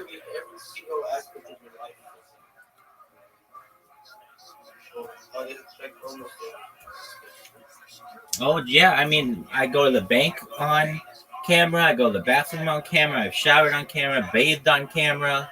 Oh, I show everything, dude.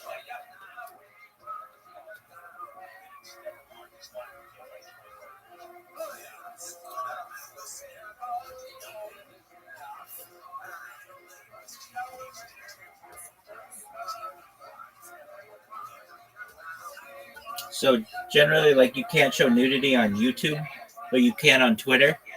So, I go to the bathroom sometimes on Twitter, or just depending on what I want to show. But I've streamed as far north as Santa Barbara, as far south as San Diego, as far west as the Pacific Ocean, as far east as the desert cities and mountains. I've streamed in Beverly Hills and Disneyland and everywhere in between, basically every major spot in Southern California.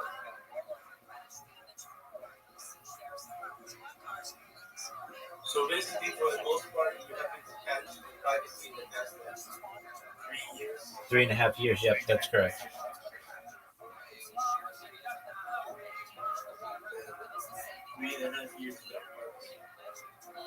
Yeah, but I mean, if you really know what your devices are doing, they're already recording you. Edward Snowden revealed this in the early 2010s, so you really don't have privacy anyway. I just. Yeah, well, the thing is, with that kind of it's not like it can affect the personal side of it, right? Yeah, I fortunately don't have any children at this time, so I haven't had this. Like, I don't think I would do this if I had children. It would have too much of an effect on them. Their friends would see what I do and be able to bully them, perhaps, or whatever the reasons are. But I'm a cool person, so I don't know what they would bully out of my children. But I would just want to protect my children. protect their privacy, perhaps. But since I'm a single adult, I can do what I want. And a lot of the things that I like to do are of interest to other people as well, like stand-up comedy and sports and games and athletics, exercise. Those kinds of things are really cool to me. And they're, AI and technology and futurology. Those are all things that fascinate me. And so I've done my best to document the conversations and the activities that I have had with people over the course of the last 3.5 years. What are the thoughts that people have? What? Can you repeat that, please? What are the what? The thoughts that people have. The thoughts. They think it's fascinating. I've got a lot of people in here. I mean, I started this Discord server less than a year ago. I have more than 1,600 people who really think what I do is cool. Additionally, I have people who are in here every night. We play games together. I have people who I've met through other influencers. I had an influencer in here this morning at like 3 a.m. He's a big influencer. He's one of the top 25 kick influencers. His name's X Straight Savage. He came in. We talked about gaming and cannabis and kick. He's a kick partner, if you know what that is. And yeah, exactly. So they think what I do is really cool, and they think that it's going to help the world. And it's like, okay, well, how are you going to help the world individually? It gives me a huge platform. I mean, I'm wildlife streaming on like 33 different platforms right now. So I'm basically uncancelable. You're trying to get a big platform. It's not necessarily the action where you're doing this more like that. You're doing this to try and get a platform. Yeah, I mean, that's one of the benefits of it. I basically become uncancelable. So if YouTube doesn't like what I say, well, that's fine. I'm archived on Rumble. If Kick doesn't like what I say, that's fine. I'm archived on Twitch. If Twitter doesn't like what I say, that's okay. I'm archived on Instagram. I mean, I do my best to multi-stream.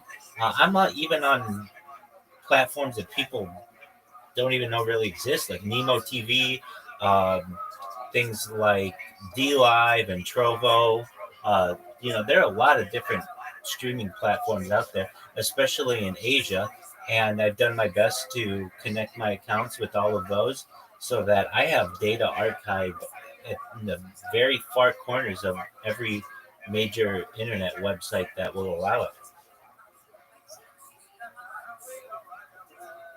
I mean, I'm the number one streamer in Aiden Ross's Discord all time. I'm the number one streamer in I Show Speed's Discord all time.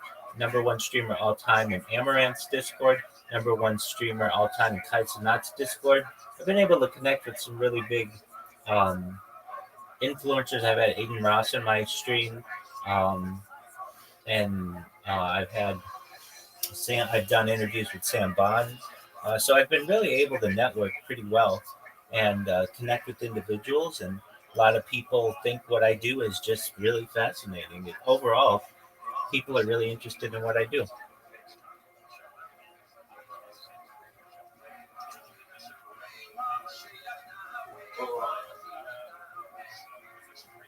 I don't know. Honestly, I don't know.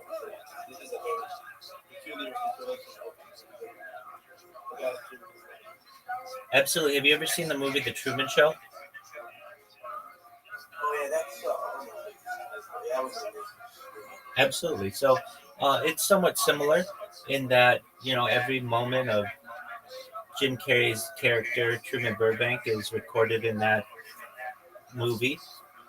The only difference is, one of the major differences is we have my consent to do this.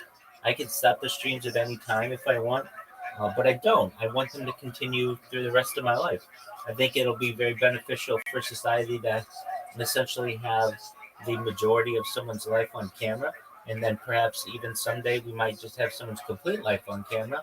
But if anything, I'd be the first major influencer to have done it.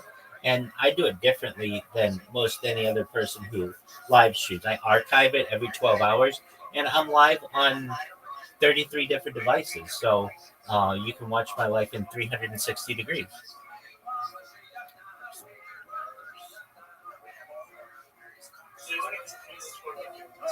Absolutely.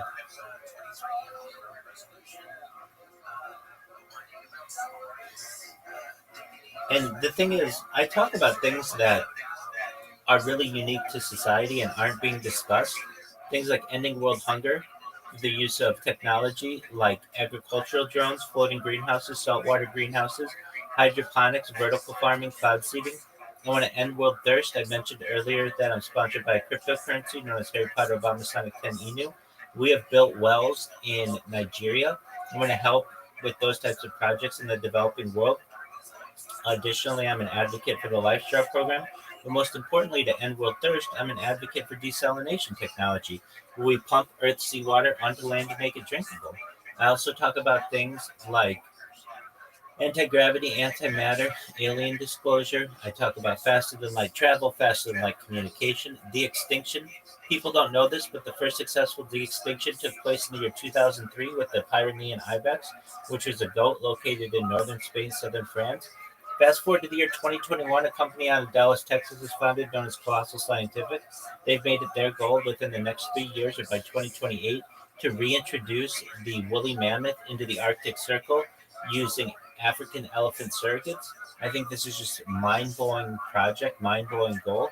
Following the reintroduction of the woolly mammoth in the Arctic Circle, they want to reintroduce the Tasmanian tiger, followed by the dodo bird. I mean, the dodo bird's been extinct for 400 years. It'd just be fascinating to bring back some of these once extinct animals. And these types of technologies aren't really being discussed in the mainstream, but within the next 3 years, they're going to become a reality.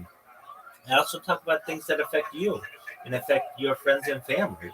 I have more data online than any person ever. And as I said previously, the Economist magazine stated that in 2018, data overtook petroleum as Earth's number one resource. That means I'm essentially sitting on a gold mine that will be utilized by AI, perhaps, and large language models just to get a complete record of someone's life. And I am going to perhaps be an influential person. And if that's true, I'm going to help you. I'm going to help everyone who's helped me on the stream. I want you to help your friends and your family. I want you to start charities and philanthropic organizations that you feel will be beneficial to the world. I talk about things that affect you that you may not be able to afford right now, but once I go viral and I'm able to help you, you'll be able to afford life extension technology. When you were born, the average life expectancy for you is probably about age 80. I'm going to increase that to age 100, 120 through use of technology like oxygen therapy, stem cells, cold shock therapies, things like human growth hormones, cryonics, cryogenics, things like nootropics, things like ambrosia therapy. But you may get to be 120 and you may say, all right, Rabbi, well, your plan came to fruition. I'm rich and I've got a great life, but my body's starting to break down. Now what? Well, if this is with your consent, if you want, there may be another type of technology that you may be able to utilize. It's known as mind uploading technology.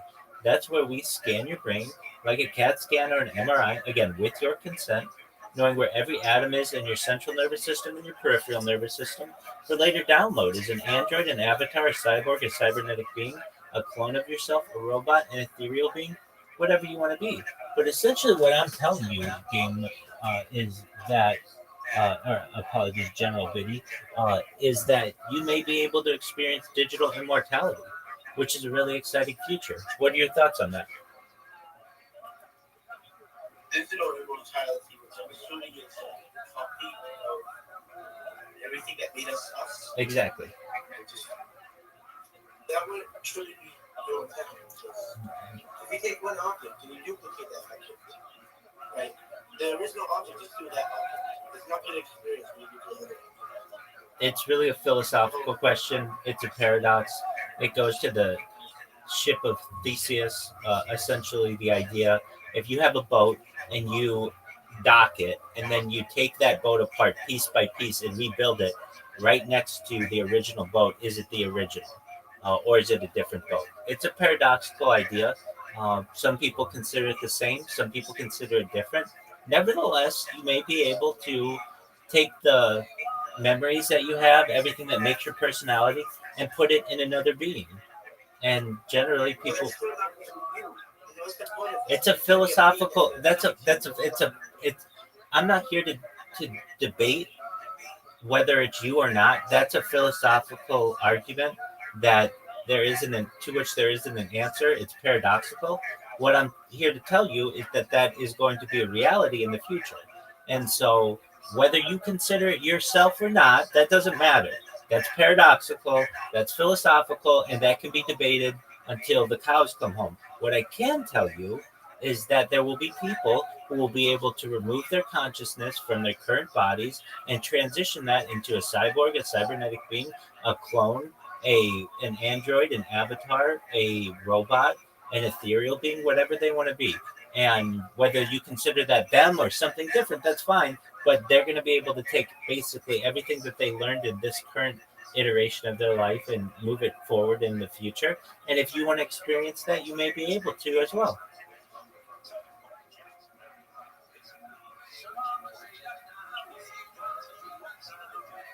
I mean, even now, as we do know a lot of the way. We're not that much. We can know someone's dreaming, I think, but we aren't able to like see that dream.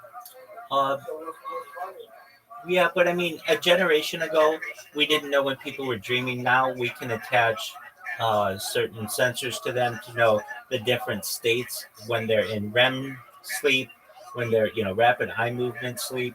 We can know what their brain is processing when their brain is high functioning while they're asleep, low functioning, and it's just a matter of time until we have technology that will be able to image what they're dreaming in real time.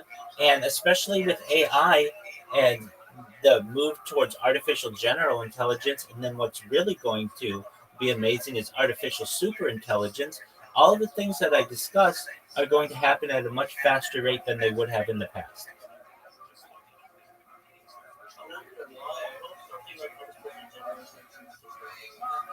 Well, that's a fine opinion, but there are people who say that it already exists. Sam Friedman of OpenAI has said that they will. They were testing. They were testing their models to see if they already have it. Right, and I don't like how they judge what they consider to be artificial general intelligence. They say when they have a market cap of $100 billion, they'll consider themselves to have artificial general intelligence. I don't think that's a good way to judge it. It's really about passing the Turing test. And can you replicate can you have your device be able to replicate human tests at about the knowledge of a 7-year-old? And they're already able to do that.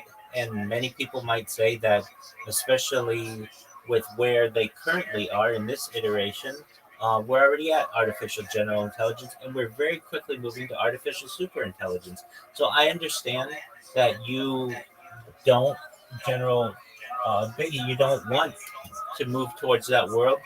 Unfortunately, we're already moving there, and if not, we're already past that. I know just recently, within the last few days, ChatGPT had an update, and now it can create real-time video, essentially, or I should say artificial intelligence video, and it can create movie scenes that are essentially indiscernible from what is made in Hollywood. And I mean, just an example, I saw a clip of a video that they made of a zombie movie that you couldn't tell if it were created with computer CGI or with extremely good makeup, because it was all AI. It wasn't even CGI. It was all done in AI, and it was done in moments. I mean, within seconds it was done. And we're just going to see that probably in the next year or two expand to being able to put together an entire movie within a few moments. And then from there, the sky's the limit when it comes to the kind of art that we may be able to see, the amount of data that it will be able to process. And then it's going to be able to really, help us. So getting back to the idea of being able to transfer the human brain. There are arguments to be made that this has already been accomplished in China, and they just haven't publicized it yet. The first successful brain transplant. They're already doing face transplants. I've already seen face transplants from China. They basically, old people take the faces of younger people, and they're pretty kind of uncanny that you have like a 75-year-old woman who has the face of a 25-year-old woman. But this is already being done, and the argument's made that it's been done with the human brain as well, and just hasn't been declassified as of yet. Whether that's true or not, I'm not sure, but it's just a matter of time, even moving away from just a brain transplant to just a machine like a CAT scan or an MRI that scans the human brain, knows where every atom is in the central nervous system, peripheral nervous system, and is able to replicate that, just like a file on your computer. When you click copy and paste on your computer with a file, you'll essentially be able to do a similar or an exact thing with someone's brain. Wait, so what is it with face transplants? Like, that's already been done before. Absolutely. What happens to people that their faces changed? Great question. A lot of them have died at like a younger age. So like, let's say somebody was in a car accident, but their head was preserved. They will essentially donate that head to science. And then there are people who will buy that face, very wealthy individuals, so that they can have a wrinkle-free face at an older age. In fact, I think if I go to I saw it on Twitter. I saw it on Twitter like a year ago, but if I just go and I type in face transplant China, the people, they look kind of scary. I mean, it's not perfect yet, but I've heard that it's very, yeah, okay, so they already have, I mean, even NBC News is reporting that they've done this in the United States from someone who was shot in the face. This was done 5 years ago. Yeah, here it is, the ones in China. They're okay, I found it. Yeah. Now, they say some of these people were like trafficked and had their faces replaced. I don't know. I don't endorse that type of behavior. But yeah, I don't know if you can see my camera in my phone, but okay, here you go.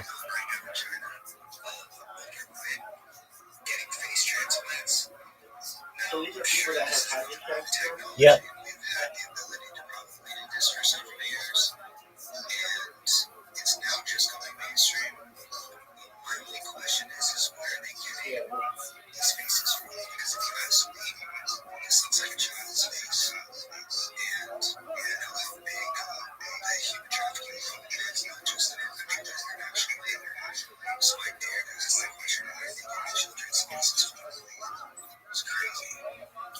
It's wild. With this, I feel like we're getting people who are just going to kidnap kids and traffic kids. They're definitely. I mean, they're already doing that. That's essentially the organ harvesting, the international organ trade.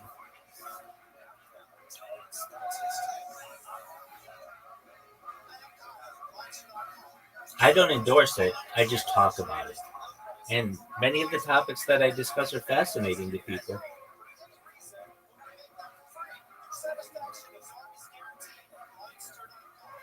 And, you know, that's a publicly available video of a face transplant. And I mean, we just saw that it happens in China, but I also saw it, at least part of the face, it was done in 2017 to a gunshot victim in the United States. The brain is not far away from being.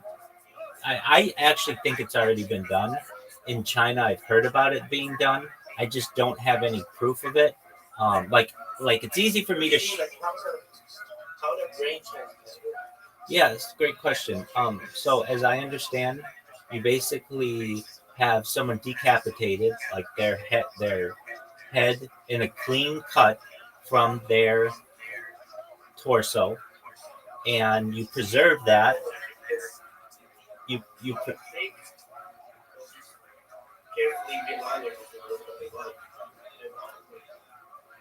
and transition it. And so long as it's preserved and the host body doesn't reject it, you essentially will have the ability to have someone, if they want, to be living their life in someone else's body. Now, I don't endorse that type of behavior. I think it's much better to scan someone's brain and then be able to replicate that. I feel that's a much more humane and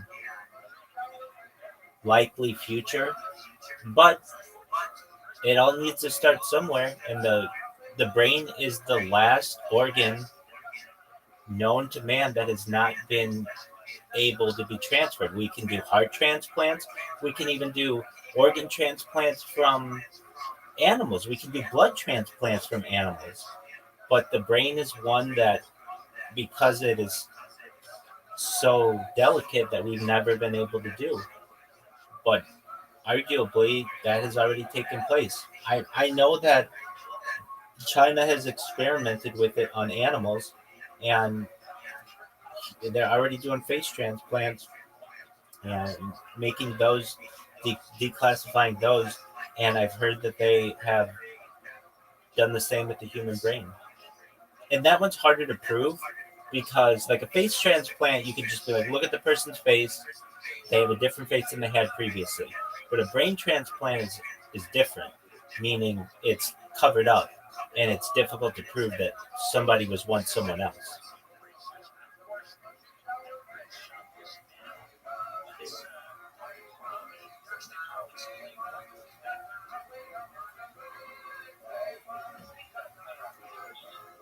So yeah, General Biggie, those are some of the things we talk about. Do you have any other questions?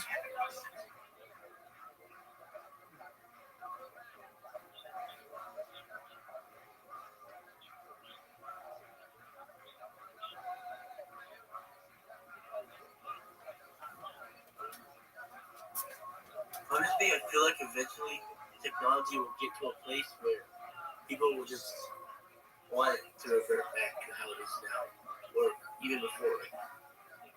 Because technology can get too advanced, it's going to be like, do you even have a life anymore?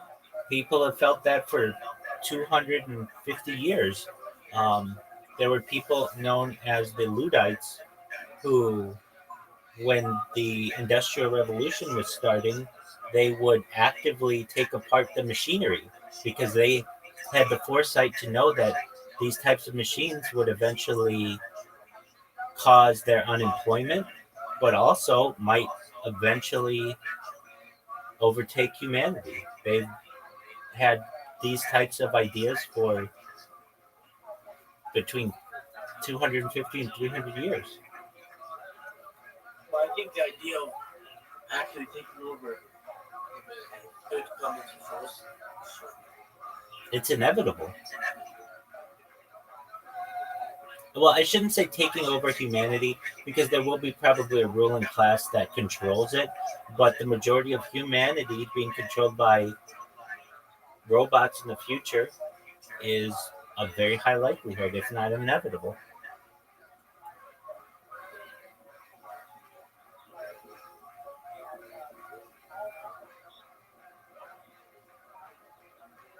So basically, if you're in a high class, you're already set, but if you're in a low class spot in society, and then you just be doomed, I'm assuming. Precisely. Now, don't think that you may not be in high class. I can just tell you that you probably are much more well off than you think. In the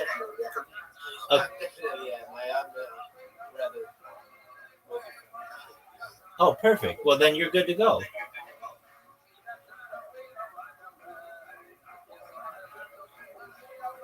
And you've been very fortunate to be so. So, yeah, you may be in the ruling class in the future. And if that comes to fruition, then you may have some control over the technology that may govern the majority of the populace.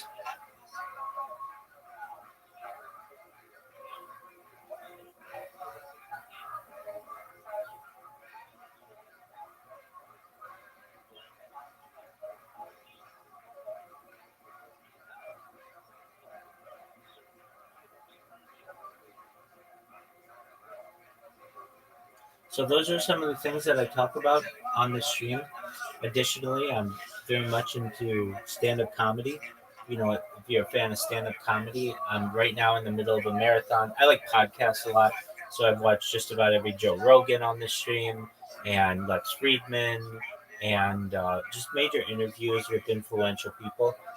Currently, I'm in a marathon of Kill Tony, which is the largest live podcast in the world, and it airs every Monday from the comedy Joe Rogan's Comedy Mothership in Austin, Texas, and it's pretty lighthearted, just joking with people. Basically, amateur comedians have 60 seconds to give their spiel, their stand-up routine, and then their critique. Go ahead, you're about to say something.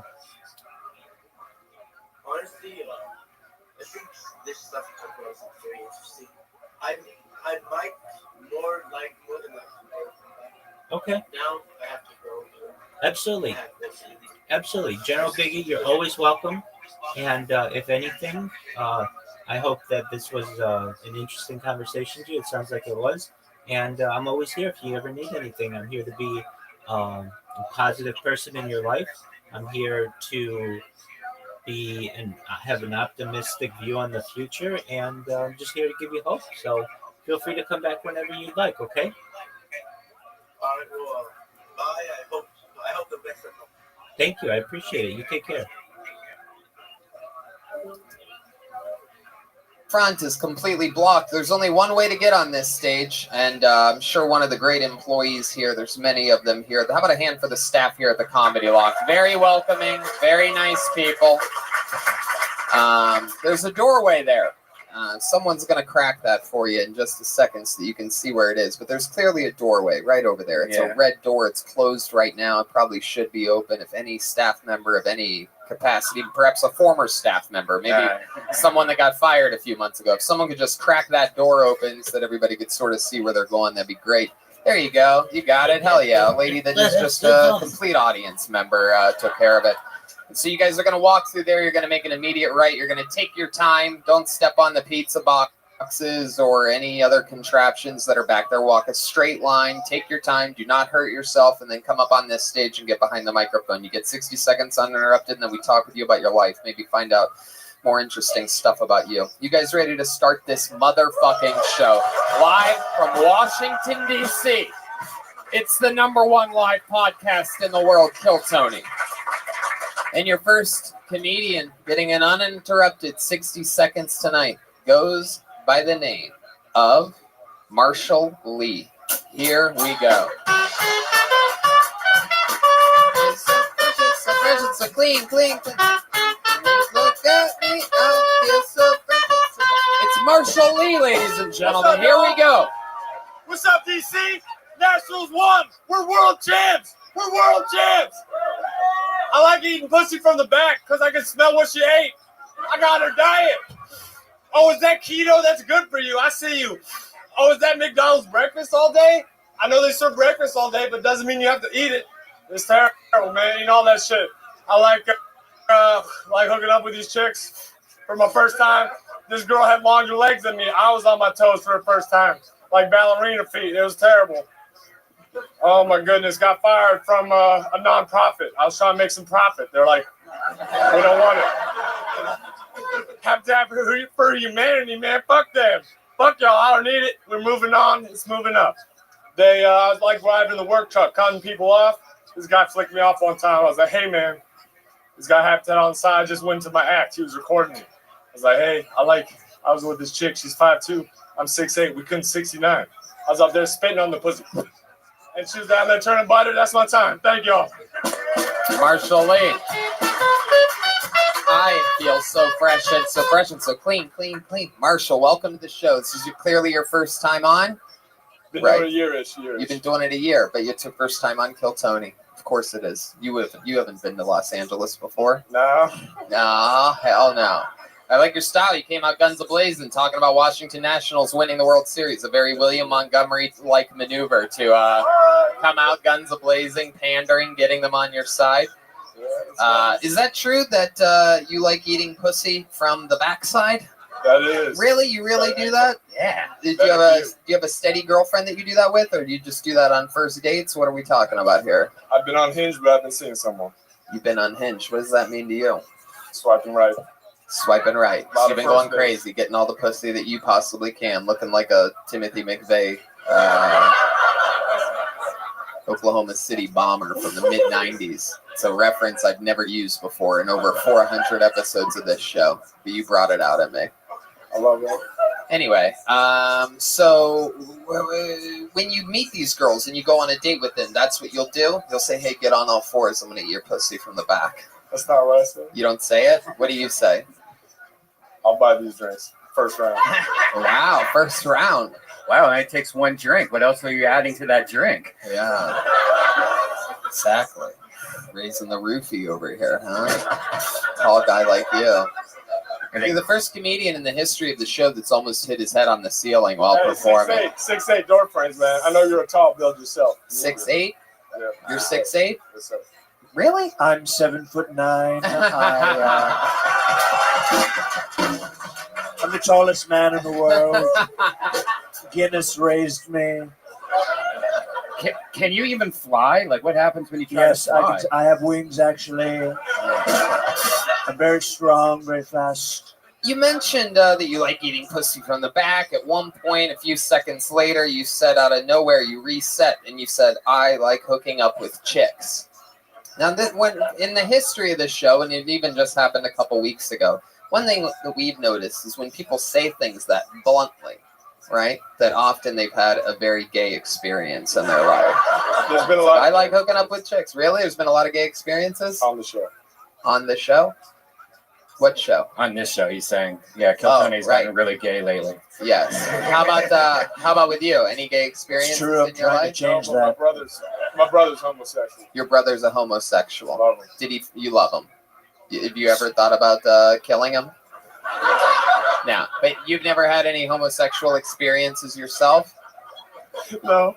No. Are you sure? Yes. You're positive? Positive. Trump, does he seem like he's lying to you? This guy's a fag. I had a feeling. Hate to I had a say it. feeling. I call it like I see it. You said that you worked for a non-profit. Is that true, Marshall? What was the non-profit? Habitat for Humanity of Northern Virginia. Oh, I owe you a couple $1 million. Pretty upsetting. What do you do for work now? Green roofing, landscape on the roofs. Oh, cool. Wait, you do landscaping on people's roofs? Commercial buildings. Commercial buildings. Yeah. Where they put grass and trees on roofs. You Right. know, it's cool. Do you even have to get on top of the roof, or do you just look up at the side and just do it from? You're so tall, 6'8". That's what I do. Yeah. How long you been doing that for? Too fucking long. You ever think about jumping off the roof that you're working on? Looks better every goddamn day. Yeah, absolutely. How about for fun? Any hobbies, guy Love like you? playing basketball. Love working with bamboo. Love hitting. Wait, what do you? Hold on a second. Wait a second. What do you love doing with bamboo? Trying to make shelves and cup holders and ashtrays. Wow, this is interesting. How long does it take for you to make like a bamboo ashtray? How long does it take for you to answer a question about a bamboo ashtray? 30 minutes. 30 minutes. To make a bamboo ashtray? Yeah. Wow. My goodness. Well, you had some real bands during your set, and I also heard a few boos, so that makes sense. That's actually what I call Vietnamese women is bamboo ashtrays. Donald J. Trump. Wow. Anything else crazy we should know about you, Marshall? It seems like you probably I have. passed out on a roof recently. You passed out on a roof. Weed pen. Weed pen. How did you just smoked so much that you fell asleep? Is that what you Early mean? in the morning, it was my buddy's pen, and I ripped it, and I was holding it a long time. Didn't drink a lot of water. I saw purple, saw black. I was out. You literally passed out. Were you standing up when you passed out? And then I found the wall, and You sort of did the old slouch. How long were you out for? What did your friend say? Just a couple minutes. Just a couple minutes. Oh, that sounds like a near-death experience. I don't know if that's really a pass out. Trump just came when he said you found a wall. Hey.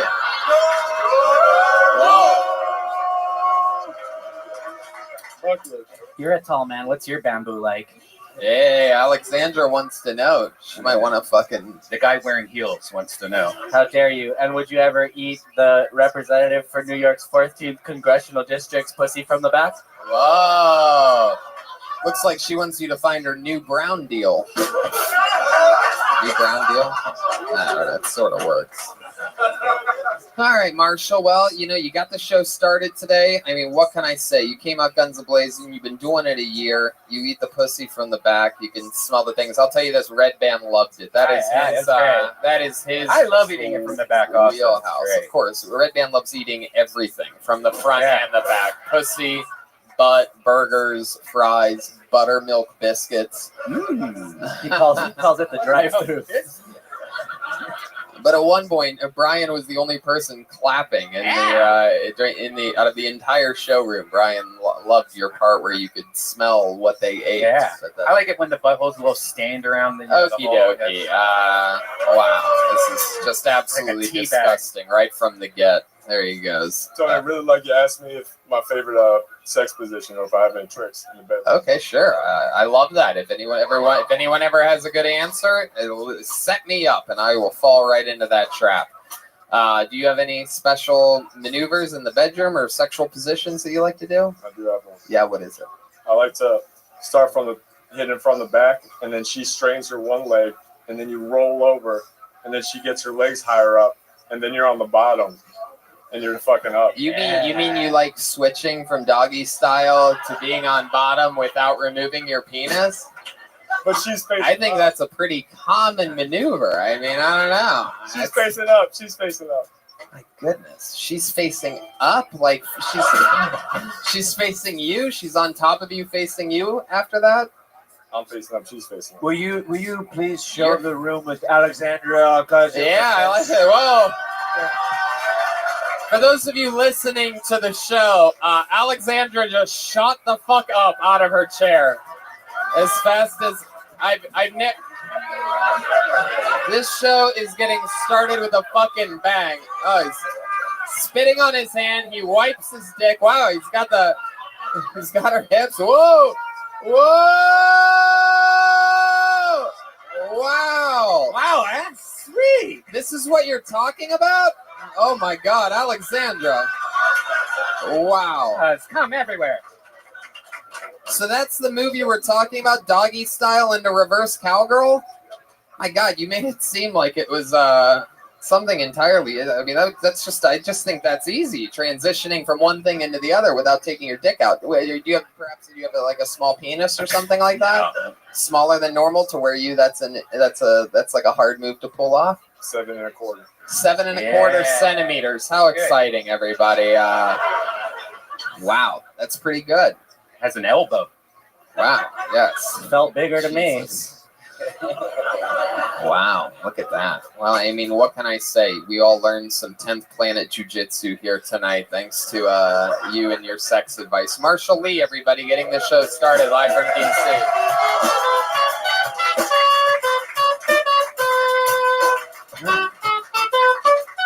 That's a way to get the show started. Joel shot up off that drum stool faster than I've ever seen him stand up before. Who is this Joel that you keep bringing up? Oh. The one with the blown out of the ass. Okie dokie. Here we go. I pulled another name out. Let's see what happens. Looks like a fun name. How about Dariel Alvarado? Dariel Alvarado. Hey! Yeah. Also hard. Yeah. Here we go. Dariel. All right. Hello, how's it going, everybody? Woo! My name's Dariel Alvarado. I got a kind of a tough name. I'm doing this whole racially ambiguous middle schooler thing. I don't know if I'm pulling it off well. I've been doing this thing, jerking off. You guys ever? It's kind of backfired for me. I've watched so much HD porn that I can't have sex without my glasses on. I've watched so much HD porn that having sex without my glasses on is like watching a YouTube video in 2008. There's a lot of buffering. You're like, should I just load up all the way first? Or I think porn is bad. I think porn sets unrealistic expectations. Like now, I can't come if I don't have headphones on. I'm gonna have to buy AirPods or something. I don't know. And I know it's bad because the last girl I had sex with, I had to have her put her finger in my ear.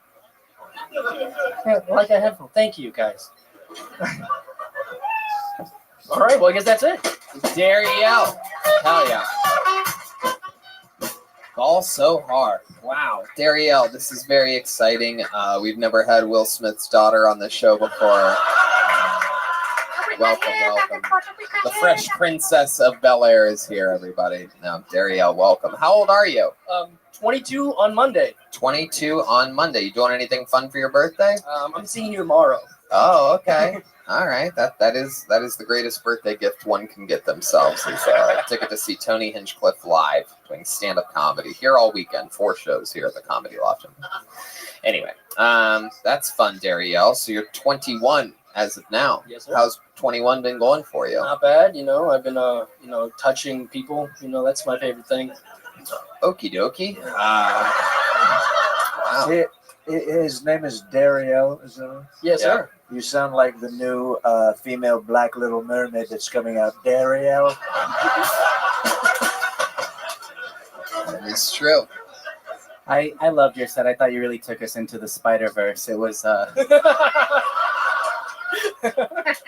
So you've been 21 this past year. What do you mean by touching people? Like emotionally, physically, inside. Can you be more specific? Like you've been in relationships, or what do you mean? It's like what I like to do is if I'm passing somebody on the street, I'll just touch their. Shut the fuck up. What are you talking about? Hey, good job, and then just send them on the way. You're just being creepy. I'm trying to give them a good feeling through the day, But what about people that are? What about the many people that you walk by that are probably already doing better than you? They're like, why the fuck did that little peasant just touch me on my way to my fucking, 7-figure-a-year job? I got this fucking little. Yep. Okay. I thought about that. Hell yeah. I love you on Mixed-ish, by the way. It's one of my new favorite shows on CBS primetime on after Blackish. I have an audition for Whitish next week. I'm excited about it. What is that on your shirt? Is it? Oh, it's a cat with a headdress on. So it's a racist cat? It's a racist cat. Wow. Look at that. Very exciting. I can't even see it, and I love it. I thought Trump was the only racist pussy on this stage. Oh! Whoa! Wow! Oh my God! Alexandra, my goodness! Donald Trump, would you like to respond to this young lady? No, I'll save for later. Wow! Look at that. He's got something up his sleeve. I've turned a new leaf. I'm biting my tongue for once. So Darielle, how long have you been doing stand-up? Started in March, so 7-8 months now. 7 or 8 months now. Heck yeah, very cool. And these relationships that you've had recently. You had a girlfriend? I have a girlfriend now. Yeah. Where'd you meet her? On Tinder. How long have you guys been together? Almost a month. Our first date, we got in a car accident. It was. Did she die? Yeah, she died on their first date. They've still been together a month. He just drags the corpse around. They go find Pokemon and shit like that. It's like Weekend at Bernie's, but a fucking very youthful Disney edition of it.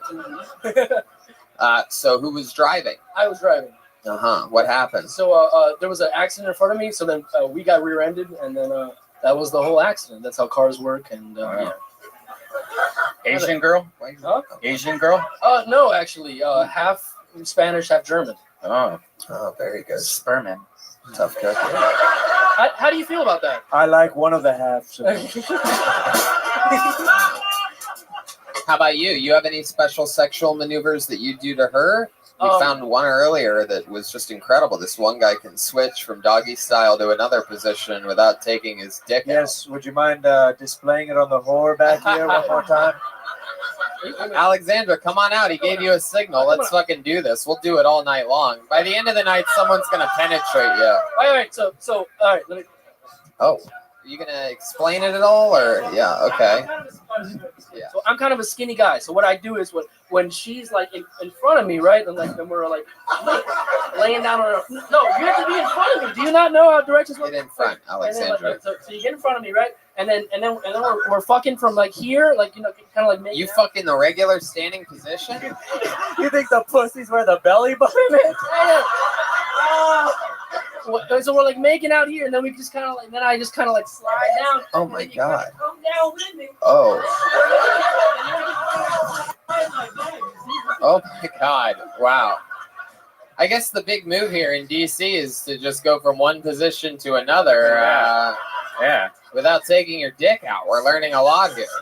Because in DC. No, you put your dick in at the bottom. Put your dick in at the bottom of what? Your dick's not up at the top. Wait, what? You're not right about this. I am. At the bottom. You have so much confidence, whatever you're trying to say right now. So you're standing there fucking? How tall is this girl? No, you put your dick in at the bottom. How? Oh, so you're like making out, she's in front of you, standing up, and then you fall backwards like you just hit your friend's vape pen first thing in the morning. Then she crawls on top and starts fucking you. Yes! What do you fall back on? Is it a bed? It can be if there's one. Stop fucking talking to me like that. This guy's got way too much swagger. A 21-year-old punk. Keep this up. I'm going to ruin your birthday tomorrow night at the stand-up comedy show. All right. Darielle, anything else you think we need to know about you? Any fun facts about you? I try to be a nice guy, so whenever I walk the streets of DC and I notice somebody got a ticket, I just take it off for them. All right. That makes it worse for them. Yeah, Darielle. You play any sports or anything like that? You do any physical activities? I have asthma. I have a pet turtle. Wow. You look like a pet turtle. Well, Darielle, you had you were fun up here. Congratulations. You got pulled out of the bucket. This was your first time ever on Kill Tony, and we'll see you tomorrow during a stand-up comedy show. Darielle Alvarado. She's on social media at alvarado.jpg. All so hard. Look at, how about a hand for the band? Killing it already tonight. Always new songs. Tony, I've already been fucked twice and the show's not even over yet. Yeah, it's been a good night. And you're about to be fucked a third time in this upcoming election. Hey! Pulled another name out. Make some noise for your next comedian, Rye Mather. Rye Mather. Here we go. Oh, here comes Rye. He was ready right by the door. There we go. Here he is, Rye Mather, everybody. Hey, everybody.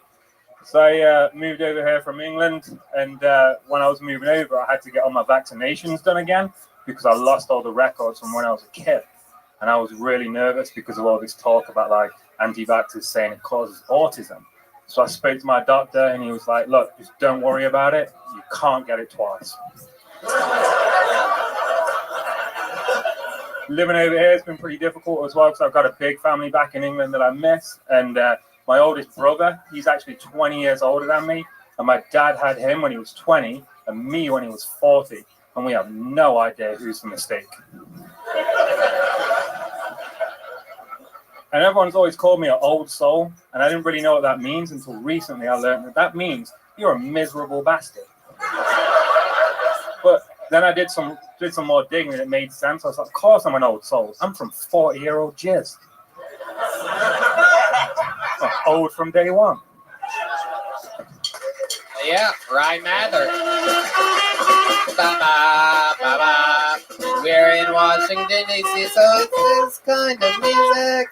Rye Mather, congratulations. Fun set. Thank you. Got good laughs steady throughout. How long have you been doing stand-up? I started in January. Started in January. Wow. And how long have you been in America? 2.5 years. 2.5 years. What's it like to be in the country that your people once owned, and then we had to beat your ass in the Revolutionary War right here in the capital, fucking America, the strong military? I get reminded of it every day. Hell yeah, that's goddamn right. I didn't really learn much about it living in England. They didn't talk about it, and then Right. Yeah, I bet they don't talk about it much over there. Like, oh, we used to have all this promising shit, and then we lost to like a bunch of fucking tea drinking pussies. So you were the first one to Brexit 2.5 years ago. Yeah, pretty much. What made you come here? My wife, she's American. Whoa, you found yourself a fucking winner wife, huh? Not one of those crooked teeth fucking no ass having London girls. Yeah, pretty much. They have no asses over there. Do you guys know that? You go to London, there's no butts. You black guys here would have no idea what the fuck to do there. Oh hell no! Spinning in circles. I'm going to Ireland. Fuck this shit. Trump, what do you think about this guy? I think he looks like Sesame Street Jason Statham. That is true. What do you think you look like? Standard. Just a standard guy. Standard bloke. Default player. The old bloke. He looks like a hipster Charlie Brown. I agree with that. I agree 100%. So what do you do for work here? I work as a recruiter. So A recruiter. What are you recruiting for? Technology. Okay. How about your wife? What does she do? She works in project management. What kind of project? Risk. Seems like there's a lot of projects here around Washington, D.C., so that didn't get a laugh. That hit close to home, huh? Wow, you guys didn't like that one at all. All right. That's fun. What do you like to do for fun? Any new American hobbies? You've been fucking doing anything cool, like, fucking real sports or anything like that, where you use your hands or something? Not really. I don't really understand most sports over here, so I don't really get it. Well, what do you have, asthma and a pet turtle? Jesus Christ. Oh my God. Incredible. What do you do for fun? When you're not doing stand-up? Play video games, watch a lot of TV. I'm pretty boring. Watch a lot of TV. Downton Abbey and shit like that? Yeah, sometimes. Yeah. Good old Downton Abbey. My goodness gracious. Great balls of fire. So where'd you meet your wife at? In England. She was traveling, and then we met. And, how'd you meet her? Instagram, of all places. Wow. So what happened? She slid into your DMs? It was back in the days before DMs, I think. Jesus Christ. How long ago was this? Back when Instagram was just a scroll that you would show to one another. There was no direct messages back then. You had to physically paint a picture and show it to the guy. It was a Polaroid. You know, when Twitter was bird messengers, they would just send. What kind of Instagram didn't have DMs? Like back in the day, you couldn't DM on it. It was just comments. Oh my God. I remember that. You remember this? I don't remember. I don't remember that at all. Seven and a half. British Instagram? Yeah, I guess, maybe we had the ghetto version in Britain. Oh my goodness. We didn't get DMs till later. Wow. What such losers over there. And so what happened? She posted a picture and you commented? I just thought she was traveling, and I was like, hey, if you want to hang out. But how did you see her? Well, how did you follow her? How did you see it in the first place? I think I've got friends over here from when I used to play in a band, and I think we've... Oh, what band did you play in? What was the name of the band? We were called Almost Home. Almost what? Almost Home. The Almost last band Home. I was in was called Burnt Earth, but they're not on Spotify. What did you do in the band? On Bandcamp, if you want to do that. But... What did you do in the band?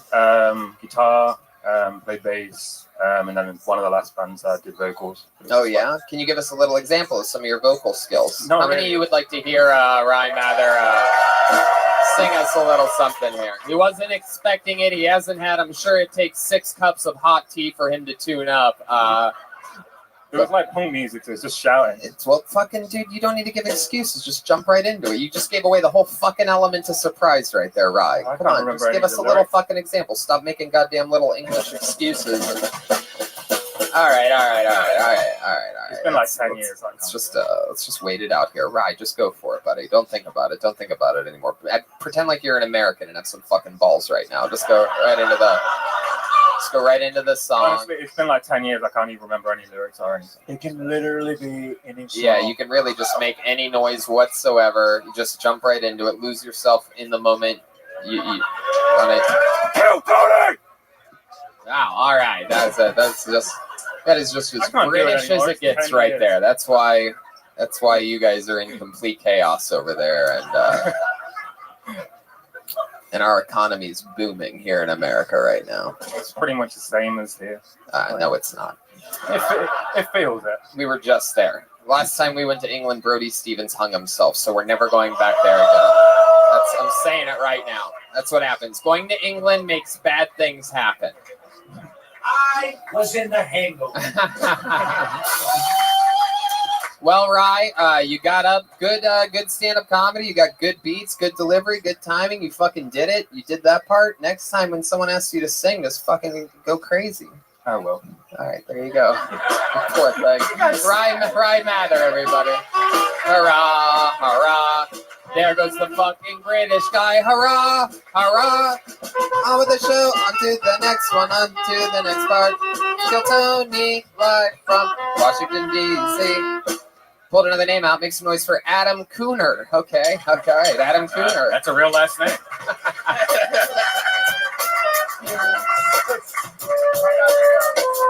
Here he comes. Through the darkness, I see a silhouette coming. This is very exciting. He's having a lot of trouble getting to the stage. Here he comes. What song is this? Hey! Here he is, Adam Cooner, everybody. How's it going, Kill Tony? Yeah, we having a good night tonight. Yeah. Who bribed the fire marshal to let this happen? We're all gonna die in a fire. Yeah, Mary Poppins is a real bitch. You know what I mean? Think about it. Apparently, she's a flying magical wizard lady whose sole purpose is to help children. And where does she go? Upper class London. Yeah, great. Yeah, because there's no Siberian orphans that could use a spoonful of sugar. You know what I mean? Maybe just the medicine. I don't know. Anybody got depression out there? Anybody? I always get a cheer, which doesn't make a whole lot of sense. I don't know. Yeah, I got depression. I'm trying to figure out if it's the kind of depression where you have like a chemical imbalance in your brain. You know what I mean? Or I'm just kind of fat and bad at everything, and that makes me sad. You know? Yeah. My doctor asked me, he's like, have you ever had any suicidal ideation? I was like, I don't know, maybe. But I also have a crippling fear of failure, so it kind of works itself out. Thank you. There you go, Adam Cooner. How's it going?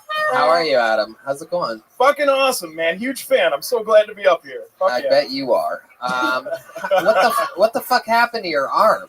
Your arm is, for those of you listening, he's got one of these casts that's like extended from his hip and all this. But for some reason, during your comedy set, I noticed you're like, what is the deal with this? Like, you're like using that left hand a lot. I usually talk with my hands, so it's real awkward. Is your arm broken at all? Is there anything wrong with it? What the fuck is happening? What are you showing me there? What is that? That's a shoulder injury? Yeah, I had a surgery like a couple of weeks ago or whatever. What was the surgery? It's a long story, but I basically, a drunk guy hit me with his motorcycle crossing the street in 2015. Wow. And I've had a bunch of surgeries to fix it. He was drunk? I'm pretty sure because his like eyes were all droopy. Is that the guy that you just said hi to? What the fuck was that? Guys, right here. No, sorry. Sam, who's this Michael Che looking character right here? Yeah, that's Leroy Fury. He's funny as fuck. Oh, okay. There you go. There's a shout out. There's all the plugs you could ever ask for. Now I hope you get hit by another drunk motorcycle. So, what was the long story short part? I don't get it. What else is there to the story? It's just like it was a big pain in the ass because I was a Peace Corps volunteer at the time, so I had to ask like Department of Labor for money to like actually get the surgery, and it took fucking forever. You didn't pay for it? No. The Peace Corps, exactly. Remind us all what exactly that is. You go to another country, you spend about 27 months there, you go to a community and try to help. Right. It's just basically like, it's not like military. It's more just like helping. No. It's just to post black and white photos on Instagram. So many. Look at us. We're in a village. Security. He's not wrong. He's not wrong. Hell yeah. So there you are. A little white knight action, huh? What do you do for work now, Adam? I'm a database analyst. Oh, okay. Yeah, it's real boring. Yeah, it sounds like a good job for a guy that's had a bunch of shoulder surgeries and shit. My goodness. What do you do for fun? Jerk play off with your guitar. right hand, I'm guessing. You play guitar? Just recently started. Yeah. I not right now, but yeah, I play guitar, play video games. Normal stuff, I suppose. Security, we have an unarmed man on stage right now. It's an army of one. That's exciting. So what's changed in your life now that you have that cast on? Mostly the masturbation thing, I think, is really Are you been the left-handed? biggest. Yeah. In general. Really? Well, your right hand's the mouse hand. You know what I mean? Like that's just. Oh, your right hand's the mouse hand. What the fuck are you jerking off on Adele? What are you talking about here? Who has an actual mouse? Yeah, what are you using the mouse for while you're watching the video? Then? Yeah, what do you? And then you get the big screen. You just have to click it once. That's all you do. What the fuck is? Yeah, but then you get lotion all over your mouse. It's just lotion. Yeah. Wait, what? I don't understand. You're a one jerk, one video guy. I wouldn't have thought. You know what I mean? Like usually No, you you switch use around your a little left bit. hand to switch videos Yeah. or to rewind or things like that. You get good at it. It's very easy. Oh, this uses his phone. My goodness. Wow. What are other things we should know about you, Adam? You come from a weird family or anything like that? Pretty normal family, I suppose. Nothing too crazy. Married 7 years. Wow. What does your wife do? She's a special education teacher. Oh, hell yeah. How is Wilma doing? He looks like Fred Flintstone. Fuck. Oh, yeah. It seems like that would have been a special education reference since that happened. You know, I think it's beautiful that your wife works with the tards. And can I just say, you know, it's a thankless job, but the tards need love and attention just like me and you. You know what I mean? That's absolutely true. It's true. 100%. Does she ever bring any of her work home with her? Any bad colorings or anything like that? Like just outside of the lines, just fucking... Honestly, she works super fucking hard. She works like 10, 11-hour days and then does another 2 hours at home, like doing IEPs and stuff. She works really hard. Taking care of your retarded ass.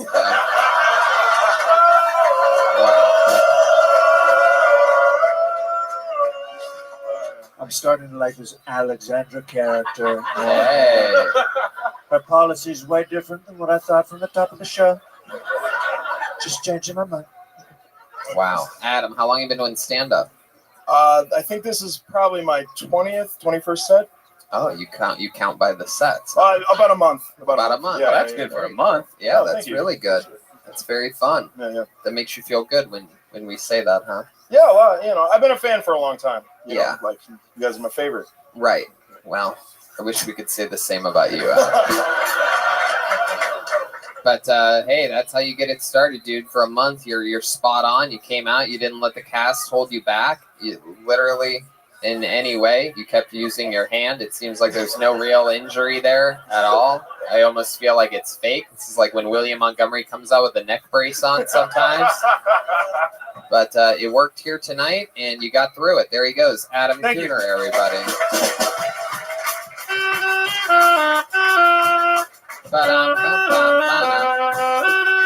You guys having fun out there? How many of you like it when comedians do good on this show? How many of you like it when comedians do bad on this show? Well, then you guys must be having a great time tonight. Pulled another one out. Here we go. Dennis Gilmore is your next comedian. Live, DC, Bill Tony. Fight for the right of every man. I am a real man. Do we see movement? Dennis Gilmore. Going. Dennis Going. Gilmore, what happened? Gone. Guys, Blacklisted. In the bathroom or something. Dennis Gilmore taking a hot shit. Picture him just squeezing it off right now. Just shit still on his butthole. Yeah. Didn't get as many wipes as it needed. Ugh. Probably cleaning up all that fucking Ben's chili bowl off his asshole right now. Okay, pulled another name out. Make some noise for Matt Graham, everyone. Matt Graham. Good last name. Matt Graham. I am a real American. Wow. It's a special Washington, D.C. music playlist for the band tonight. Is this Matt Graham making his way? Slowly but surely? Nope. Wow, this is wow. incredible. Graham must be sitting on that other dude's lap in the bathroom. They're sitting on each other's laps. Doing one of those moves where he doesn't take his dick out. Okie dokie. Red Band is just full-blown trash can here tonight. Okay, how about Angel Johnson? Angel Johnson. Here we go.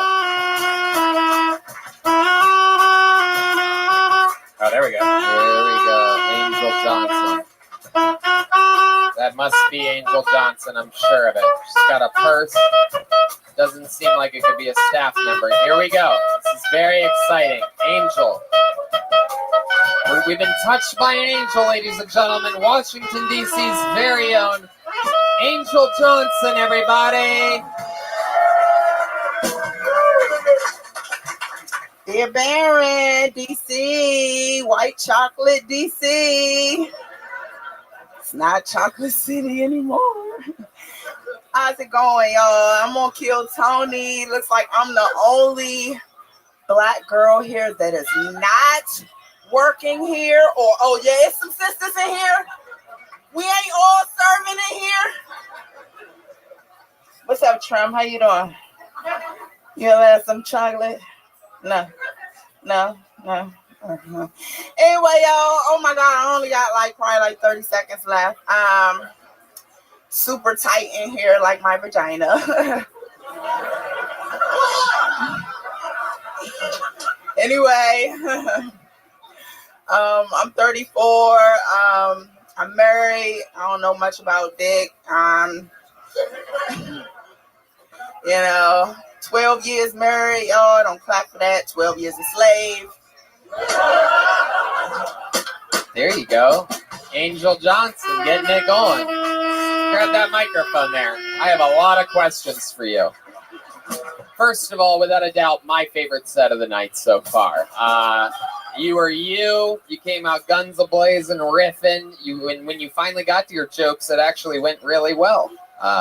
It took you 56 seconds to get there, but when you got there, it was a work of art. You tried some crowd work on Trump. You did notice that most of the waitresses are African-American descent. And when you mentioned that you're the only black woman here, the other black woman in the audience surely let you know that she was here. I never would have guessed that she would have spoken outside. There you go. You did it. It's so great that you made it all the way from Anacostia here tonight to be here. Few people like that reference. I guess I thought it was going to get a lot more. So you took the night off at Camelot to be here tonight. Is that another good one? Is that a good one? I do research for you people. This is how you repay me? All right, no, just kidding. Angel Johnson. How long have you been on stand-up? About 32 months. 32 months. Wow, that's an interesting way to count it out. I like that. Is this a custody battle or something? Let's check in with Donald J. Trump. Yes, very curious. How long has your vagina been tight? Good question. Since birth? The black guy's laughing at that. Don't know why the white people aren't going along with it. Leon Fury's laughing. Israel Adesanya here is laughing. Got Style Bender right here in the front row. You got a lot of fucking diehard fans here, all the way from New Zealand. How is it really? You think your vagina is extra tight or average tight? Everybody always talks about tight. I do a lot of kegels, so. You do kegels? Yeah, kegels. It's when you do a beer bong with your pussy. And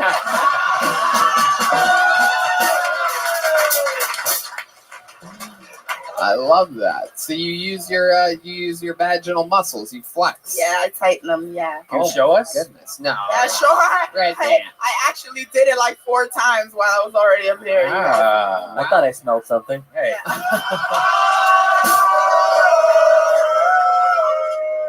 Bitches would say that. Oh.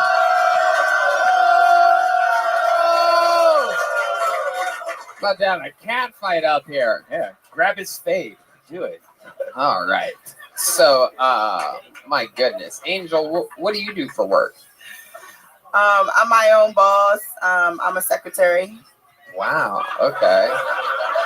Well, okay, I'm not the smartest guy in the world, but those two contradict each other. yeah. Are you a secretary for yourself? You're also the CEO? No.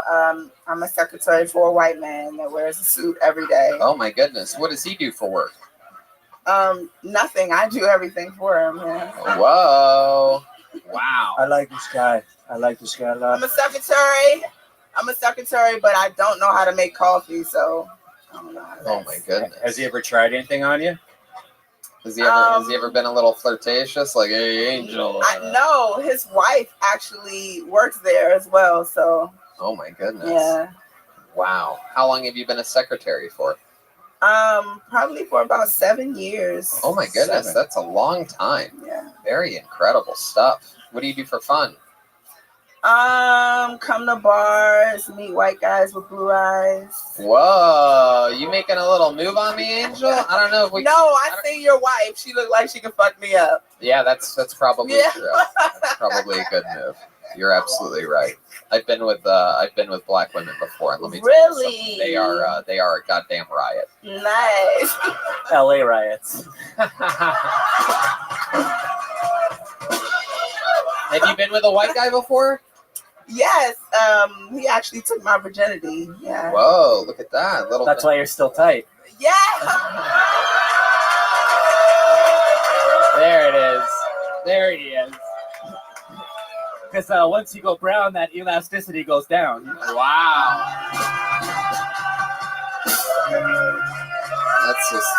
That's an absolute fact right This there. bitch is on fire, y'all. Wow. So a white guy took your virginity. How long ago was that? How old were you when that happened? I believe I was 21, believe it or not. Damn. No, I don't believe that. I would have guessed much younger than that. 21 years old and a white guy took it. And then what happened? You've been with black guys since. Yeah, pretty much. I mean, once you white guys just once you fall go white, into- not so bright. No. It wasn't that funny, Angel. But it's been black guys ever since. You never went back to the white guys. No, I mean, they're just probably scared. Intimidating. Are you? Yes. Yeah, I am. I'm a little rough. Really? What's one of the rough maneuvers that you go to when being sexual with someone? What do you like to use? I use my teeth. I was just gonna say, you seem like someone that would be a biter. Yeah, I am a biter. Like you like leaving marks on Yes, people. I do. Especially I white do. guys, because it's easier to leave marks on white. Yes, you guys term purple and blue. It's fun. That's right. So now you just start with guys with a purple or blue tinge to them, and you don't have to worry about that. This woman's name is Angel, but I'm pretty sure she's a devil. I don't know. Wow, that's fun. Anything else we should know about you, Angel? Any fun facts about you? Your history of your life or anything like that? I was a daddy's girl until I was 2. Then that nigga left. Wow. You mean you had a dad? Yeah, I knew who he was. He was there. I have proof. I have pictures with him. I was 2. You ever find? You know where he is now? Do you ever try to find him or? I actually worked at the cemetery he was buried in. I mean, he still is buried there. Sorry, I didn't. Oh my goodness! What happened? He died. No, he died of diabetes. Oh wow! Yeah. It's pronounced diabetes. The Caucasian way to say it. My goodness. I got a question. Was it hard growing up being a black girl with no ass? Oh yes. Oh yes. shit. Yes. Oh shit! Answer the question, bitch. Yes. That looks yes. Hold on. Let me answer that. Yes, it is. My black card been revoked. Why you think I'm the only black bitch up in here at the Kill Tony fucking show? Come on. You keep ignoring no this. Ass. You keep ignoring this one other lovely black woman that's here. I'm sorry. Girl, you look good. Won't you back that back up? Oh. Trump thought it was his wall. My goodness. Well, luckily your jokes didn't fall as flat as your ass tonight. I like your style, Angel. And you do that. You mentioned that thing about your dad, the daddy's little girl until he left. That's a joke of yours, obviously, right? That you do on stage. That's great. All of that and then some. Always talk about that real stuff. You got a special energy about you, Angel. I hope that you continue to do stand-up and find great joy in it. Thank you. Angel Thank Johnson, you. everybody. Thank you, guys. She's on social media at apologize for what? There's no A in that what, all one word. Apologize, the number 4, WHT. Hell yeah. Sweet, sweet smell of cocoa butter dissipates throughout the room. I just realized she was wearing leggings the whole time. I thought she... Oh my God. I couldn't see. Red Band's all hopped up on espresso right now. It's just pure fucking coffee, believe it or not. Pulled a name out of the bucket. This looks like a fun name. Let's see what happens here. Teddy Bisrat. Teddy Bisrat. Crowd favorite. America, God shed his. Yeah. And here he comes. Small venue, but it takes a long time to get here. This is indeed a fire hazard. Live from Washington, D.C. Here he is, Teddy Bistrak. Hey, everybody. My name's Teddy. Small fact, my family's from Ethiopia. So if you guys ever seen that commercial with feeding a child 99 cents a day, just want to say thank you because that was me. All that donation went to food, so appreciate it. Another fun fact about Ethiopians is that typically they're homophobic. I do jiu-jitsu, so my parents, when they found out I do jiu-jitsu, they're just like, "Are you gay?" I'm like, no, but there's a lot of, contact in that, and you guys introduced me to martial arts early on. So when I told my family as well, the rest of my family, they're just like whispering, they're like, "Oh my God, I think he's gay, guys. I don't know. I came to this country and you waste my money now. This is bullshit." I'm like, eh. But another small thing about me is that I like spicy food, and I'm married, so I like to cut a lot of jalapenos, and having sex with my wife, it gets in your fingers. So when you're doing stuff, it burns. Just FYI for you guys that are going to have sex and you like spicy food. And wow, there you go. Teddy Bistrat, everybody, giving us a little lesson there. You seem very Americanized, but you still don't wash your hands after eating jalapenos, sticking with your Ethiopian roots of not washing your hands after doing things. I wash my hands, but it's still in the skin. Hell yeah. Welcome, Teddy. You are indeed Ethiopian. Were you born in America? Yeah, I'm Ethiopian American. Ethiopian American. Hell yeah. Are you just saying that because you're afraid the president's going to deport you? He's right behind you there. But your parents born in Ethiopia. Yes. And what did they take? A pirate ship here? Close to it. Yeah. My dad was a refugee and he came here with no money, so. Wow. How did he make money? Did he sell all the flies that were all over his body? Oh, God. Wow. The king of low-hanging fruit, Brian Redband. Something like that. Did he sell the flies? He did whatever he could do. My goodness. So what did he do? How did he make a living? Just a lot of jobs and taxi driving Taxi driving is the correct answer. Yeah. That's the one. We just had to make sure that it was a stereotypical Ethiopian taxi driver. How about you? What do you do for work? I'm in IT. IT. Oh, absolutely. And what do you do for fun? Other than martial arts, I'm a comic book nerd. So I could see that. I watch a lot of movies. And you ever use your jiu-jitsu in an actual fight? Gladly not. No one ever messes with you? I'm good at de-escalating. Yeah. So. When does that happen? Has that ever happened? Plenty of times, yeah. Yeah, what's the most recent one that happened? Usually when people are drinking. Yeah, what do they say to you? What type of thing do they say to you? Well, more it's if they find out I do jiu-jitsu, they want to test things, and I'm like, I can show you something, but I'm not gonna scuffle or something. Right, exactly. You have a girlfriend? I have a wife. Oh yeah, how long you been married for? Like 5 years. What does she do? About 4 years. She's in HR. HR and IT. Look at that. Is that true about the peppers though? Like, did you really do that to her? Yeah, that's Plenty of times actually. After I wash my hands. Is she Wash my Ethiopian? hands. Is she Ethiopian as well? No, she's American. She's white. She's a white girl? New Hampshire. Oh my goodness. Wow. Got yourself a fucking New Hampshire white girl with a double. Somewhere out there is a double disappointed father. This fucking. God damn it, my daughter is a jalapeno pussy. I'm a goddamn Ethiopian American. So I was lucky her dad passed away before I met her. Hey, fuck yeah, dude. Burns. Burns. Wow. What did he die from? You murdered him. No, heart attack. Wow. Hell yeah. You sure he didn't know? Yeah, he found out. He had a dream about it. Yeah.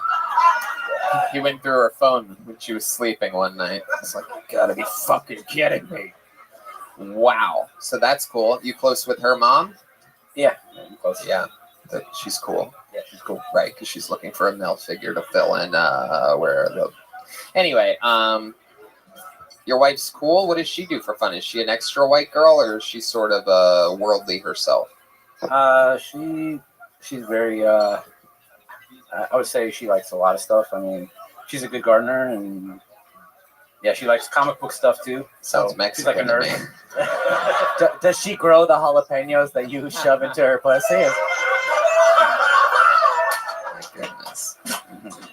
What's something extra Ethiopian about your parents? Like, you ever seen them doing things that just would normally not fly in a typical...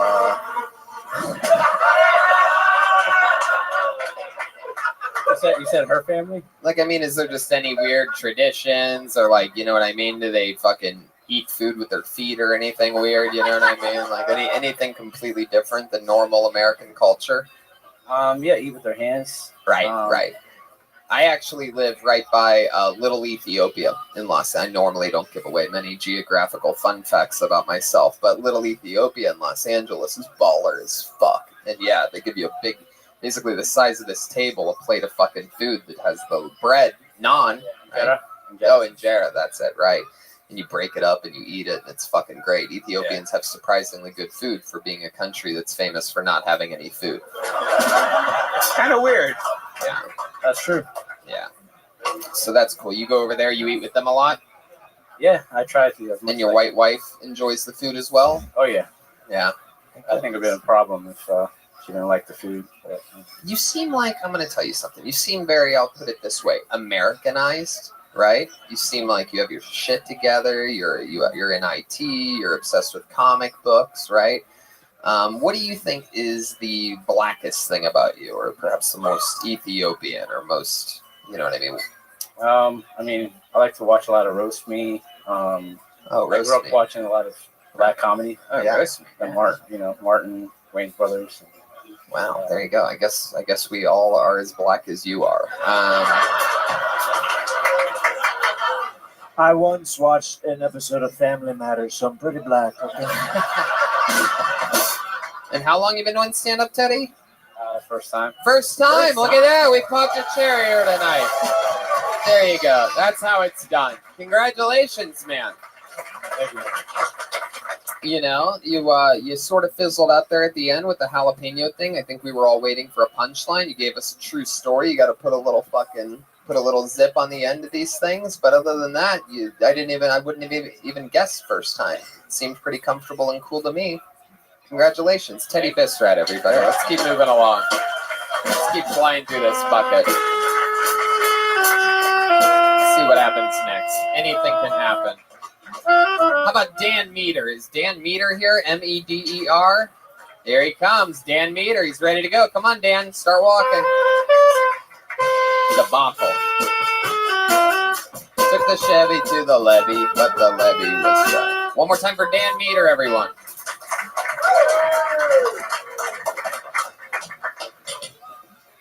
So I know I have a big head, like a big forehead mainly, but I know this for a fact because I measured it, and my face is exactly the same size as my forehead. So I could put a second face up there if Elon Musk wants to develop that. Yeah, so I walked out of the bathroom holding a ruler, and my mom saw me when I was measuring that back in high school, and had some explaining to do. I said, "No, Mom, it's just, you know." But it wasn't the first time that happened either, because I was, measuring my hat size for a fitted hat, and I walked out with some measuring tape before that, and said, "No, Mom, I was just measuring the girth of my head." No, I'm just measuring my size. I'm a 7.5. So, I got kicked out of the Air and Space Museum because I was telling people the moon landing is fake. There you go, Dan Meter.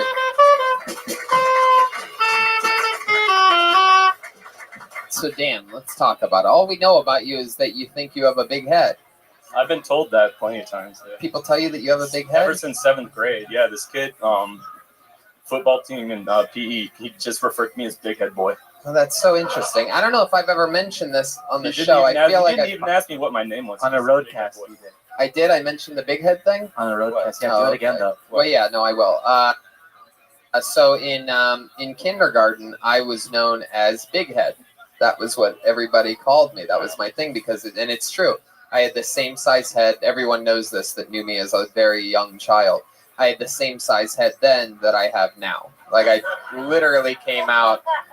I was, you know what I mean? Like as a little kid, I was basically 3.5 feet tall and with this head. So the same exact head. So if you picture that's my legs, that's my body, and that's the top of my head. So it's the same size head. And I was big head. And it affected me deeply being called big head at such a young age. The entire school, because kindergarten was part of 1st through 8th grade. So I was big head to everybody. Like even the older kids would go, ha, look, it's fucking big head. Needless to say, in combination with the rest of my insane upbringing, it created a monster deep inside my spinal cord. And from then on, starting in 1st grade, people were then afraid to make fun of me for some reason because I was vicious. Because of my big head, I turned it into a positive. Do you remember some of the things you used to roast, like the one? I would just make fun of everybody viciously. Right, way before they could make fun of me. They'd be like, hey, what's up, big head? I'd be like, you fucking faggot. Why don't you fuck your mother, you piece of shit?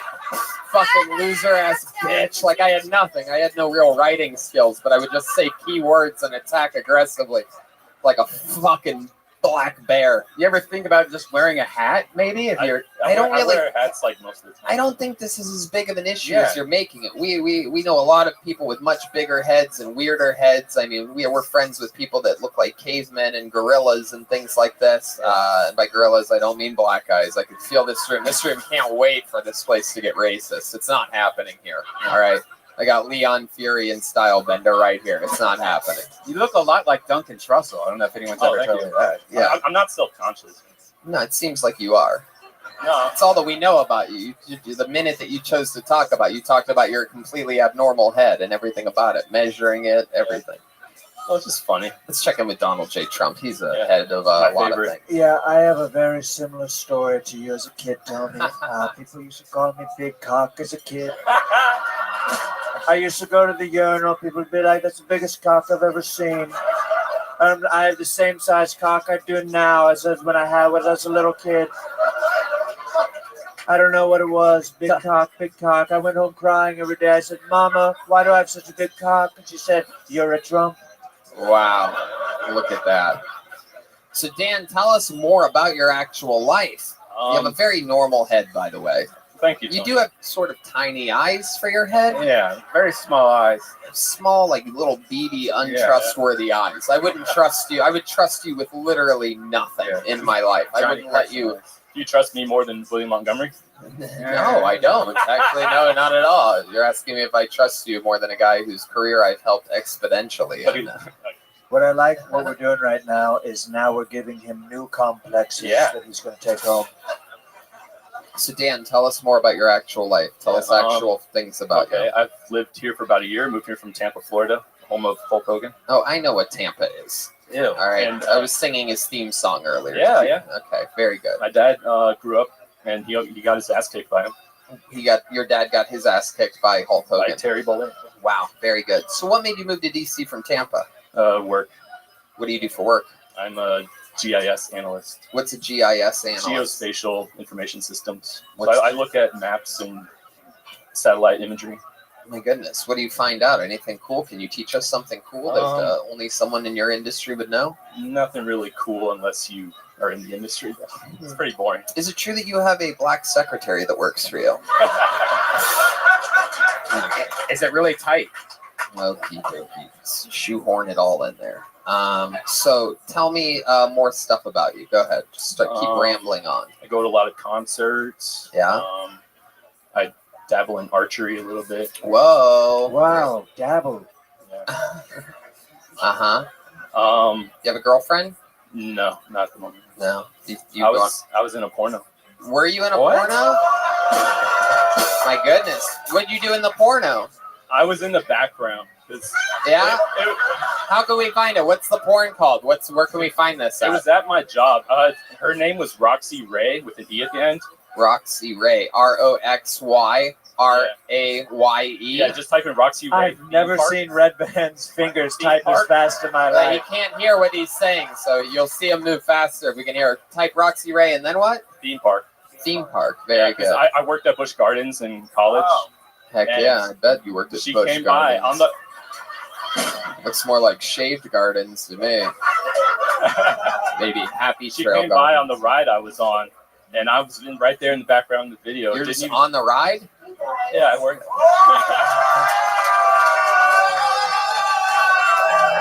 Public theme park lesbians, it says. This is very exciting. Wow.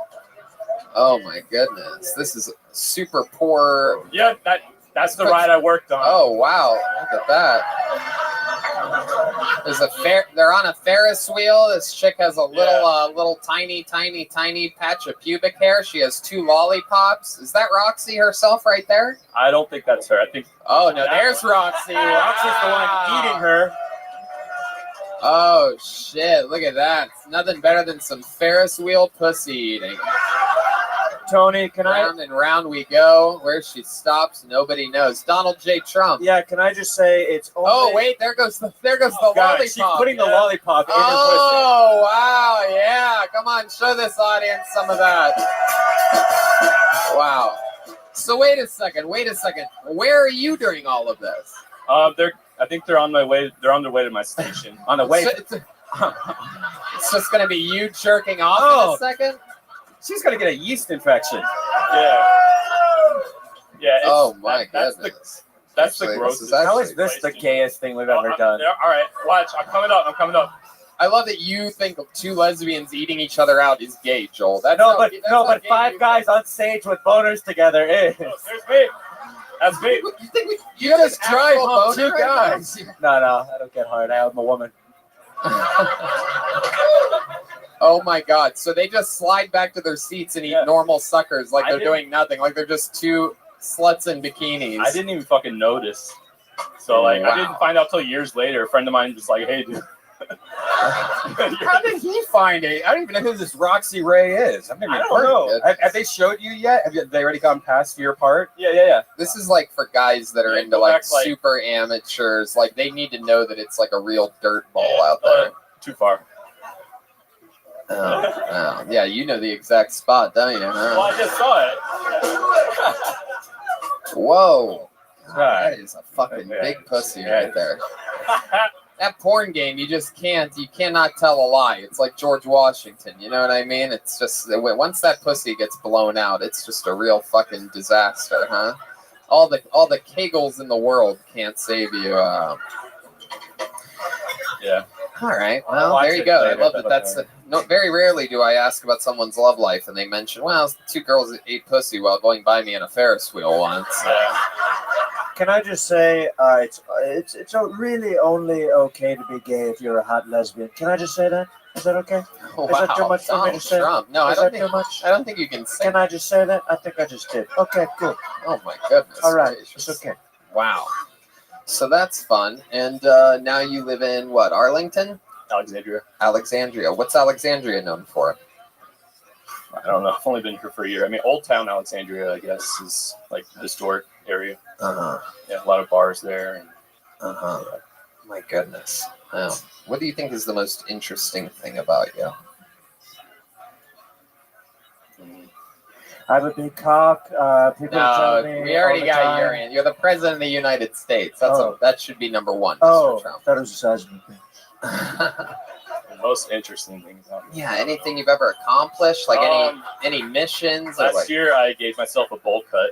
You gave yourself a bowl cut? Yeah. Why'd you do that? So he could have bangs to cover that forehead up, right? Ah, you son of a bitch.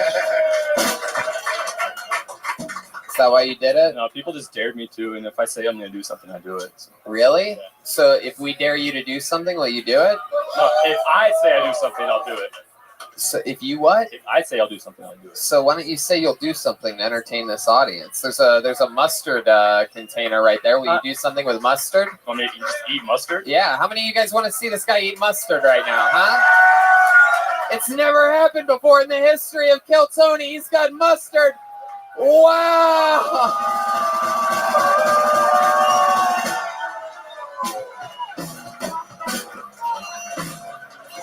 You fucking did it, Dan. That's what it's all about. Doing what it takes to entertain the people. And you did it here, Dan Meter. Fun times. How long you been doing stand-up? First time. First time ever he ate the mustard. Dan Meter, everybody. We're going to keep it moving along. One more time for Dan, everyone. Wow. My goodness. But have you ever eaten mustard on a Ferris wheel? This is very exciting. What a wild episode. When you find out someone's not that interesting, just make them eat the first thing that you see. You know what I mean? It was fucking mustard. Let's do it. He did it. One more time for Dan, everyone. And that giant Let's keep it going. Your next comedian goes by the name of Alex Heller. Alex Heller. Hey.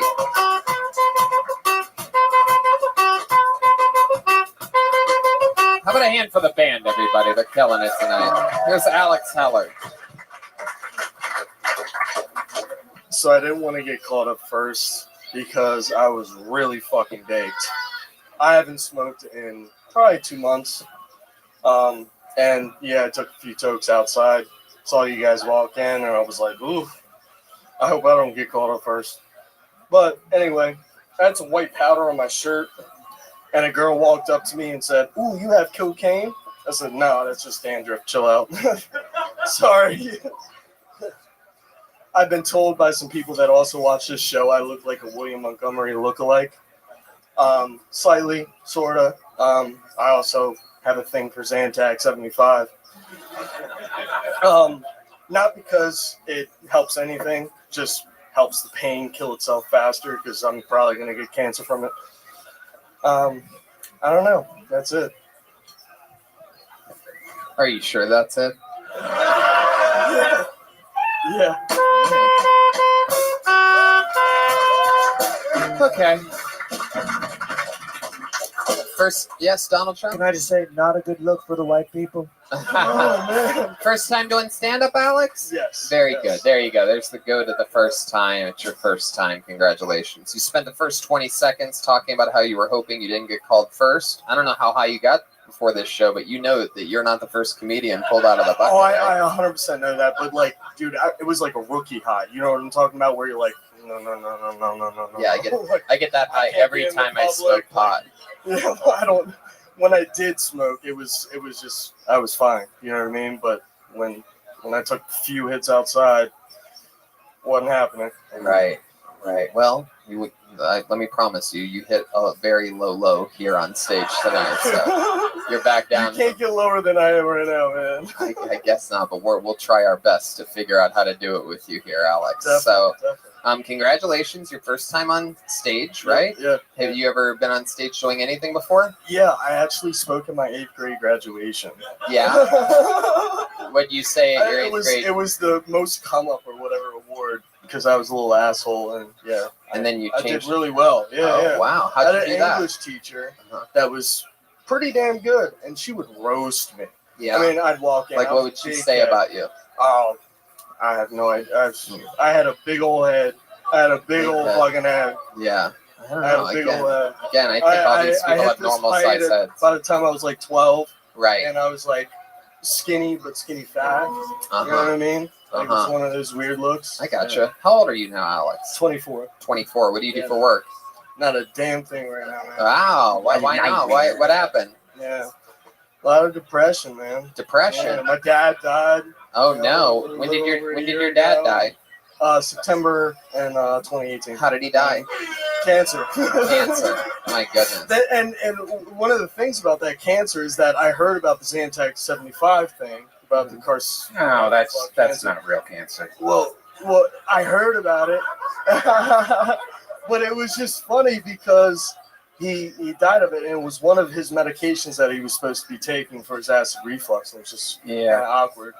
Yeah. That's the kind of cancer like when you go into like a McDonald's and it says there's shit in here that will cause cancer. You know, that's that kind of cancer. Yeah, it's cancer, Brian. The kind that you're most likely on the stage to get in the next 3 years.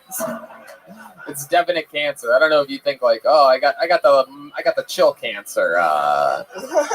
What kind of cancer did he have? It was chondrosarcoma, so it was like a bone. Ooh, sounds ethnic. I don't pretty like rare. I don't know too much, but yeah. Yeah, it's a deep cancer. Yeah, it's not what you know. What did he found out less than a year before he died that he had it? No, it was actually right before I graduated high school. So it was like a month of. Right. And it was been about 5 years. Yep. It did the work, but he went through treatment for it to hold it off for a little bit. All this cyber knife, chemo. And so the last 5 years have all been hard, and then it slowly fizzled out. Wow. How's your mom handling it all? Pretty good.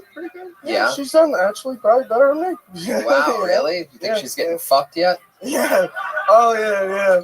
I won't. I'm sure of that, man. She introduced you to your new stepdad? No, not yet, man. No. Not yet. I don't know how to tell you this, but I'm banging your mom. Wow, look at that. Yeah, let that happen, man. Make America great again. I love it.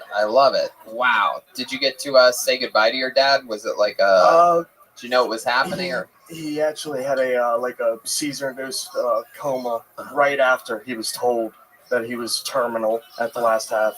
And it just happened like that. Right. And I held his hand and shit like that. But then the next morning, couldn't get there in time.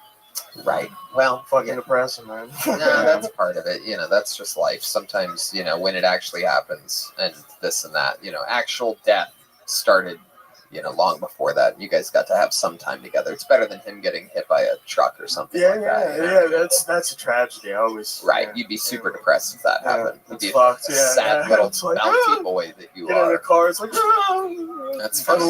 little freak out. So what have you been doing to treat your new levels of depression? I know you're not jogging.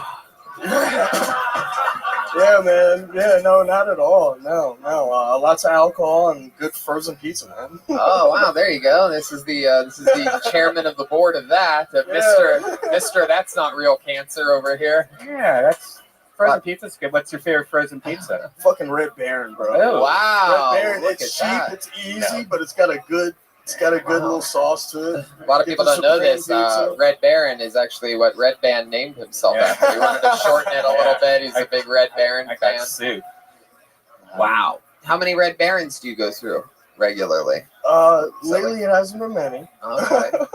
All right. But in a night, after I get done drinking, I'll have like a half a pizza. Yeah. And then probably have another drink and then have the rest of the half of the pizza. Goodness, so you're just drinking, you're eating shit. What do you do for fun? Is there any escapes for you right now? Video games, I lift a little bit. You lift? I mean, I'm a thick What guy, the fuck but- do you lift? You lift weights? Yeah. I used to Slices of Red Baron. How about I actually worked out for the first time yesterday, and I'm sore as piss. Yeah, no, that makes sense. Yeah, we know I how feel like we know shit. how I'm we so know how sorry, I sore touched piss the can be strong. when you just drink alcohol and eat frozen pizzas. So I can't imagine how sore that It goes to the gut, legs. You know what I mean? How about Got love? the Any genetics. dates lately? Anything like that? Yeah, it's always one and go. You know what I mean? Like One I don't- go? One and go. You go on a date, it just goes okay or whatever. and No, then no, that's it? I don't go for dates or anything like that. It's always like I know I'll hit it. That's it. Let's go. Jesus, I'm not in that, dude. I'm not in that moment right now. Straight for I'm the just home being in a run. I like this relationship, guy. You know what I mean? Like, yeah. No I'm not- singles, no doubles. Get out of here. I'm not one of those moments where I want to get in a relationship or something like that. So Like you I'll meet a nice girl and it's like, fuck. Why are you so nice? Like I Check in just with the want a girl president that's a up for piece a of shit. second. Why do I get the vibes from you that you're an emo leprechaun? Does seem like that. Yeah, I'm like half ginger hybrid. Yeah. Why are you scared to be in a relationship? That might help you out the most. Yeah, you could put all your depression on someone else. Oh, yeah. Lean on them, no. and Like, drag yeah, them like into your whatever. sad That'd existence. be great. That'd honestly be good. I think I should do You're that. scared getting close to someone because they might go and die and stuff like that again. I think you should talk to the Ethiopian Yes, guy. man, yeah. It's one of those like, oh my god, she's dating her ex. It's like how again. often do you just ghost these chicks? Ghosting them I is always, like, one way to follow in your short father's text and act footsteps, like by I'm the way. busy. No, I'm kidding. What did you say? What was the answer there? I always like short text and then act like I fell off the face of the earth. You know what I mean? Wow, Like, I that's don't know. incredible. How recent was your last one and done? Last month. Yeah. My goodness, look at you. You find these girls on apps and things like that? No, Find them lots on of high school, Postmates or lots something of like old that? high school friends that always had a thing for me or something like that. They It's always like, had a fuck it. thing for you? You're a funny guy, dude. I don't know what high school of hideous people you went to. Oh shit! All these chicks that always had a thing for me, you know what I mean? He went to Notre Dame University like the clock tower. Well, Alex, I hope you come back again. Sign up for the show some other time when we're around. Awesome. This is your Thank you first very time much. ever. You Shut gotta the look at fuck this as a new opportunity. A lot of comedians, their depression and anxiety go way down. All right, there he goes.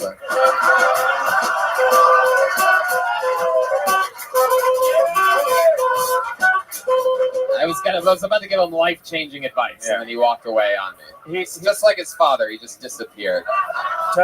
Tony, I never got to say goodbye.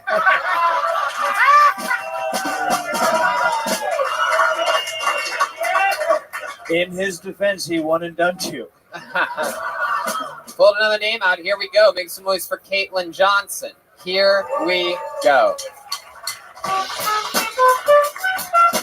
Feel so fresh and clean. Freshness are clean. So sexy. I feel so fresh and Caitlin Johnson. Is that her? Here comes someone. I see movement. Oh, I can feel it. This is going to be good. Caitlin Johnson. That sax really travels in this room, huh? Come on, one more time for Caitlin Johnson. Hello. Hi. I'm so nervous. Okay. So, a lot of gender talk lately, right? It's got me a little confused. So, I like to identify as a gay man now because I like to take it up the butt so much.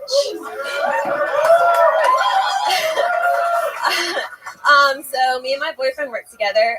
My parents don't think it's a good idea. They think that we aren't going to get anything done. But there is somebody who had his girl working for him, who is Osama bin Laden, and they got 2 things done.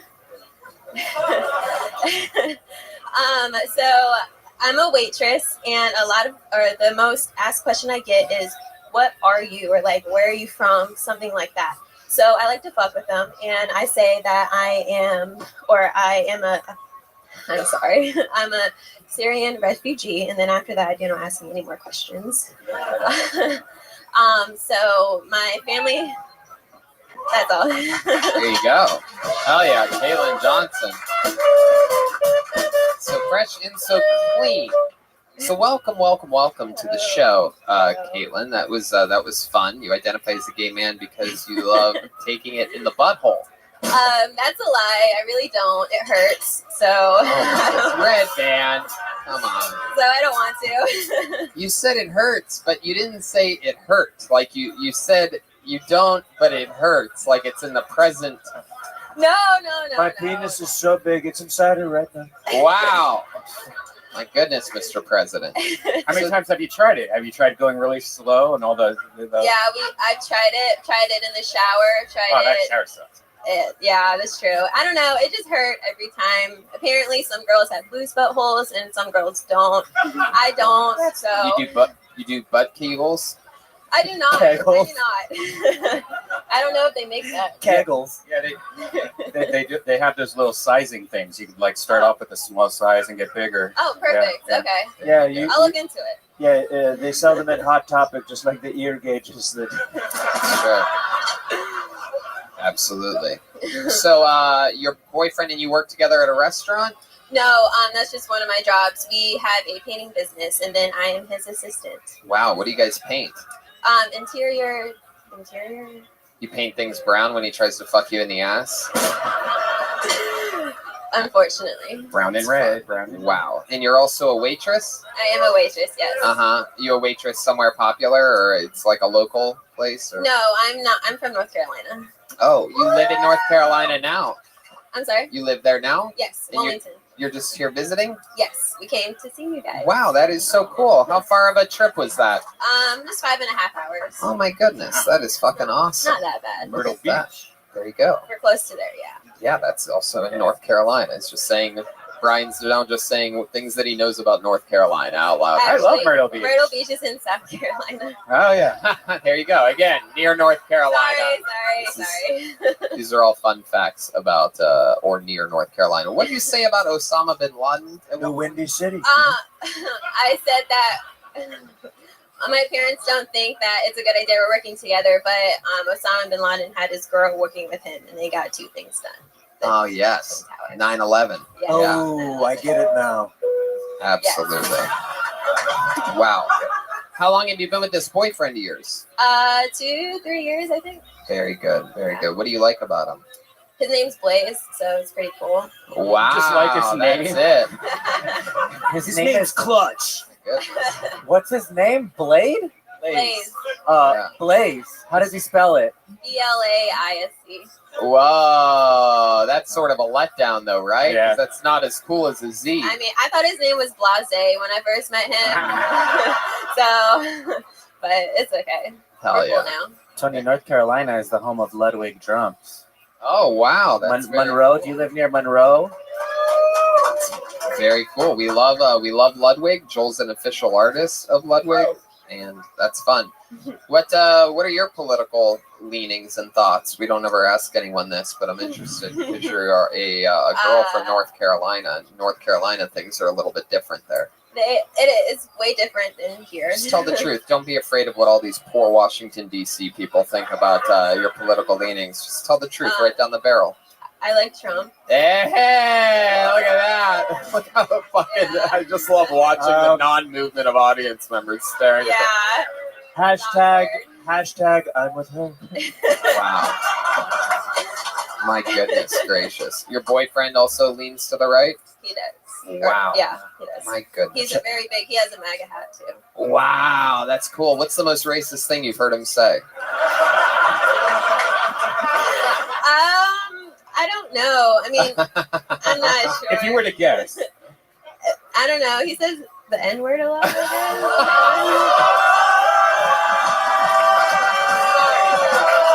I didn't think it would get that good. I hoped it would get that good, but I didn't think it actually would. To be fair, it is very common. Right. Exactly. Very common. Is he black? No. No, it's just in Carolina that they're used to that. In Carolina. I mean, to be honest as well, I'm Asian, so like I get that. I'm Right. Asian. She's part Asian. I'm from Thailand, so people always like say this, call me the S or chink and stuff like that. And Right. I don't really care. I'm not really offended by it. Right. That is so cool. I love that we had this conversation. I love that this came out here. Very rarely do we get to talk about white people saying the N-word. It is something that It's it true. does It's something exist. that should be addressed more often. It's very common. We say it in the rap music. It's true. How long are you guys in town for, you and the boyfriend? Just until Saturday. Ah, very cool. That's fun. What are you guys doing tomorrow? Any fun plans around the city? The History Museum. Smithsonian. Oh my goodness. Oh. Wow, very good, sir. Wow. A black man just asked which history museum. An audience member getting the rare killer line in here. That should not encourage other people to do that. That is a 1 in a million event that very rarely happens on the show, in which an audience member says something funny enough that it should have been said. Congratulations. That's like winning the lottery, sir. We never see that happen. Is that the black guy from the Green Mile back there? My goodness. Wow. That is so cool. Wow. Well, very fun stuff. And if you guys want, if you're bored tomorrow night, I'll throw you on the guest list for one of the stand-up shows. I love having racist audience members at my shows, so it's one of the things that I'm into. I like people of all different shapes and sizes. I like having black people at my shows and white guys that use the N-word. You know what I mean? It's a real melting pot. I like being able to see if I can make all different types of people laugh. So if you guys want, you can drop my name and come on to one of the stand-up shows tomorrow night. Tight Asian asshole. Brian, what is going on with you right now? I was thinking It's just about like, it. all right, I guess so. I guess you're thinking about it. How is that more offensive than the N-word? It is. Somehow it's just like the most simple just thoughts of buttholes and all right, well, there you go. Caitlin, very fun stuff. You even though a lot of the things that you said were not necessarily truth, I still find you very interesting, and you gave us a lot of interesting, honest information during your interview. So great job up here. Is this your first time doing stand-up? It is. There you go. First time for Caitlin Johnson. There she goes. Caitlin Johnson, everybody.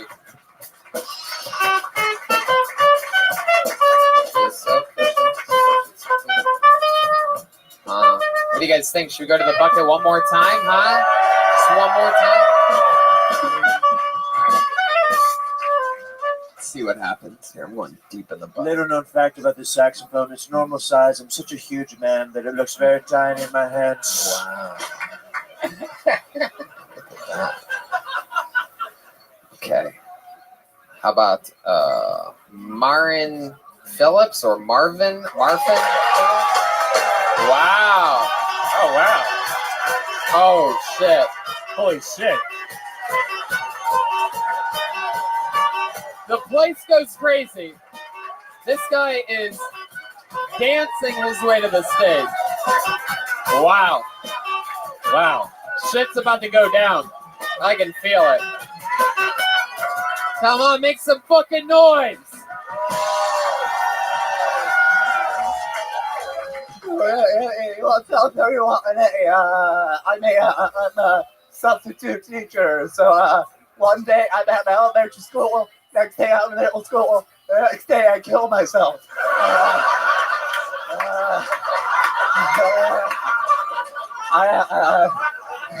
I did speed dating recently. That's when you go on a date and take a bunch of methamphetamine and they're pretty out of your mind, but you leave an impression. So she's thinking about me. Anyway, I suffer from 2 types of MD, muscular dystrophy, and massive dick.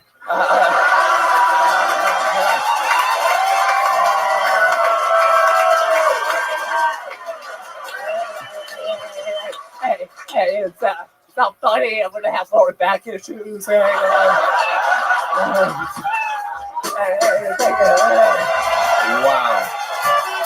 Wow. Standing ovation. Live in Washington, D.C. Unbelievable. Half the audience just stood straight up, which is more than we can say for you during your entire performance. Incredible. Wow, that is, and it's Marvin. Is that correct? No, it's Martin. Martin, very good. I now understand why your handwriting isn't so good. I expected that. When I had to write that down, I was like, "Fuck." I was like, "Shit." I love it, man. Let's check in with the President of the United States of America. Can I just tell you, you were my favorite comic tonight. Wow. He killed it. He killed it. You killed it. Killed it. Absolute murderous performance, Martin. How long have you been doing stand-up comedy? Like 7 or 8 years. 7 or 8 years. All of it here in D.C.? Mostly. Mostly in Washington, D.C. You must get a lot of work, huh? I try to. Yeah, that's very fun. You do anything else other than stand-up? I do substance teach. You really do. Yeah, it's a true part of my life. Oh my goodness. I mean, I know most classrooms really don't think they're going to do much when a normal substitute teacher comes in. I can't fucking imagine how excited these kids must be when you come stumbling your ass in there just fucking. We are doing less than nothing today, motherfuckers. We are watching a video for sure. I know. It's even better than they realize. So, that is so fucking cool, dude. Yeah. My goodness. Wow. And you from DC originally? No, I'm talking like more Southern Virginia, Virginia Beach area. And this, yep, that sounds about right, Virginia. So what two relatives had to fuck for this to happen? We're still looking through the family tree for that one. Right. Exactly. You look like you fell. You look like you fell out of the family tree. Wow, Mark, you are. My dick was so massive. Yeah, no, I know. Absolutely. I completely agree with that. I can't even imagine the type of cock that you're dealing with. I bet you're fucking hung like Jeff Epstein down there. You know what I'm saying? It's fucking. He did not kill himself. Right. Yeah, I know. Yeah. That's what I meant when I said that. You're hung like Epstein very suspiciously, you know what I mean? Incredible stuff. Wow. So, my goodness. And how about for fun? You have any fun hobbies or anything like that? This might sound weird, but yeah. I just released my Ariana Grande parody song album. Wow, really? It's on SoundCloud. Oh yeah? How can people find that? Oh, you go on SoundCloud, just type in Martin Phillips, and there's a picture of me, like her album, the thank you next, which she's like, top feels like this, upside down. So let's except it's me. Like, oh my goodness. Not her, it's me. And, so how do the people find it? Martin Phillips? Yeah, MartinPhillips. And get the picture, or you can. Has anyone ever told you sound like you talk underwater? It sounds like he's talking through a fan, you know? It's very common. Wow. I like it. I've heard I talk like I'm on one of those beds you get coins in that vibrate. I bet. Wow. I bet sex with you is great, dude. Yeah. Big cock, shake you like a vibrator. Heck yeah. This guy only has special moves in the bedroom. I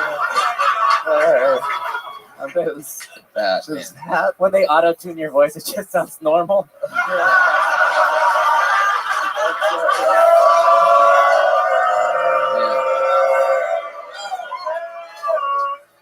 What's it called? It's Martin Phillips, Ariana Grande. Thank you, text. Thank you, text. Yeah, thank you, text, Martin Phillips. It's on SoundCloud, I swear. Yeah, we're finding. It turns out a lot of Ariana Grande SoundCloud things pop up when you type that into Google. So it's a little bit hard to find. It's like SoundCloud. I'm looking at that. What's your SoundCloud handle? Martin Phillips. Yeah. Martin, I'm going to tell you the same thing the doctor told your parents a long time ago. I got bad news for you. You're not the only Martin Phillips on SoundCloud. Well, it's thank you, like the letter U. Oh, that's good to know. If that makes any difference. It probably will. I think I see it. I see it. You see it? No. Oh, no. It's got the floor. I thought it did. Huh. Well, yeah. Sorry. You know, okay. But hey. Oh no, he caught it. When's the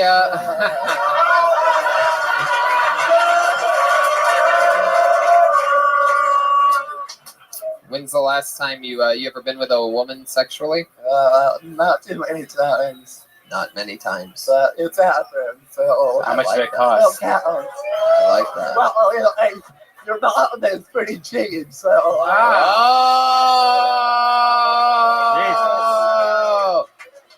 Holy shit. When's the last time you kissed a girl, Martin?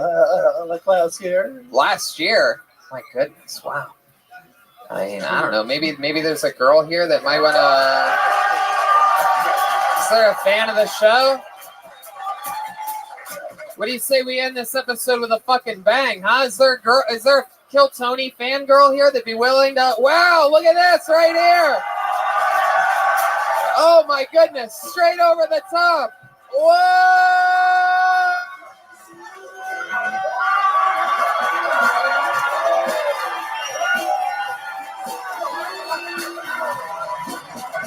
Wow.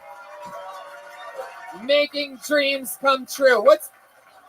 What's your name, sweetheart? My name's Jamie. How about a big hand for Jamie, everybody? One of these comedy heroes here on Kill Tony.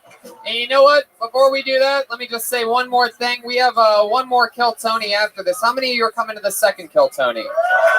Some diehard fans here. Martin, before you go, I want to let you know, are you sticking around for the second show?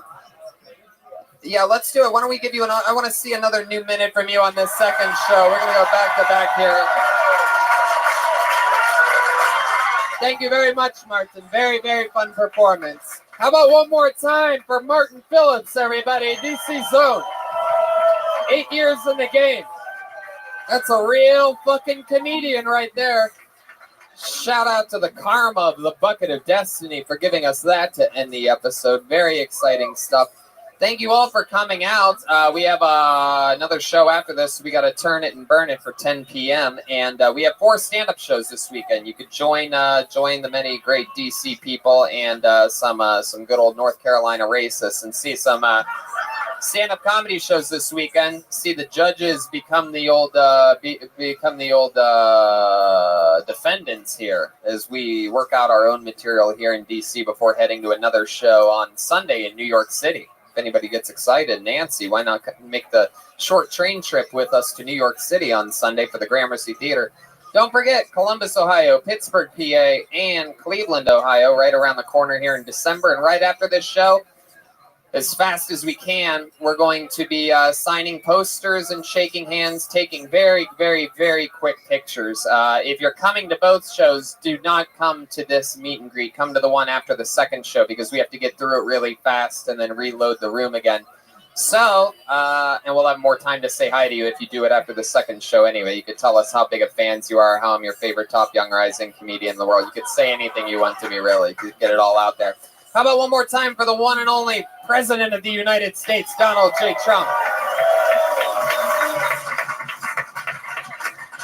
Like I said earlier, Jeremiah is headlining all over. Tickets at jeremiahwatkins.com, Huntington Beach, San Diego, St. Louis, Kansas City, and Chicago and Rosemont. Anything else, Jeremiah? Jeremiah stand-up on social media. And hey, there's a new Jeremiah Wonders Roadcast with the entire Kill Tony cast. David Lucas, William Montgomery, the entire Kill Tony band, Tony, Red Band. Thank you guys. Love it. Yeah, Jeremiah Watkins. Alexandra Ocasio Cortez was here. How about it for Joelberg Joel Jimenez, everyone? Mostly sorry on social media. He's an official Ludwig artist. Anything else, Joel? It's my first time in DC. Thanks for coming out. I love you guys. Hell yeah. Shout out to Caveman Coffee for this delicious coffee that we've been drinking up here all night. And shout out to Ridge Wallet, our newest sponsor here at Kill Tony. And we mean it. If you want to do something cool, make your life a little bit sleeker. I think we all agree that being organized and simple is a better way to live your life. Go to ridgewallet.com/Killtony. Save 10% off your order. Show your support for this show and for the great products they make over at ridge.com/Killtony. Live audience, it's our first show in DC. Did you guys have fun tonight? There you go. We have to do another show. We love you guys. Thank you so much for coming out. Good night, everybody. Thanks, guys.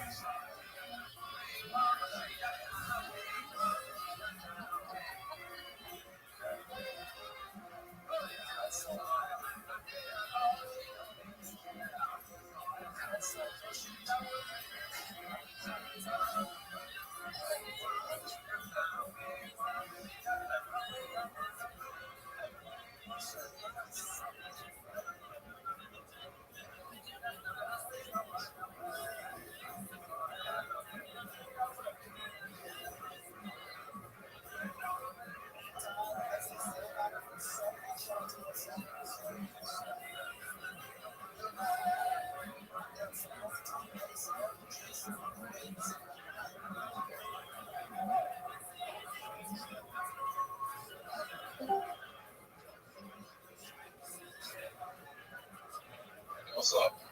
How are you? Some people just love losing money. Are you one of them? Well, I said to the guy, like this, guy said, look, you're not going to win with the Fair Work Commission. Like, you can pay me $1,000 now, or you can wait 2-3 weeks in the Fair Work Commission. And obviously, it would probably make you pay another $400, so you're going to be paying $1,400. You pay me $1,000 now, or you can wait 3 weeks and lose another $400. What did he say? He just said that he doesn't think he's going to lose. I was like, well, yeah. Okay. He said, well, you're only. Sorry? He very well could. Did you record your conversation with him? No. Why not? It was text message. Oh, it's text message? I'll send him a text message, but not like real names in there. No, that's fine. Don't worry about it. Okay. Give me just a couple minutes to awake. Just one moment. So, what's the next plan with the Fair Work Commission? I'm still on less than 40 minutes. Okay, that's a good move.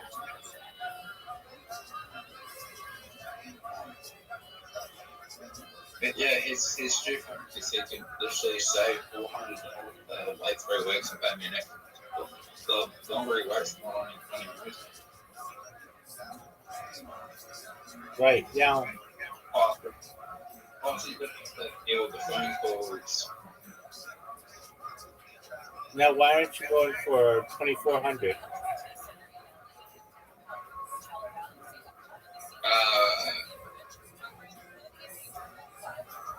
The legal team told me just to go for $1,300 now. Oh, okay, why is that? Because there was no written agreement for the commission. Oh, okay. You know, do you have a friend or anybody who else you know who could just go in and try to go through their orientation again like you did, but like get some more documentation on them? They don't work here anymore. I mean, you say that, but they don't just pack up shop every single person who worked for them. They just might have went underground. No, they went. They bailed. They don't work in the state anymore. Okay. Do I have someone in Queensland that can apply for the company and work there? Maybe. Okay, yeah, there you go. Could you contact them and ask them?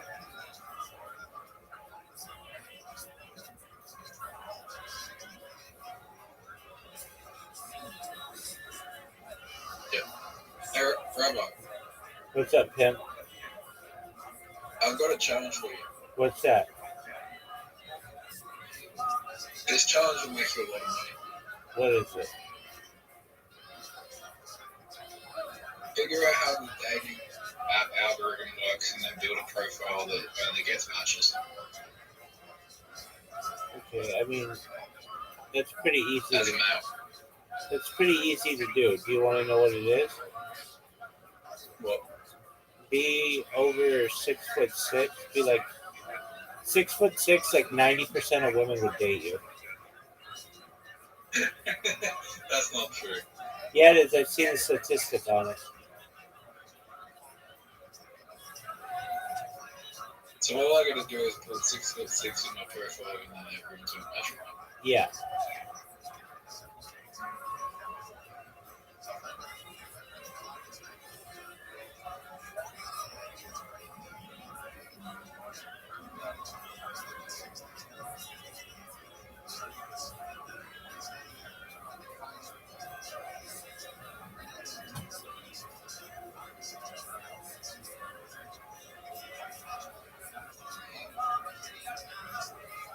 why women are more attracted to tall men?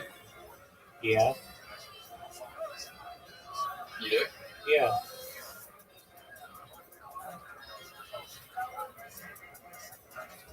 Why's that?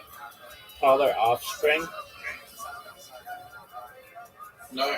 Yeah, and like they're it's about physical size and about being able to like provide their offspring with the best chance at survival.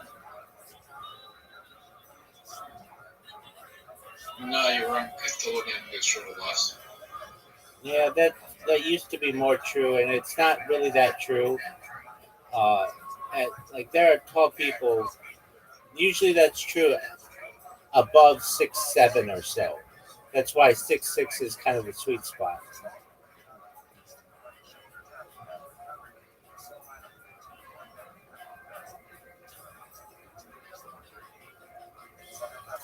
But yeah, I've seen the statistic like if you say that you are 6'6", 90% of women will swipe right on you just based on that. You could be ugly as fuck, but just based on that statistic.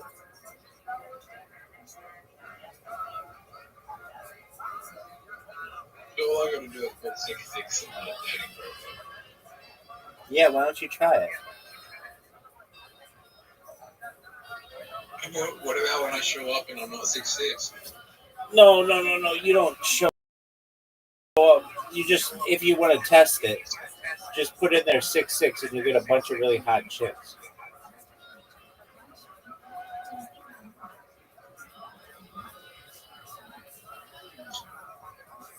I mean, it's not a lie. You could just wear platform shoes. Well, I'll just say I'll just say that I meant my dick was 6'6". That doesn't make any sense. What? What does 6'6" mean for a dick? Inches. Yeah, but the way that you type it is like 6 and then a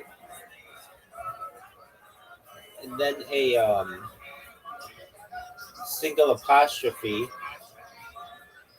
or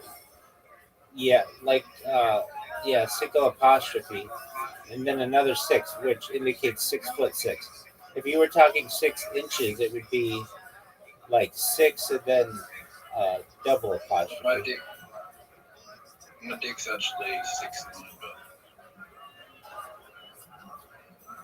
That doesn't even make sense. You mean 6.9? yeah, 6.9 inches. It pisses me off because it's so close to 7, but it's also funny. Okay, well, that is still not how you would write it. You would write 6.9 then with a period.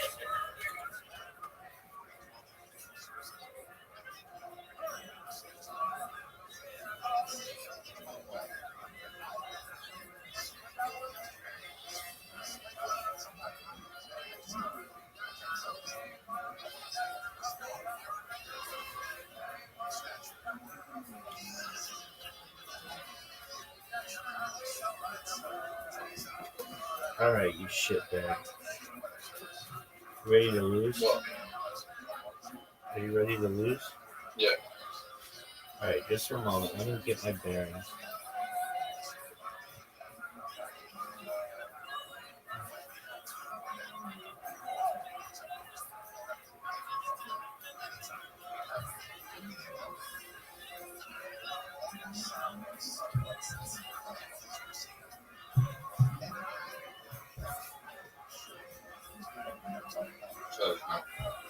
What'd you say?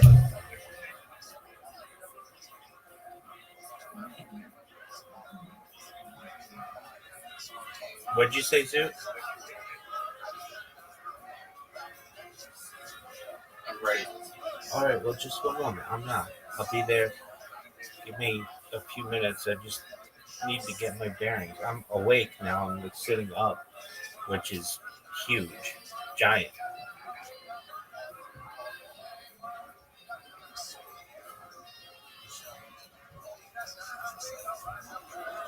So would you be pissed if you were in my situation? No.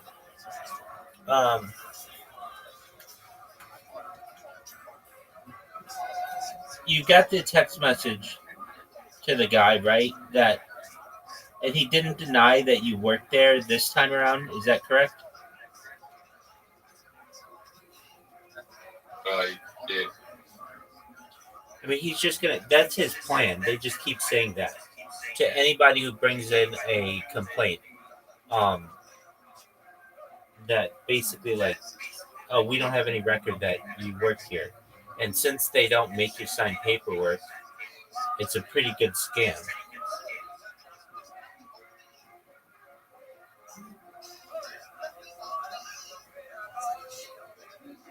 Somebody's gonna say on the mission. Yeah, but you've got text messages with people who work for their company. Yeah. So that's about all you have. Have you learned a lot from this experience about what really a job is and what contractors are and all that? Yeah. Okay. Well, that's good. Dude, look up Mickey Dolan. Let me know right now. Go look up Mickey Dolan. Mickey space DOLAN from the band The Monkees. And tell me that you look like him or not.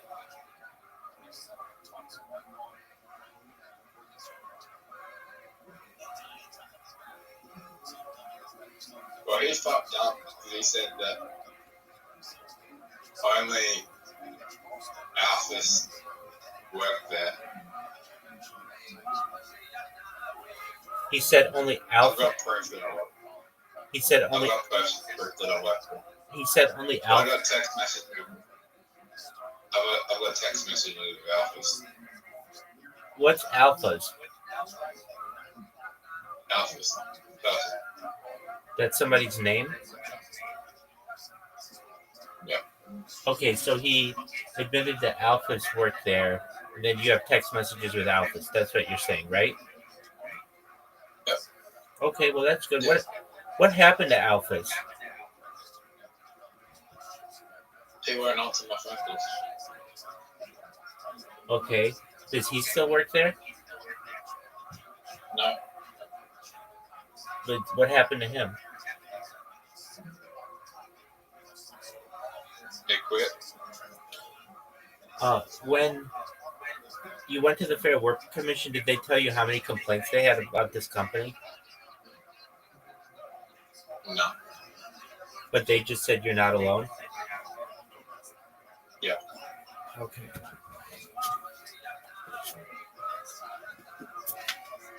Just one moment. I'm almost done.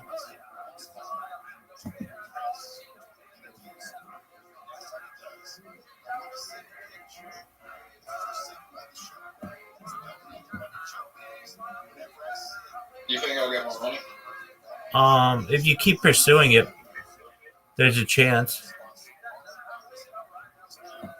You think there's a chance I'll win? Oh yeah, definitely. But if you pursue it, Why is that? I mean, if you stop pursuing it, you might not.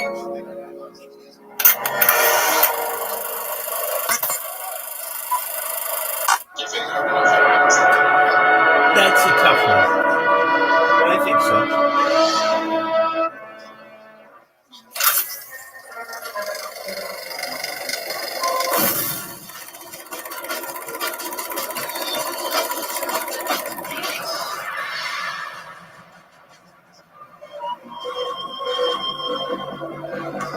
Alright, you have an invitation.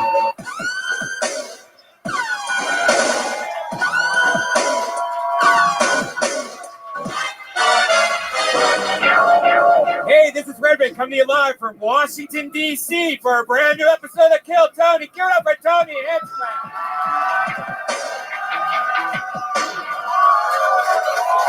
Washington, D.C., late night Kill Tony. You guys ready for this shit or what? Absolutely. Let's fucking do it then. The Like Late you said, Show, this is Kill a scam Tony, to our get first free night labor out ever of in people. Washington, D.C., coming off a hot first show. Hey, look, it's Brian Redband. But I think it's bigger than that. I think it's a lot bigger than that. I think it is. I think it's a lot bigger than that. I think they are doing it with customers. They are getting down payments from people and just skipping out and never doing any work. But you just don't know that. And the Fair Work Commission doesn't see that. That would be like, I don't know, do you have like a Consumer Affairs Bureau? Yeah. So is that someplace you could contact and say, hey, I used to work for this company and they've been doing some shady things. I just want to see if they have any complaints against them.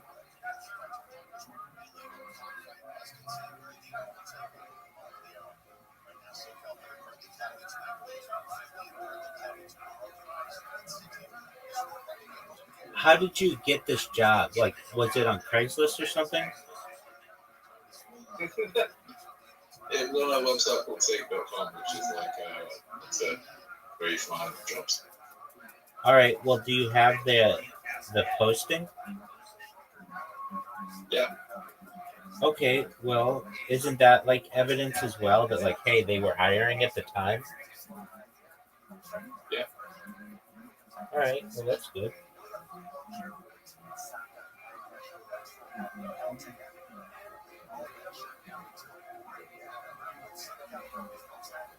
Look, I want these people.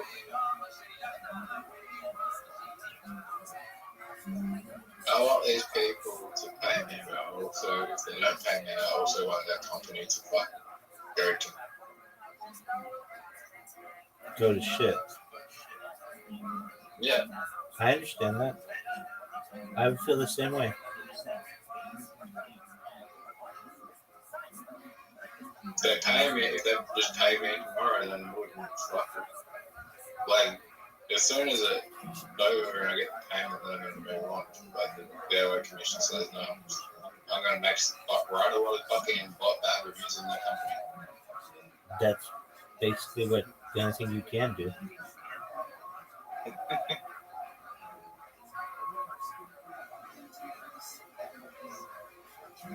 The thing is, they can just pretty easily create a new company name, though, and a new website.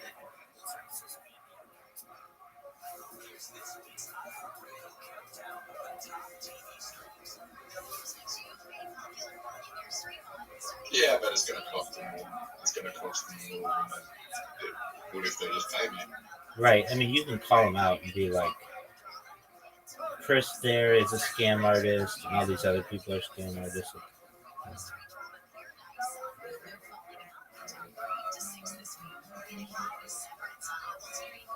I generally don't do anyone else. I generally do other people working there with me was legitimate. I don't think the company was legitimate. Right. Well, we know that it's not. And again, if I were you, I would contact the Consumer Affairs Bureau and ask them, do they have any complaints about this company taking people's down payments and never doing any installations? Like, I know you didn't ask a lot of questions, or they got rid of people who asked a lot of questions, but weren't you curious, like, who does the work?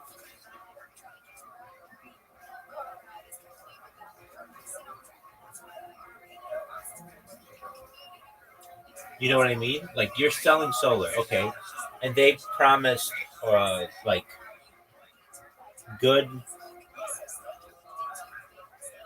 They promised good. You've never finished this whole, by the way.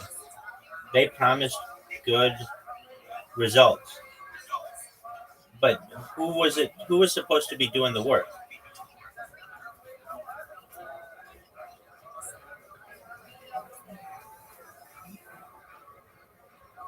Do you understand what I'm saying? solar installation. Yeah, but who was that?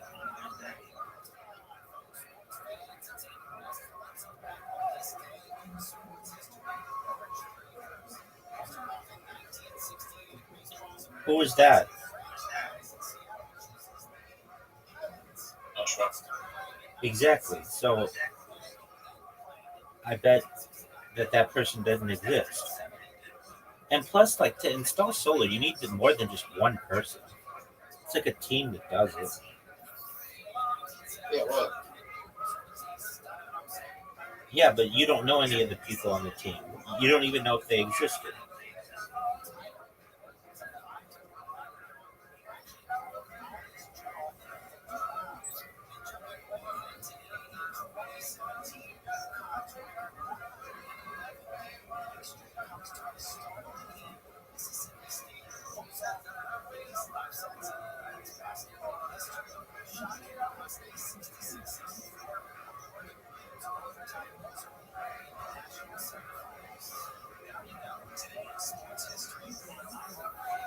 That's the most efficiently I've ever done this hole. I'm not good at it. And yet you still haven't scored. All right, that's one win in a I don't row. know why everyone I talked to is leaving the company, has left the company, so it's aggressive. What reasoning did they give that they left?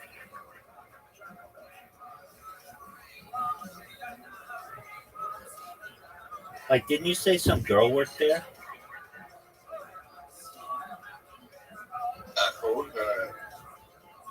I called the main company 2 days ago, and then, like, on Friday, I called the main company on Friday and it was the same girl. And then I texted her on the other phone number that she contacted me, and she said she doesn't work there when I spoke to her on Friday. Okay. I mean, I would just document this stuff very closely. I'd record my conversations with them. I would take screenshots of all my text messages with them because they're obviously giving you the runaround.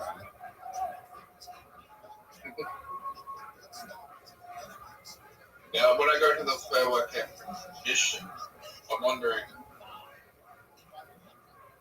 I just don't understand, like, how they actually make you work. Well, this is something that even before you started working there, you questioned. You thought it was a drug laundering scheme. Yeah.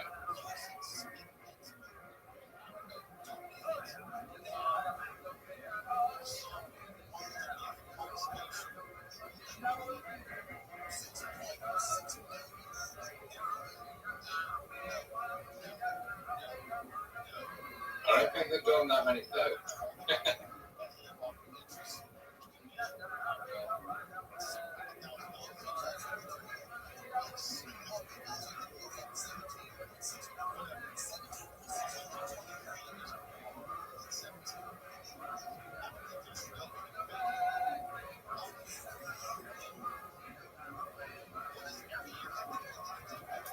Wow. Exciting.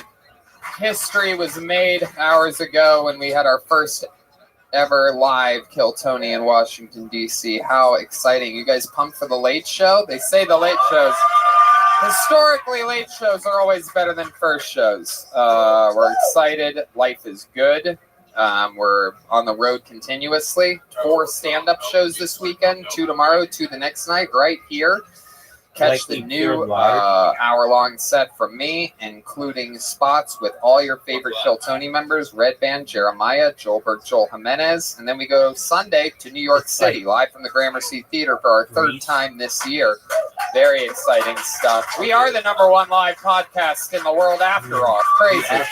Columbus, Ohio, December 12th. Pittsburgh, December 14th. And Cleveland, December 15th. All the big venues. Very exciting stuff. Ryan J. Ebelt made unbelievable posters for this trip. Special DC posters used that for, like, pay homage to DC, the comic books. I'm actually used the to Joker dishes. on this Yeah, one. which and is I'm great. of course Wonder Woman, but I have a good crotch. like- Check it out. There you go. Sometimes you That get fucking flavoring, hot but crotch, little thigh gap more for the so, first time in your That's life. the first time in my life. That's right. lubrication and And we took a lot of risks starting a show like that. People thought we were crazy. We didn't make a penny our first few years doing it. We gave away tickets for free at the Comedy Store in the Belly Room, and we built an infrastructure. And now we're in the main room every single Monday, even Do when they we're on sell it in tour. prison? We fill it up every Monday, which is a goddamn anomaly. If you could have No, seen what the Comedy not to my Store looked like when I got there 12 years ago on Mondays, that room sat dark and empty, and we couldn't be more United proud of States? the work that we're doing. We take a lot of chances when we know how to place our bets, and that's why I go to my think they have bookie. It's fast, it's easy, and they sandwiches? pay when you win. Let's face And it, then, like, where you're betting is just as cheap important food? as who you're betting on. I wouldn't be telling you guys to bet with them if they weren't the I absolute think they have. best. I mean, do the smart thing. If you're going to bet this football season, bet with my bookie. I think Did you they have, know like, when you a bet thing on called a games after the commissary kickoff, where if you don't like what's going you can, on, like, you can buy, always switch teams. Like, that's special great. Bet on things the for other people side. as If well. you made a bad decision I'm beforehand, not sure how you're that feeling iffy about it, change your bet. You can still win. How can you do that? That's You insane. know that you've, If you're the like, kind of never guy that beat likes me to on bet a this little whole- and win a lot, try a parlay. If your picks come through, you'll multiply your winnings. And no matter how you bet, this NFL season is the best time of the year, right? That's absolutely true. You know, Business is a booming. Join now and MyBookie will double your first deposit. Use promo code Tony to activate the offer. That's promo code Tony. That's pretty easy. Visit mybookie.ag today. You play, you win, you get paid. My goodness, how exciting is that? Just unbelievable stuff. And life is good. I used to have a lot of depression and anxiety and things like that, and it was a lot of days were cold, bad days. You know what I mean? Cold, bad days. Cold, bad days. CBD. Hey, that reminds me. Infinite CBD. Infinite CBD offers the cleanest, healthiest, and purest forms of CBD available.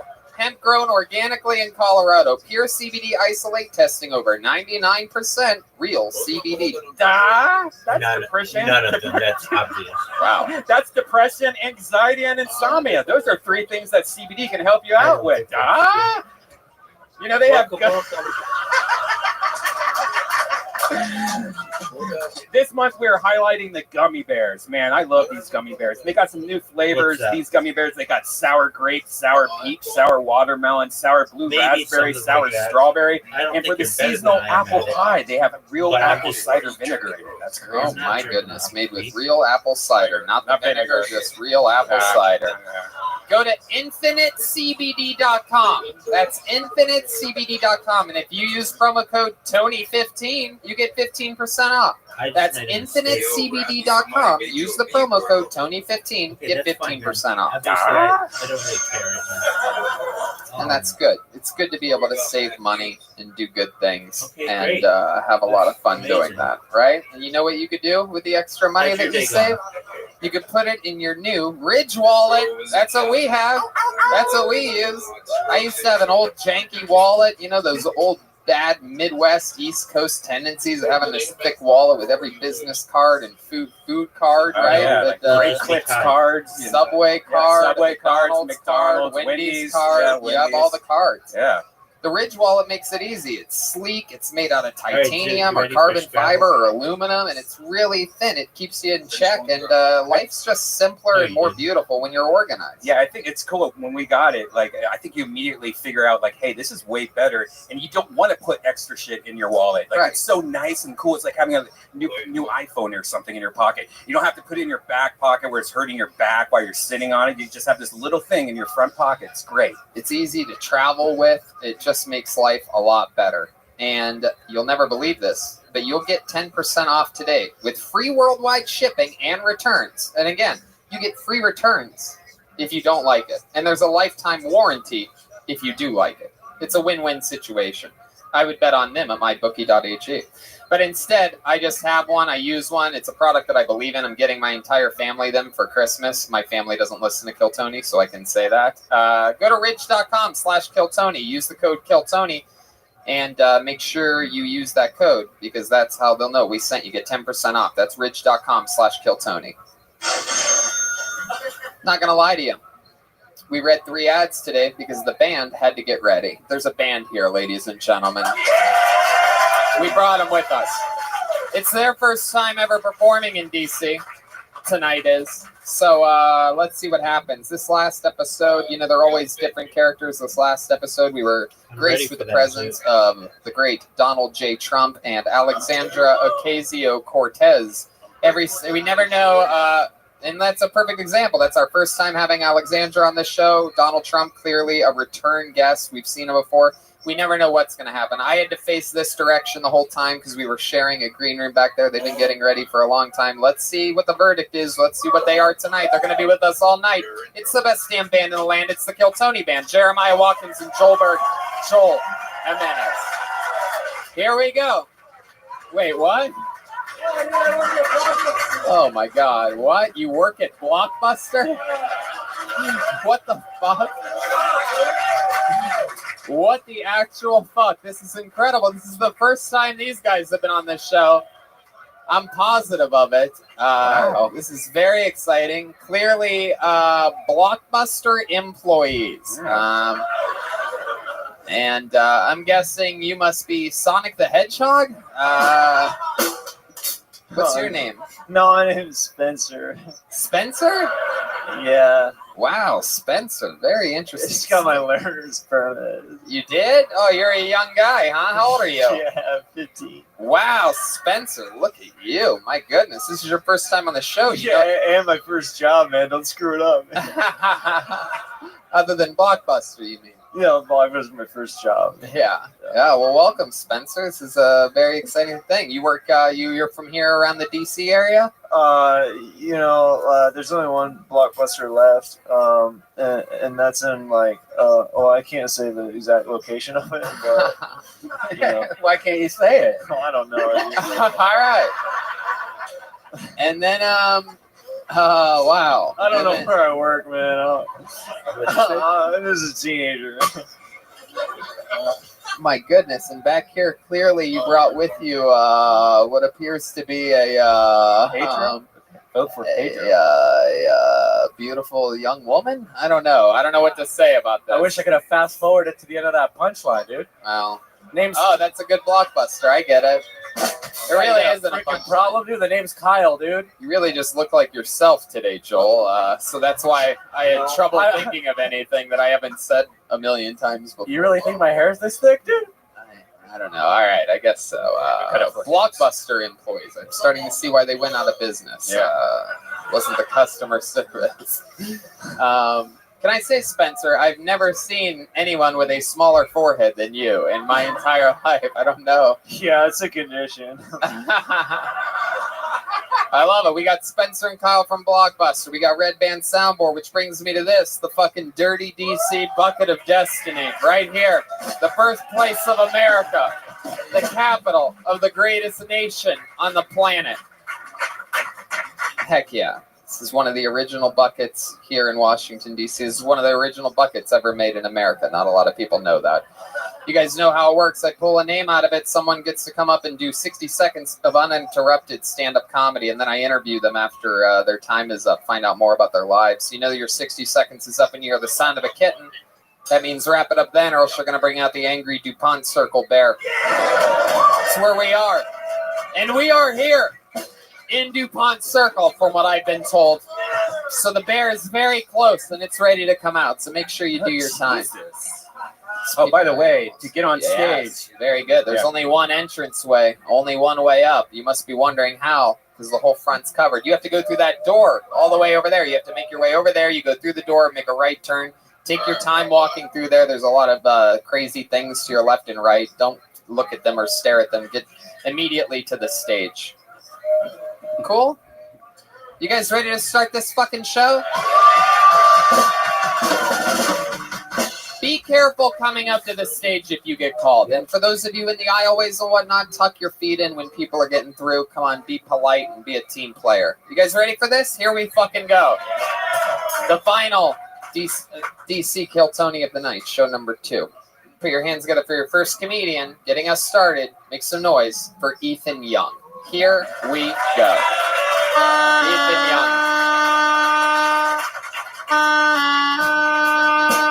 Jurassic Park theme.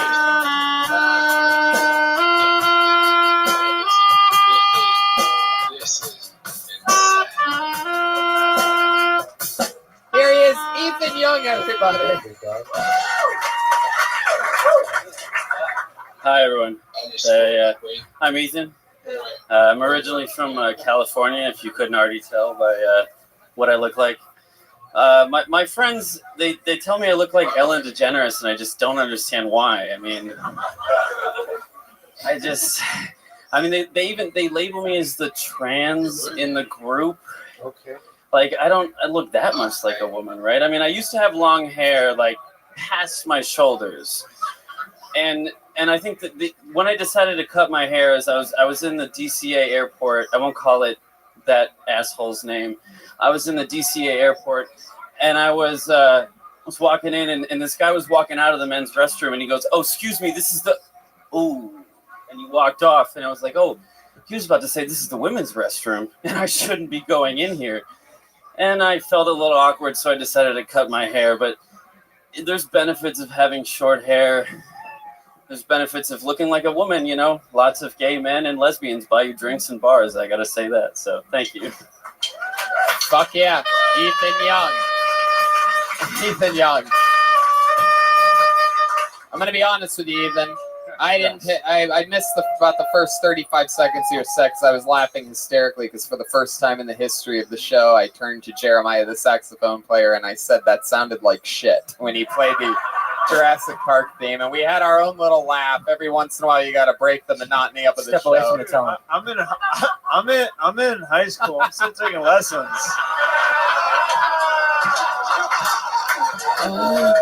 I missed the beginning, but I'm guessing by just the sound of the beats and timing. I've been doing this show long enough. My guess is that you probably played it safe comedically, probably made a joke about how you look like Ellen DeGeneres or like a woman or something like that, and then referenced it at the end, brought it back with a callback to that, but it didn't really work that well the first time, so it just sort of floundered out at the end. Am I right? Yeah, I love it. This is your first time doing stand-up, correct? It's my third time. Okay, good enough. How about a hand for Ethan, everybody? Third time doing stand-up. You're a good guy. You're a good guy. You're doing things that should work, that makes sense that it would work. But the truth is, man, I feel like you're, and I don't know, all I know is the little bit of what I've seen so far. And I can just tell because, you know, I've been doing this for a long fucking time. And not this show, I'm just talking about stand-up. You walk through rooms, you hear stuff as your work. I used to work the door at the Comedy Store. I've heard so many people make jokes about how they look like a woman or how they look like Ellen DeGeneres. You know what I mean? I can tell that there's more behind the fucking surface. Plus, you look like a regular grown man.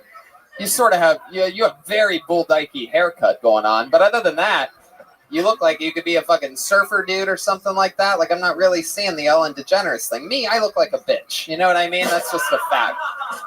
No, I don't think that's. No, I know. But I give the haters what they want. Then I spot them and remember where they're sitting and how to talk to them at the meet and greet after the show. You know what I mean? Oh, good, nice to meet you too. Fuck. You know what I mean? That's what I do. Yeah, you got to pick out the haters. Anyway, let's find out more about you, Ethan, because I'm sure if we scratch the surface, we're gonna find something. Third time doing stand-up. How old are you? I'm 23. 23. What do you do for work? I work in an international democracy development NGO What here the in DC. fuck, man? That Yes, is I'm the most- typical. I That work is in the DC is the answer. That is to the story. most Washington, D.C. answer I've ever heard. That's true. International democracy. How's that going? These fucking animals out there don't know shit about democracy. Am I right? I work in Latin America, so at the moment there's a lot to work. There's a lot of work to do, is all I'll say. You ain't lying. Look at this fucking guy back here. Why don't you start with him? Teach him how to be. You're from Mexico, though, right? Mexico's doing pretty well. Shut up. Oh. Yeah, they're doing great. A family of 8 was just murdered on the border yesterday, but yeah, they're just doing great. Those were in white Mexico. Mormons, though. They had no place down there. You know? Oh my God, what the fuck's going on over here? Goodness, busting out that fucking grandma Christmas sweater early this year, huh? Look at you. This is what I wore to work today. I know, I'm in international democracy. What do you want me to do? This is what we wear. All right, so let's talk about it. You're 23 years old. What do you do for fun? What do you got going on with yourself? I mean, I love to travel. I save money to travel. Yeah. I like to rock climb. You know, I'm a typical Californian kid, though. I mean, I rock climb, I hike, I bike. I'm the walking stereotype of California. I'm from California. I do none of those things. Yeah. So So what part, LA? Yeah, fuck LA. Whoa! What does that mean? Why do you say that? Where are you from? I'm from the Bay Area. There's a big rivalry between the two Oh, of us. I gotta represent the Bay. Yeah, there's a big rivalry. Sure, yeah. One place it's fucking rainy and the other's beautiful. What are you talking about, you moron? Oh, Zook, That's a 45 every every time. Everything. You're not very democratic. That was let me tell you amazing, that. dude. Jeremiah, That's the I mean, one of the best ones Spencer. you've ever Yeah, this is like that one time in the West Side Story when they were all like.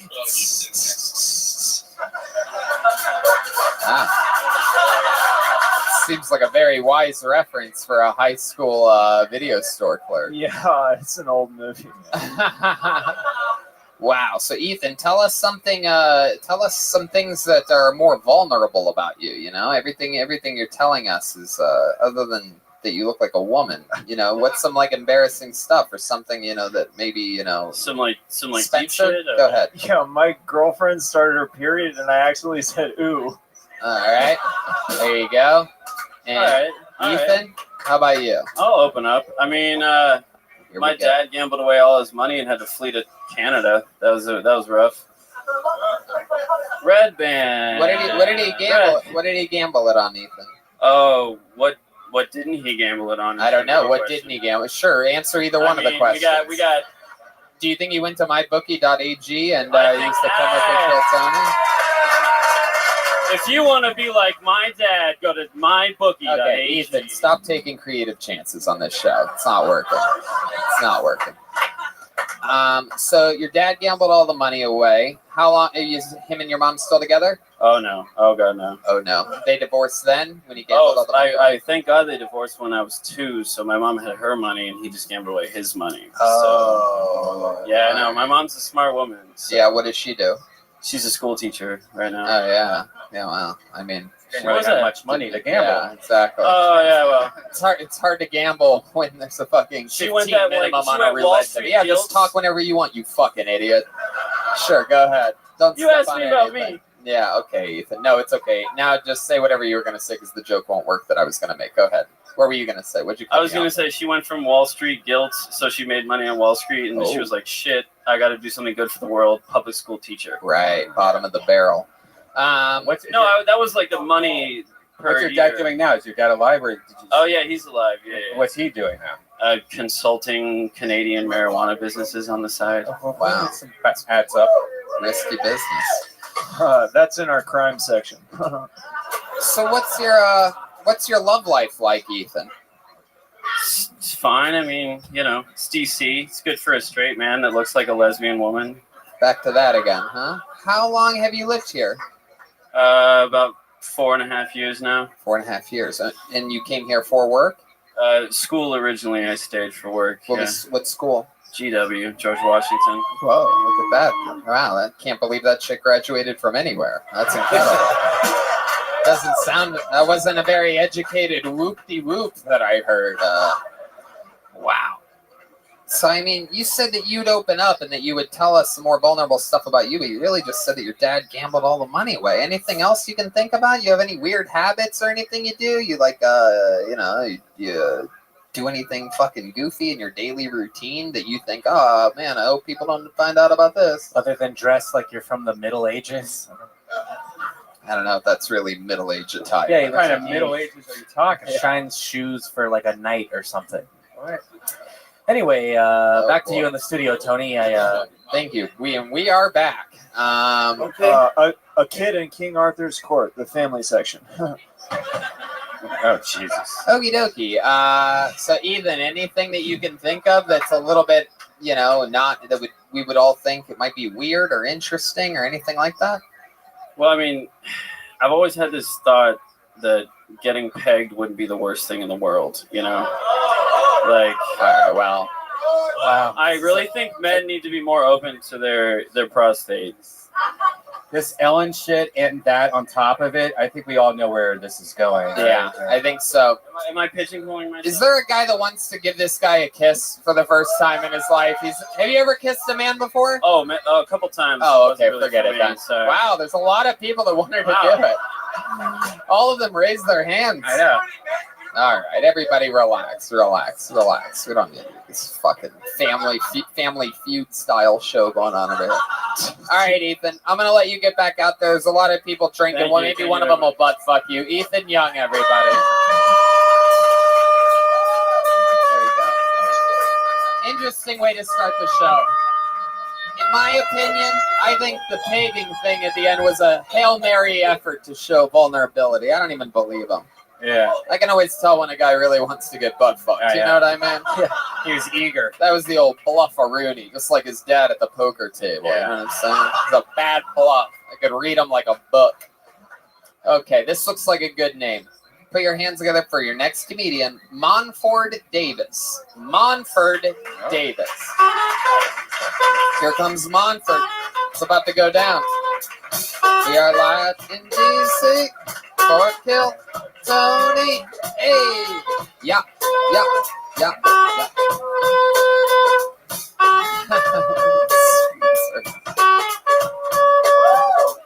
Here he is, Monford Davis.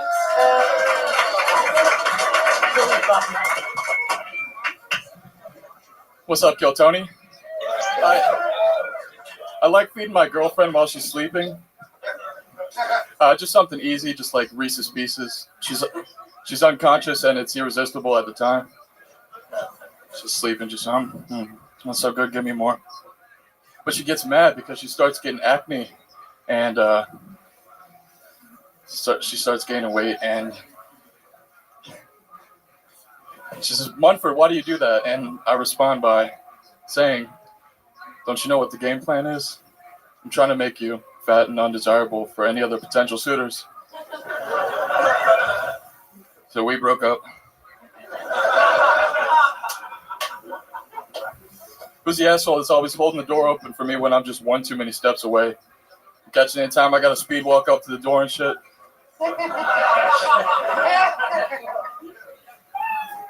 That's my time. There you go, Munford Davis. I like your style. Fuck yeah. One of the best looking people I've seen since we got here in Washington, D.C. here today. Just a beautiful specimen of a man. How are you, Munford? That was fun. How long have you been doing stand-up? 4 months. 4 months. Very good. Looks like you're getting some footing underneath you. And some pudding underneath you, perhaps, as well. So 4 months in the game, something happened where you wanted to start now? How old are you? 26. 26. What happened 4 months ago? What changed in which you're like, I'm going to fucking do this one. I'm going to stop. Oh, okay. Are you okay? Okay. You got a little quick cough there out of nowhere. Very good. You handled it well, right into the sleeve. Heck yeah. So what made you start stand-up? What made you want to do this? A breakup, Tony. A breakup? Yeah. Was it the breakup with the girl that you were trying to fatten up? Was that real? Yeah, it was real. My goodness. Looks like you... Wow. And you really told her that? You were trying to fatten her up? Like as a joke? That's not jokingly. Right. But, what really happened? How long were you with this girl? 2.5 years. 2.5 years. My goodness. What do you do for work? I do a little internet transcription, audio transcription. Oh, okay. But I'm on disability, Tony. Oh yeah, for what? What is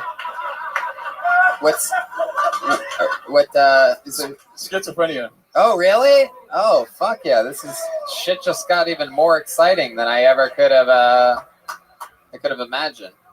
So like, what's been a wild episode for you? You ever do anything that people would consider fucking crazy? How many? So many.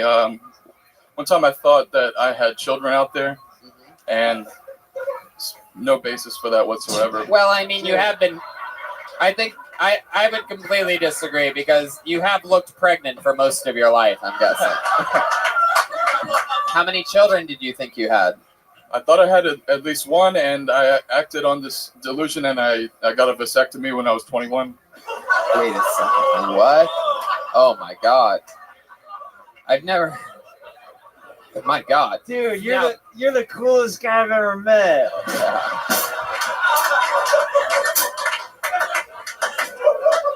I can't decide whether getting a vasectomy off of a schizophrenic delusion is nuts or not nuts. Like, it's actually hard to describe. So how long did this delusion last for? Is this like weeks long? Because you had to plan it with a doctor, unless you did it yourself.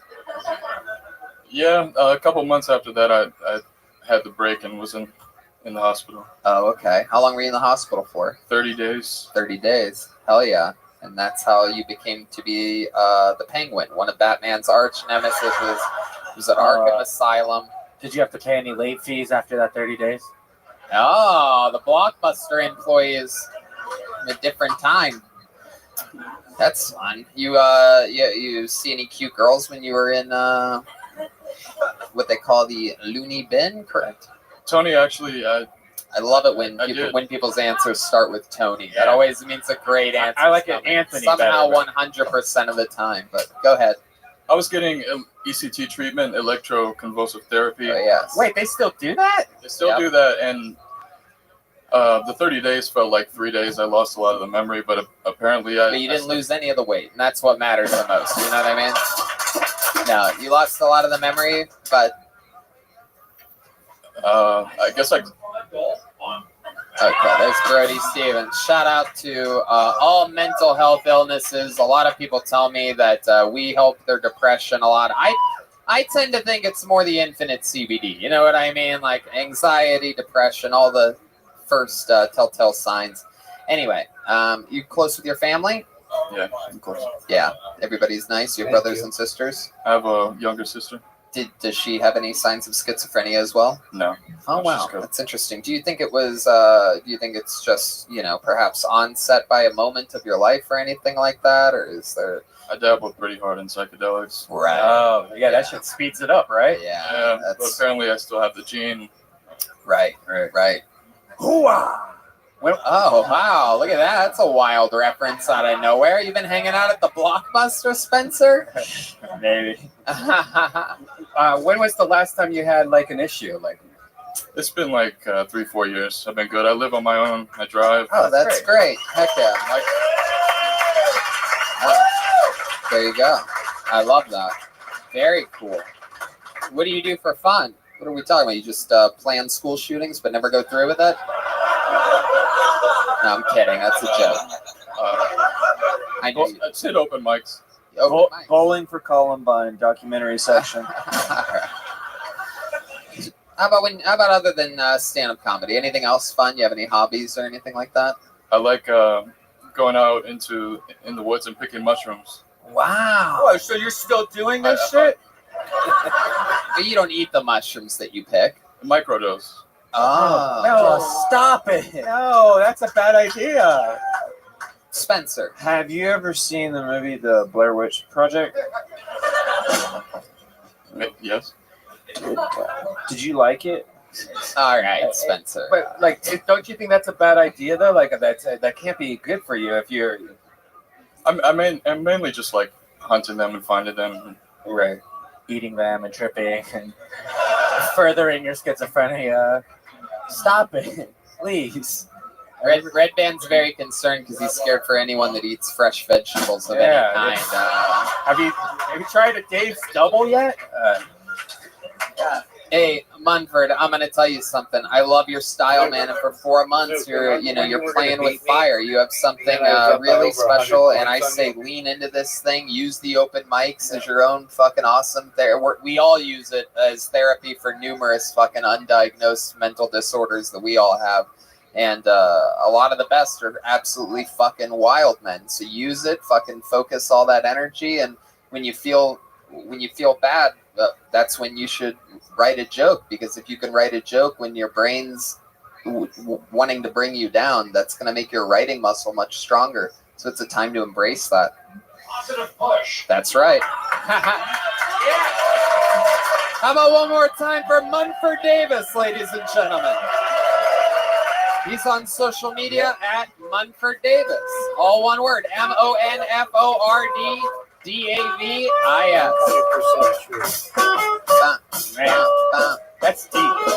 Yeah, I like that.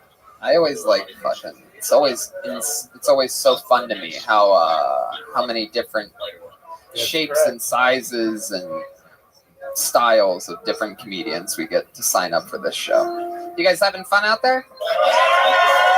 All right. Clearly anything can happen on this show. Put your hands together for your next comedian, Travis Carl. Here we go.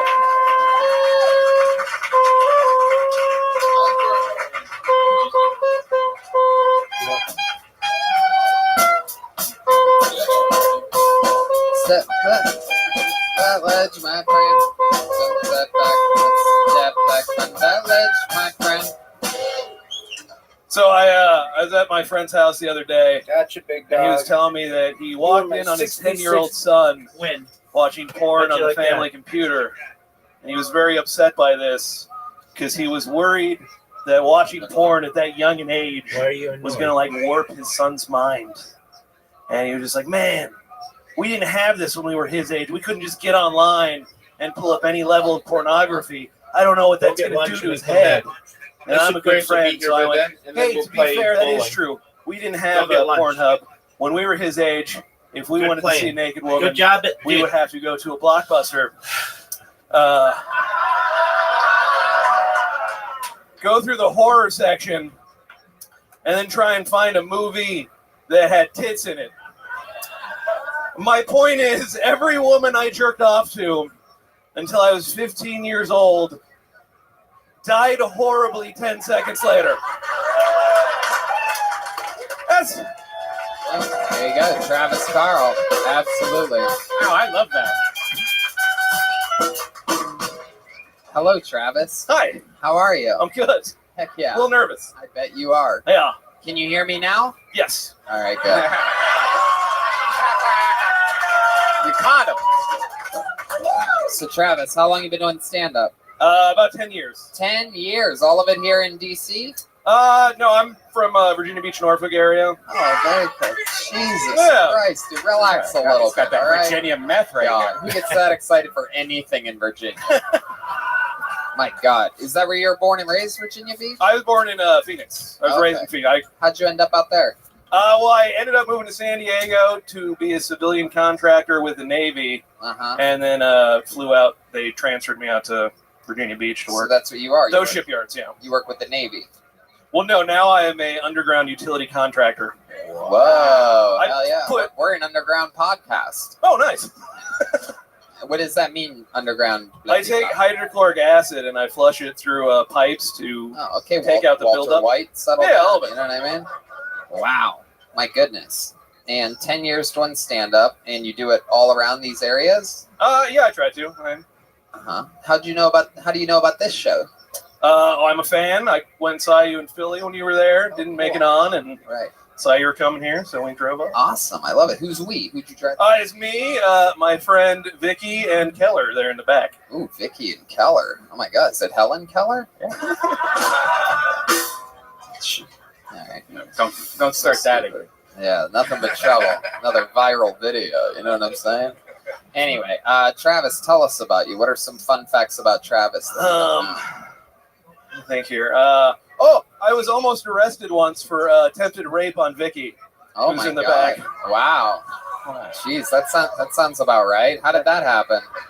We were drinking in Richmond, and she was blackout drunk and pissed in the middle of the street, and then passed out with her pants down. And you're just standing there on the sidewalk stroking it, right? Just fucking spitting on your hand, just fucking staring right at it. You're trying to get underneath or squat in the middle of the street, get some of that piss on you, you know what I mean? You look like sort of like George R.R. Kelly, you know what I mean?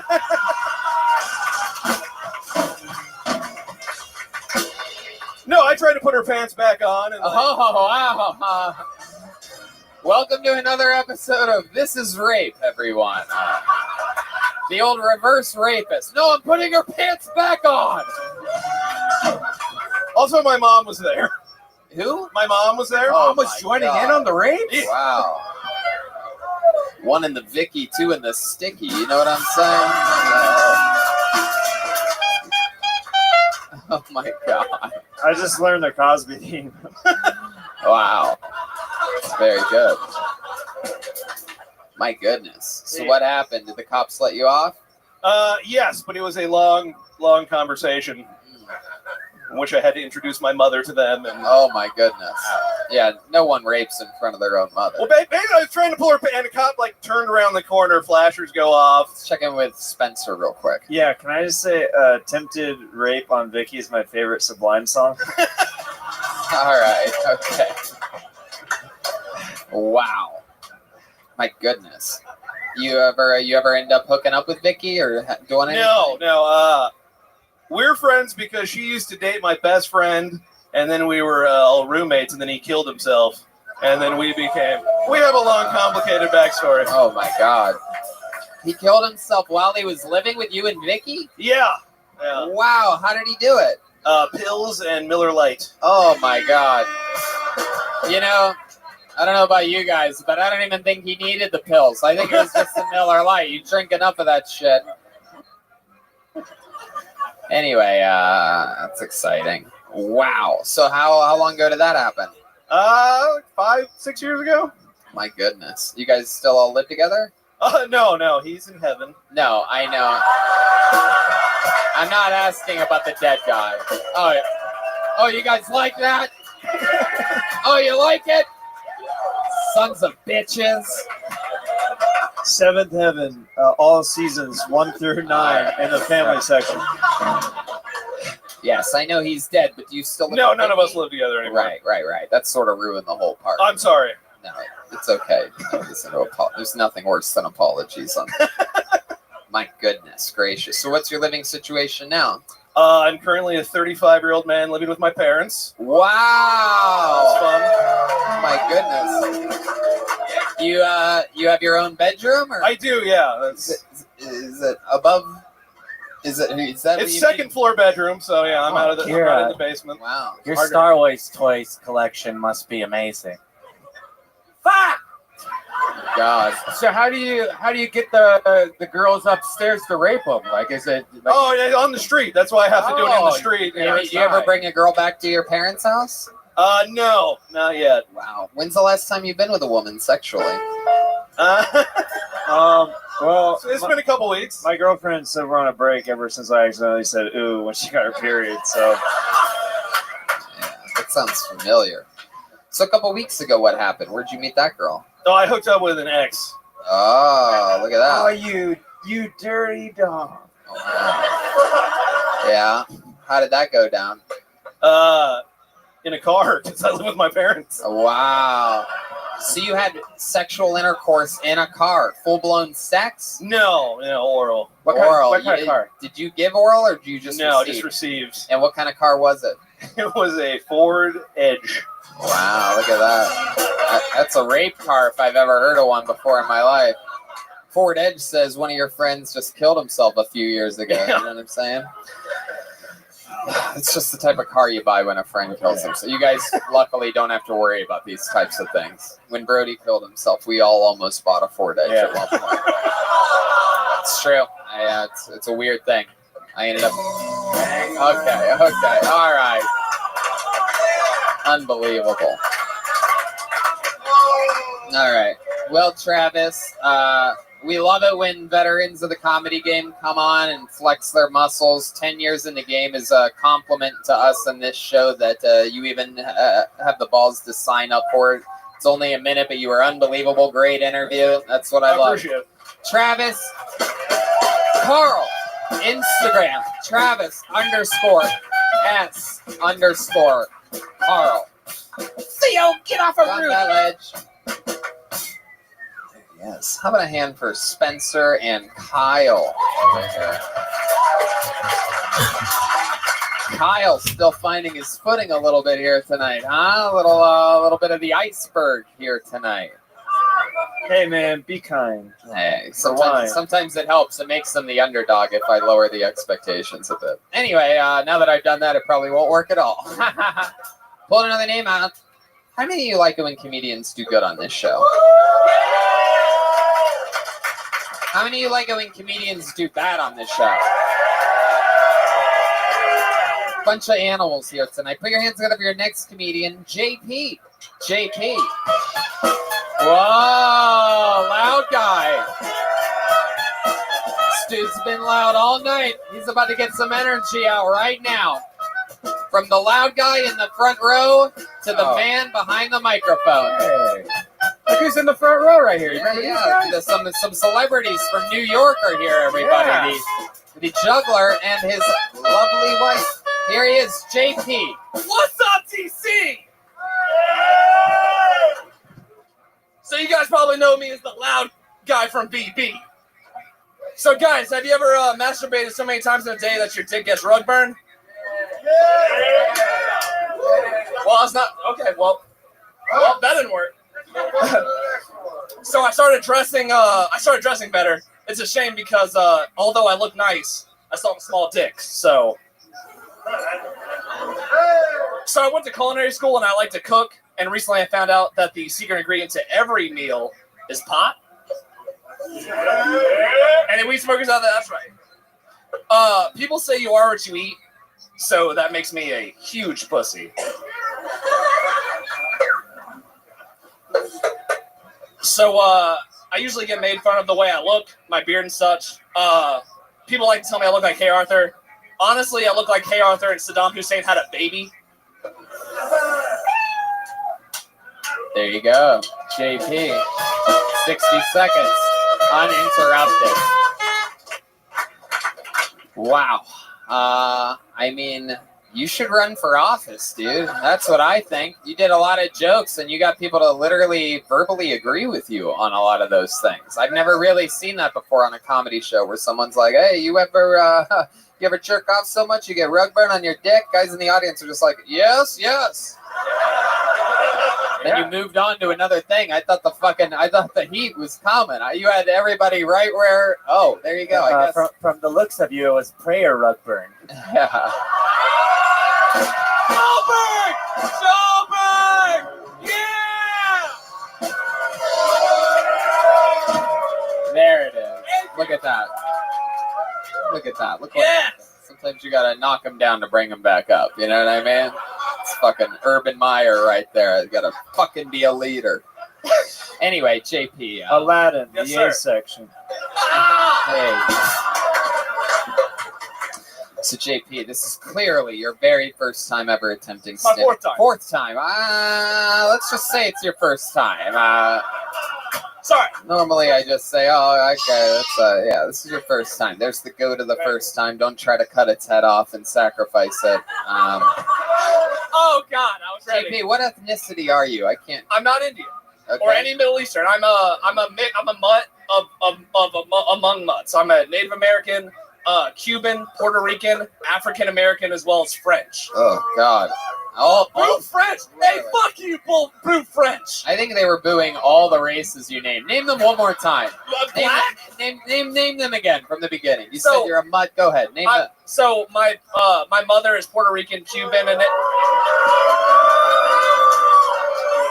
I'm not even from here. I don't get it. No, my mother's Puerto Rican, Cuban, and Native American. Wow.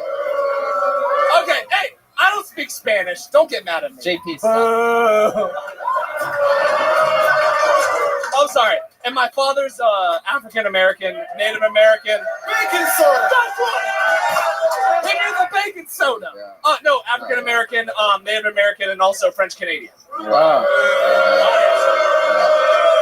Shit. Let's check in with Spencer over here. So you said that you're Native American. There she is. There's only a little bit left. How of you so doing, you Miss must Aquarius? be one of the last Mohicans. Oh, last of the Mohicans. I'll to it. Alrighty, you ready to?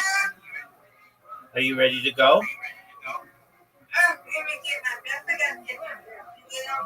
Okay, you get ready. Audie, are you there?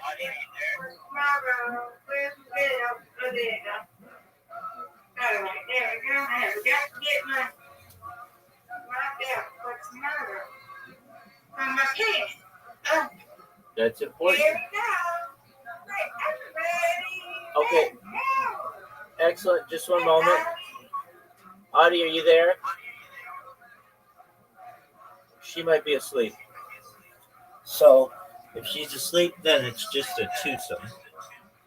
Alrighty. This is true, Chris. All right. I am sending you an invitation, and you should have it within the next 5 seconds. There we go. Let me put this down. All right. Start off with a strike. 9. That's okay. Almost.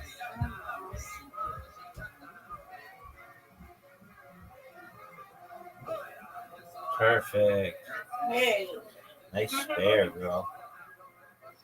Come on, Rabbi. Straight. Get it. All but one. You get it. You got this. Nope. Oh. Nope. Not what I wanted. Did not do what I wanted. You got this. You gotta win. Hey, let's go.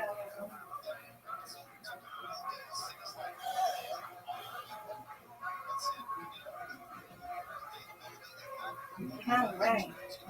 Nice spare. Wow, you 2 spares. That's really good. Come on, Rabbi. You got this now. All right. All right. Knock it down. Come on. If they're in the middle, I'm good at them. Hey, good job.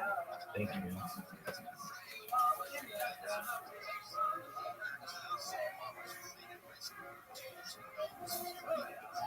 Get it.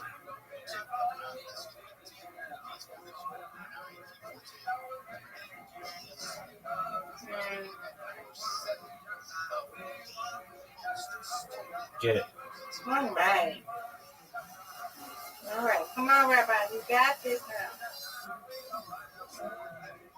Got it. Yay! You got it. Yeah, come on. Okay, you better strike there. Remember, strike it just one time. Oh.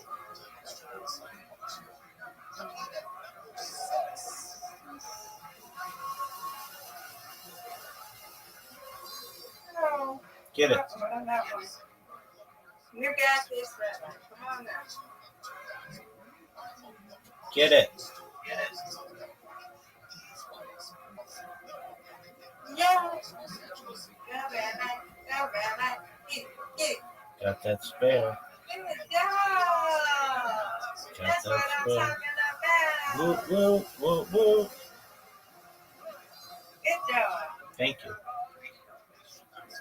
Get it, get it, get it, get it, get it. Got it. Uh-oh.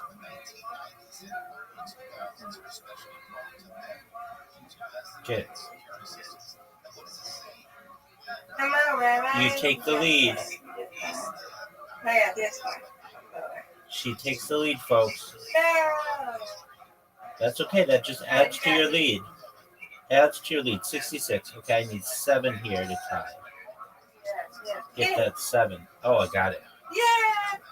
That's what I'm talking about. Let's go. Let's talk about it. Give me another one.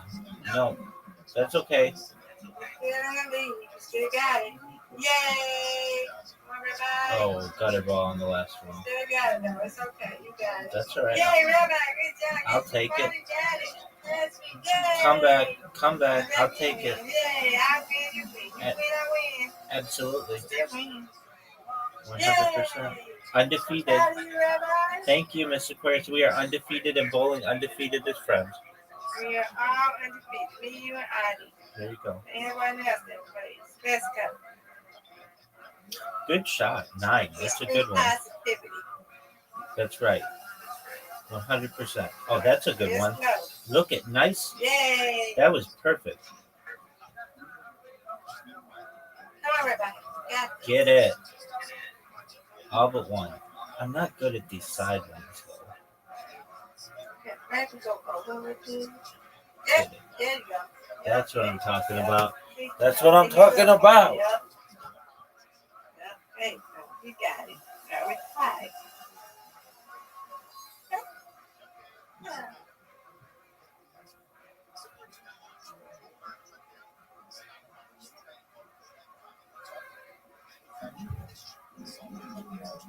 No. Come on, Rabbi. You got this. Yes, Come ma'am. on, Rabbi. I'm gonna get it. This one. You got this. This one is mine. Here we go. Get it. No, not what I wanted. You're still later. Just go, Rabbi. Get it. Stop with that. 2 spares. Yay. Get it, Rabbi. Get it, Rabbi. Ooh, ooh.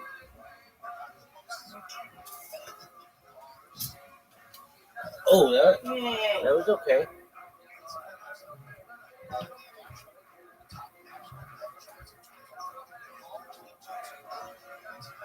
Nope. It's okay. Come on, Rabbi. You got this. That's right. I'm gonna get it. This one's mine. Come on. I'm gonna get it. I'm gonna get it. Rabbi, go. I know. Get it.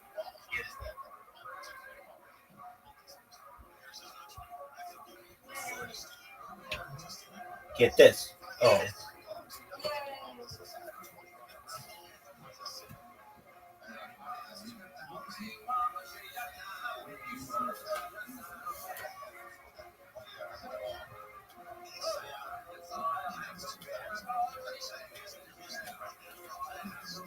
Here you go, Miss Aquarius.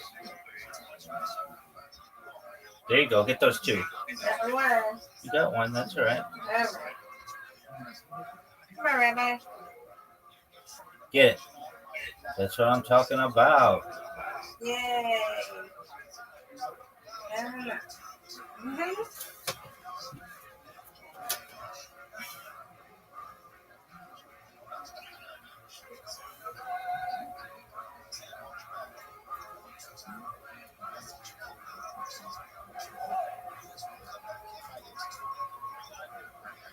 All right. Come on, Rabbi. Finish it out.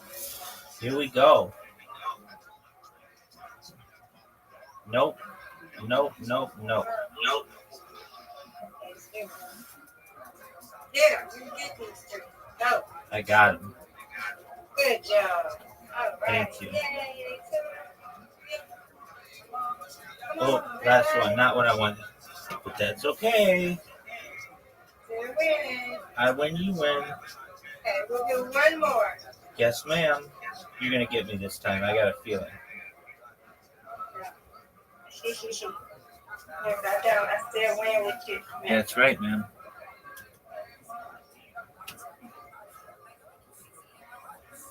I don't know why I can't get that right. What's going on? You'll get it.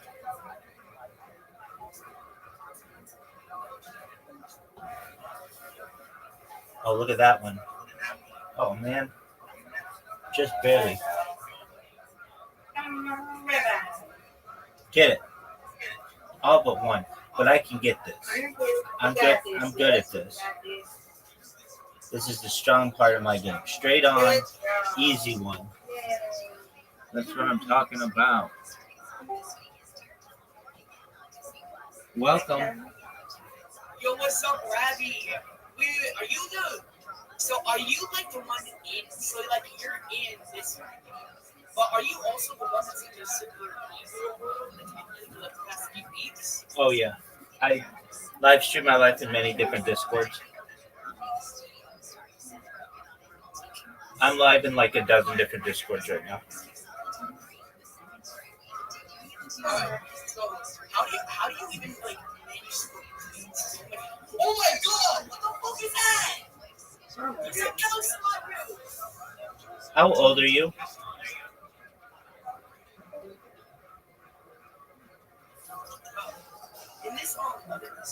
Yo, how old are you? I asked you a question. If you don't answer my question, I'm going to ask you to leave. How old are you?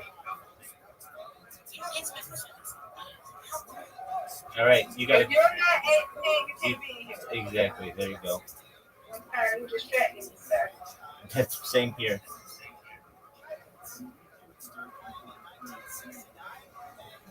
Oh, you almost got it. Oh, that was close. No, he's distracted me. We're going to do one more game. You got it. They distracted me as well. He distracted me. Yeah, he distracted me.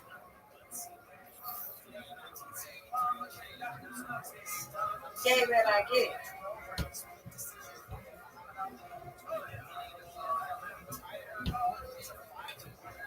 Get it. Get it. Oh, that's good, but it's a tough split. You can get it, though. You can get it. Get it, get it, get it, get it. Come on, Rabbi. You got this, Rabbi. Come on. Get it. Nope.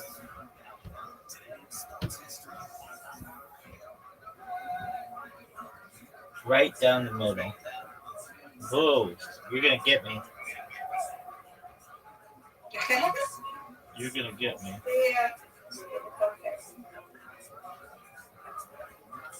There you go. You take the lead.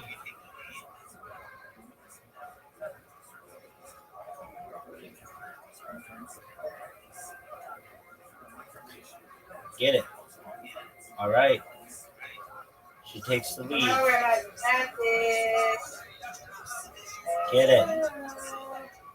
That's what I'm talking about. Yay. Come on. Get it. That one. Come on. That's all I needed. And you won. And one more. Yes, ma'am. Keep it step.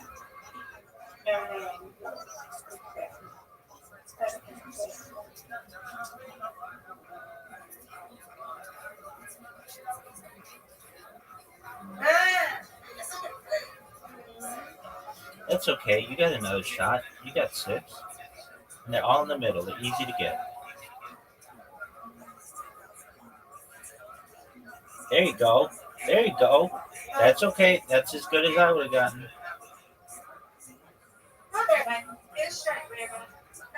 That's what I'm talking about.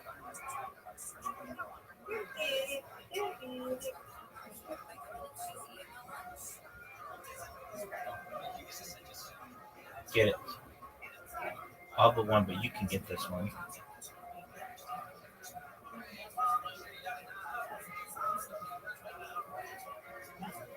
There you go. Perfect. Come on, Rabbi. Come on, Rabbi. Nope. Not good. Not good.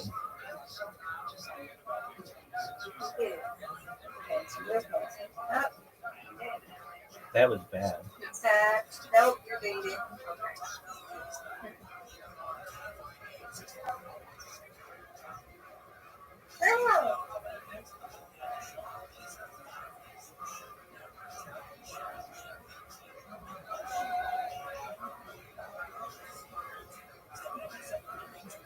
Get it. Right, got this. Get it. Come on, get that last one. Okay, I gotta get the corner. Get it, get it, get it, get it. No. I'm not good at this.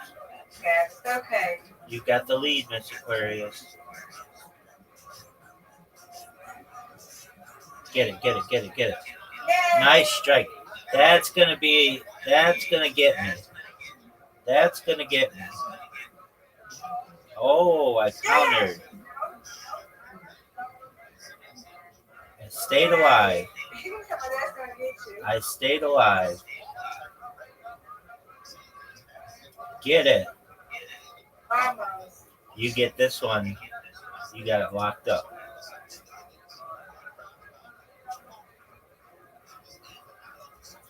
Got it. Nice spare, Miss Aquarius. Get the cherry on top.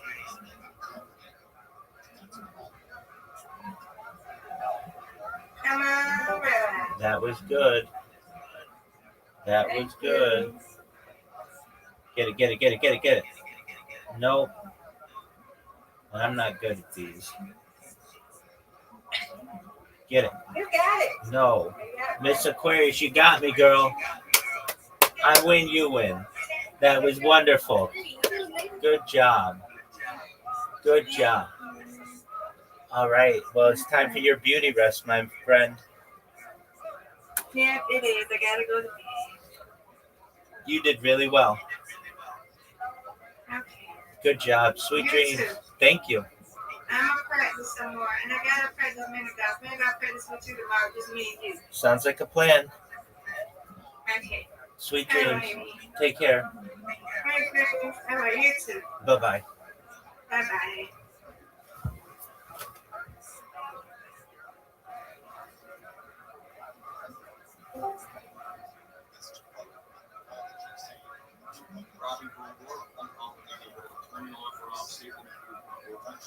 Thanks, big dog. How are you?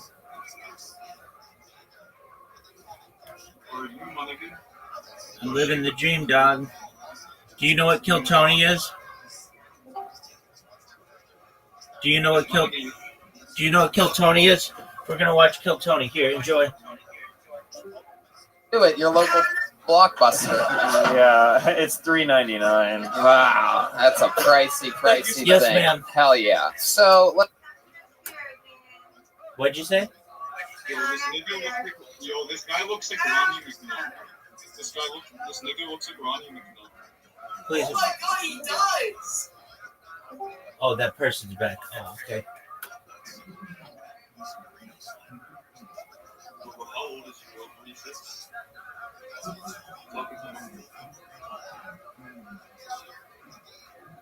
Yo, why are you talking to minor, bro? Come on, bro. Are you over 18? Maybe 18 plus. Yeah, I'm 19. Okay. I'm like, come.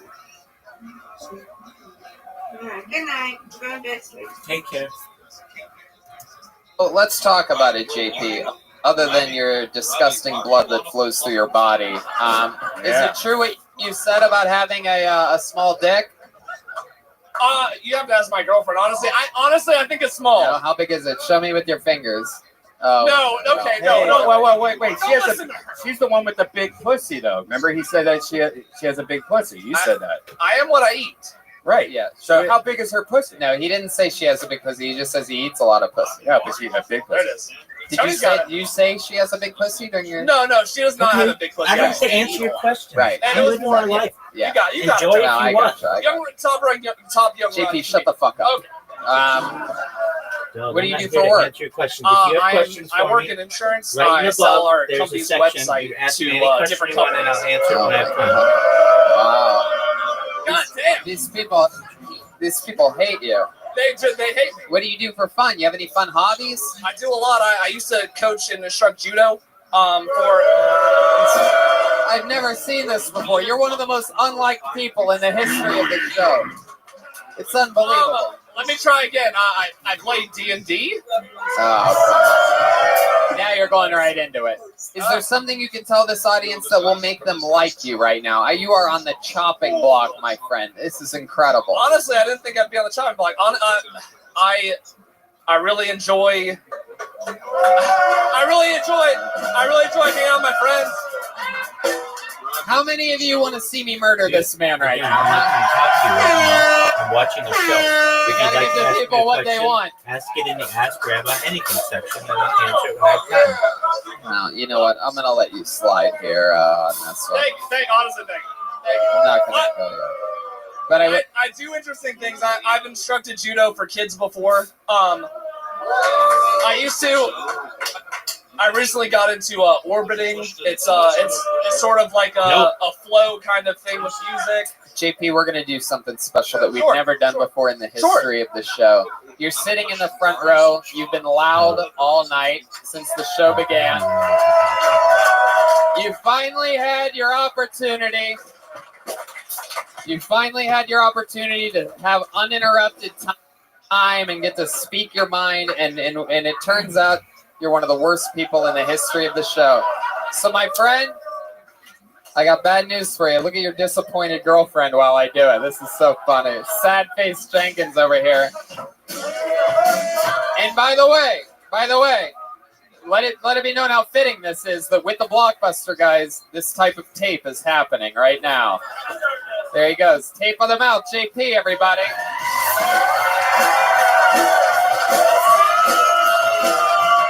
There you go, JP. There you go. Looks like he's not eating pussy tonight. He's on social media at Beanie King JP, Beanie. I love it when that weird shit happens, where the crowd just totally. There you go.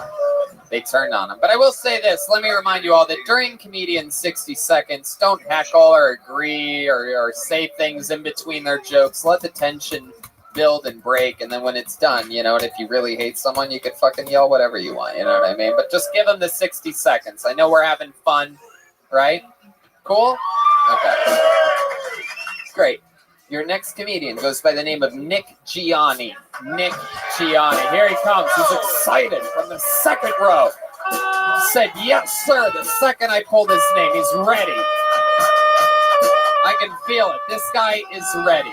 Nick Gianni. Jeez. One more time for Nick Gianni. What's up, Comedy Loft? I apologize for the way I look. I just rolled out right out of my sister's bed and came straight here. I'm sorry.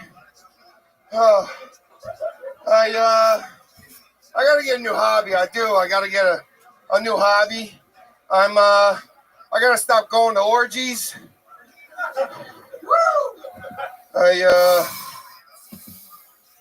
She got tired of holding my mom's purse, really.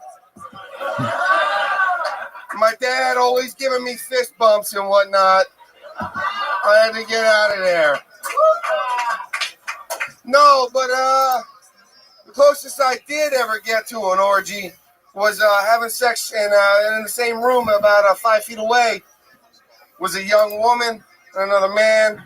They were having sex, and the lights were off. Thank God for them. Thank you. Okay, is that it? I'll end it.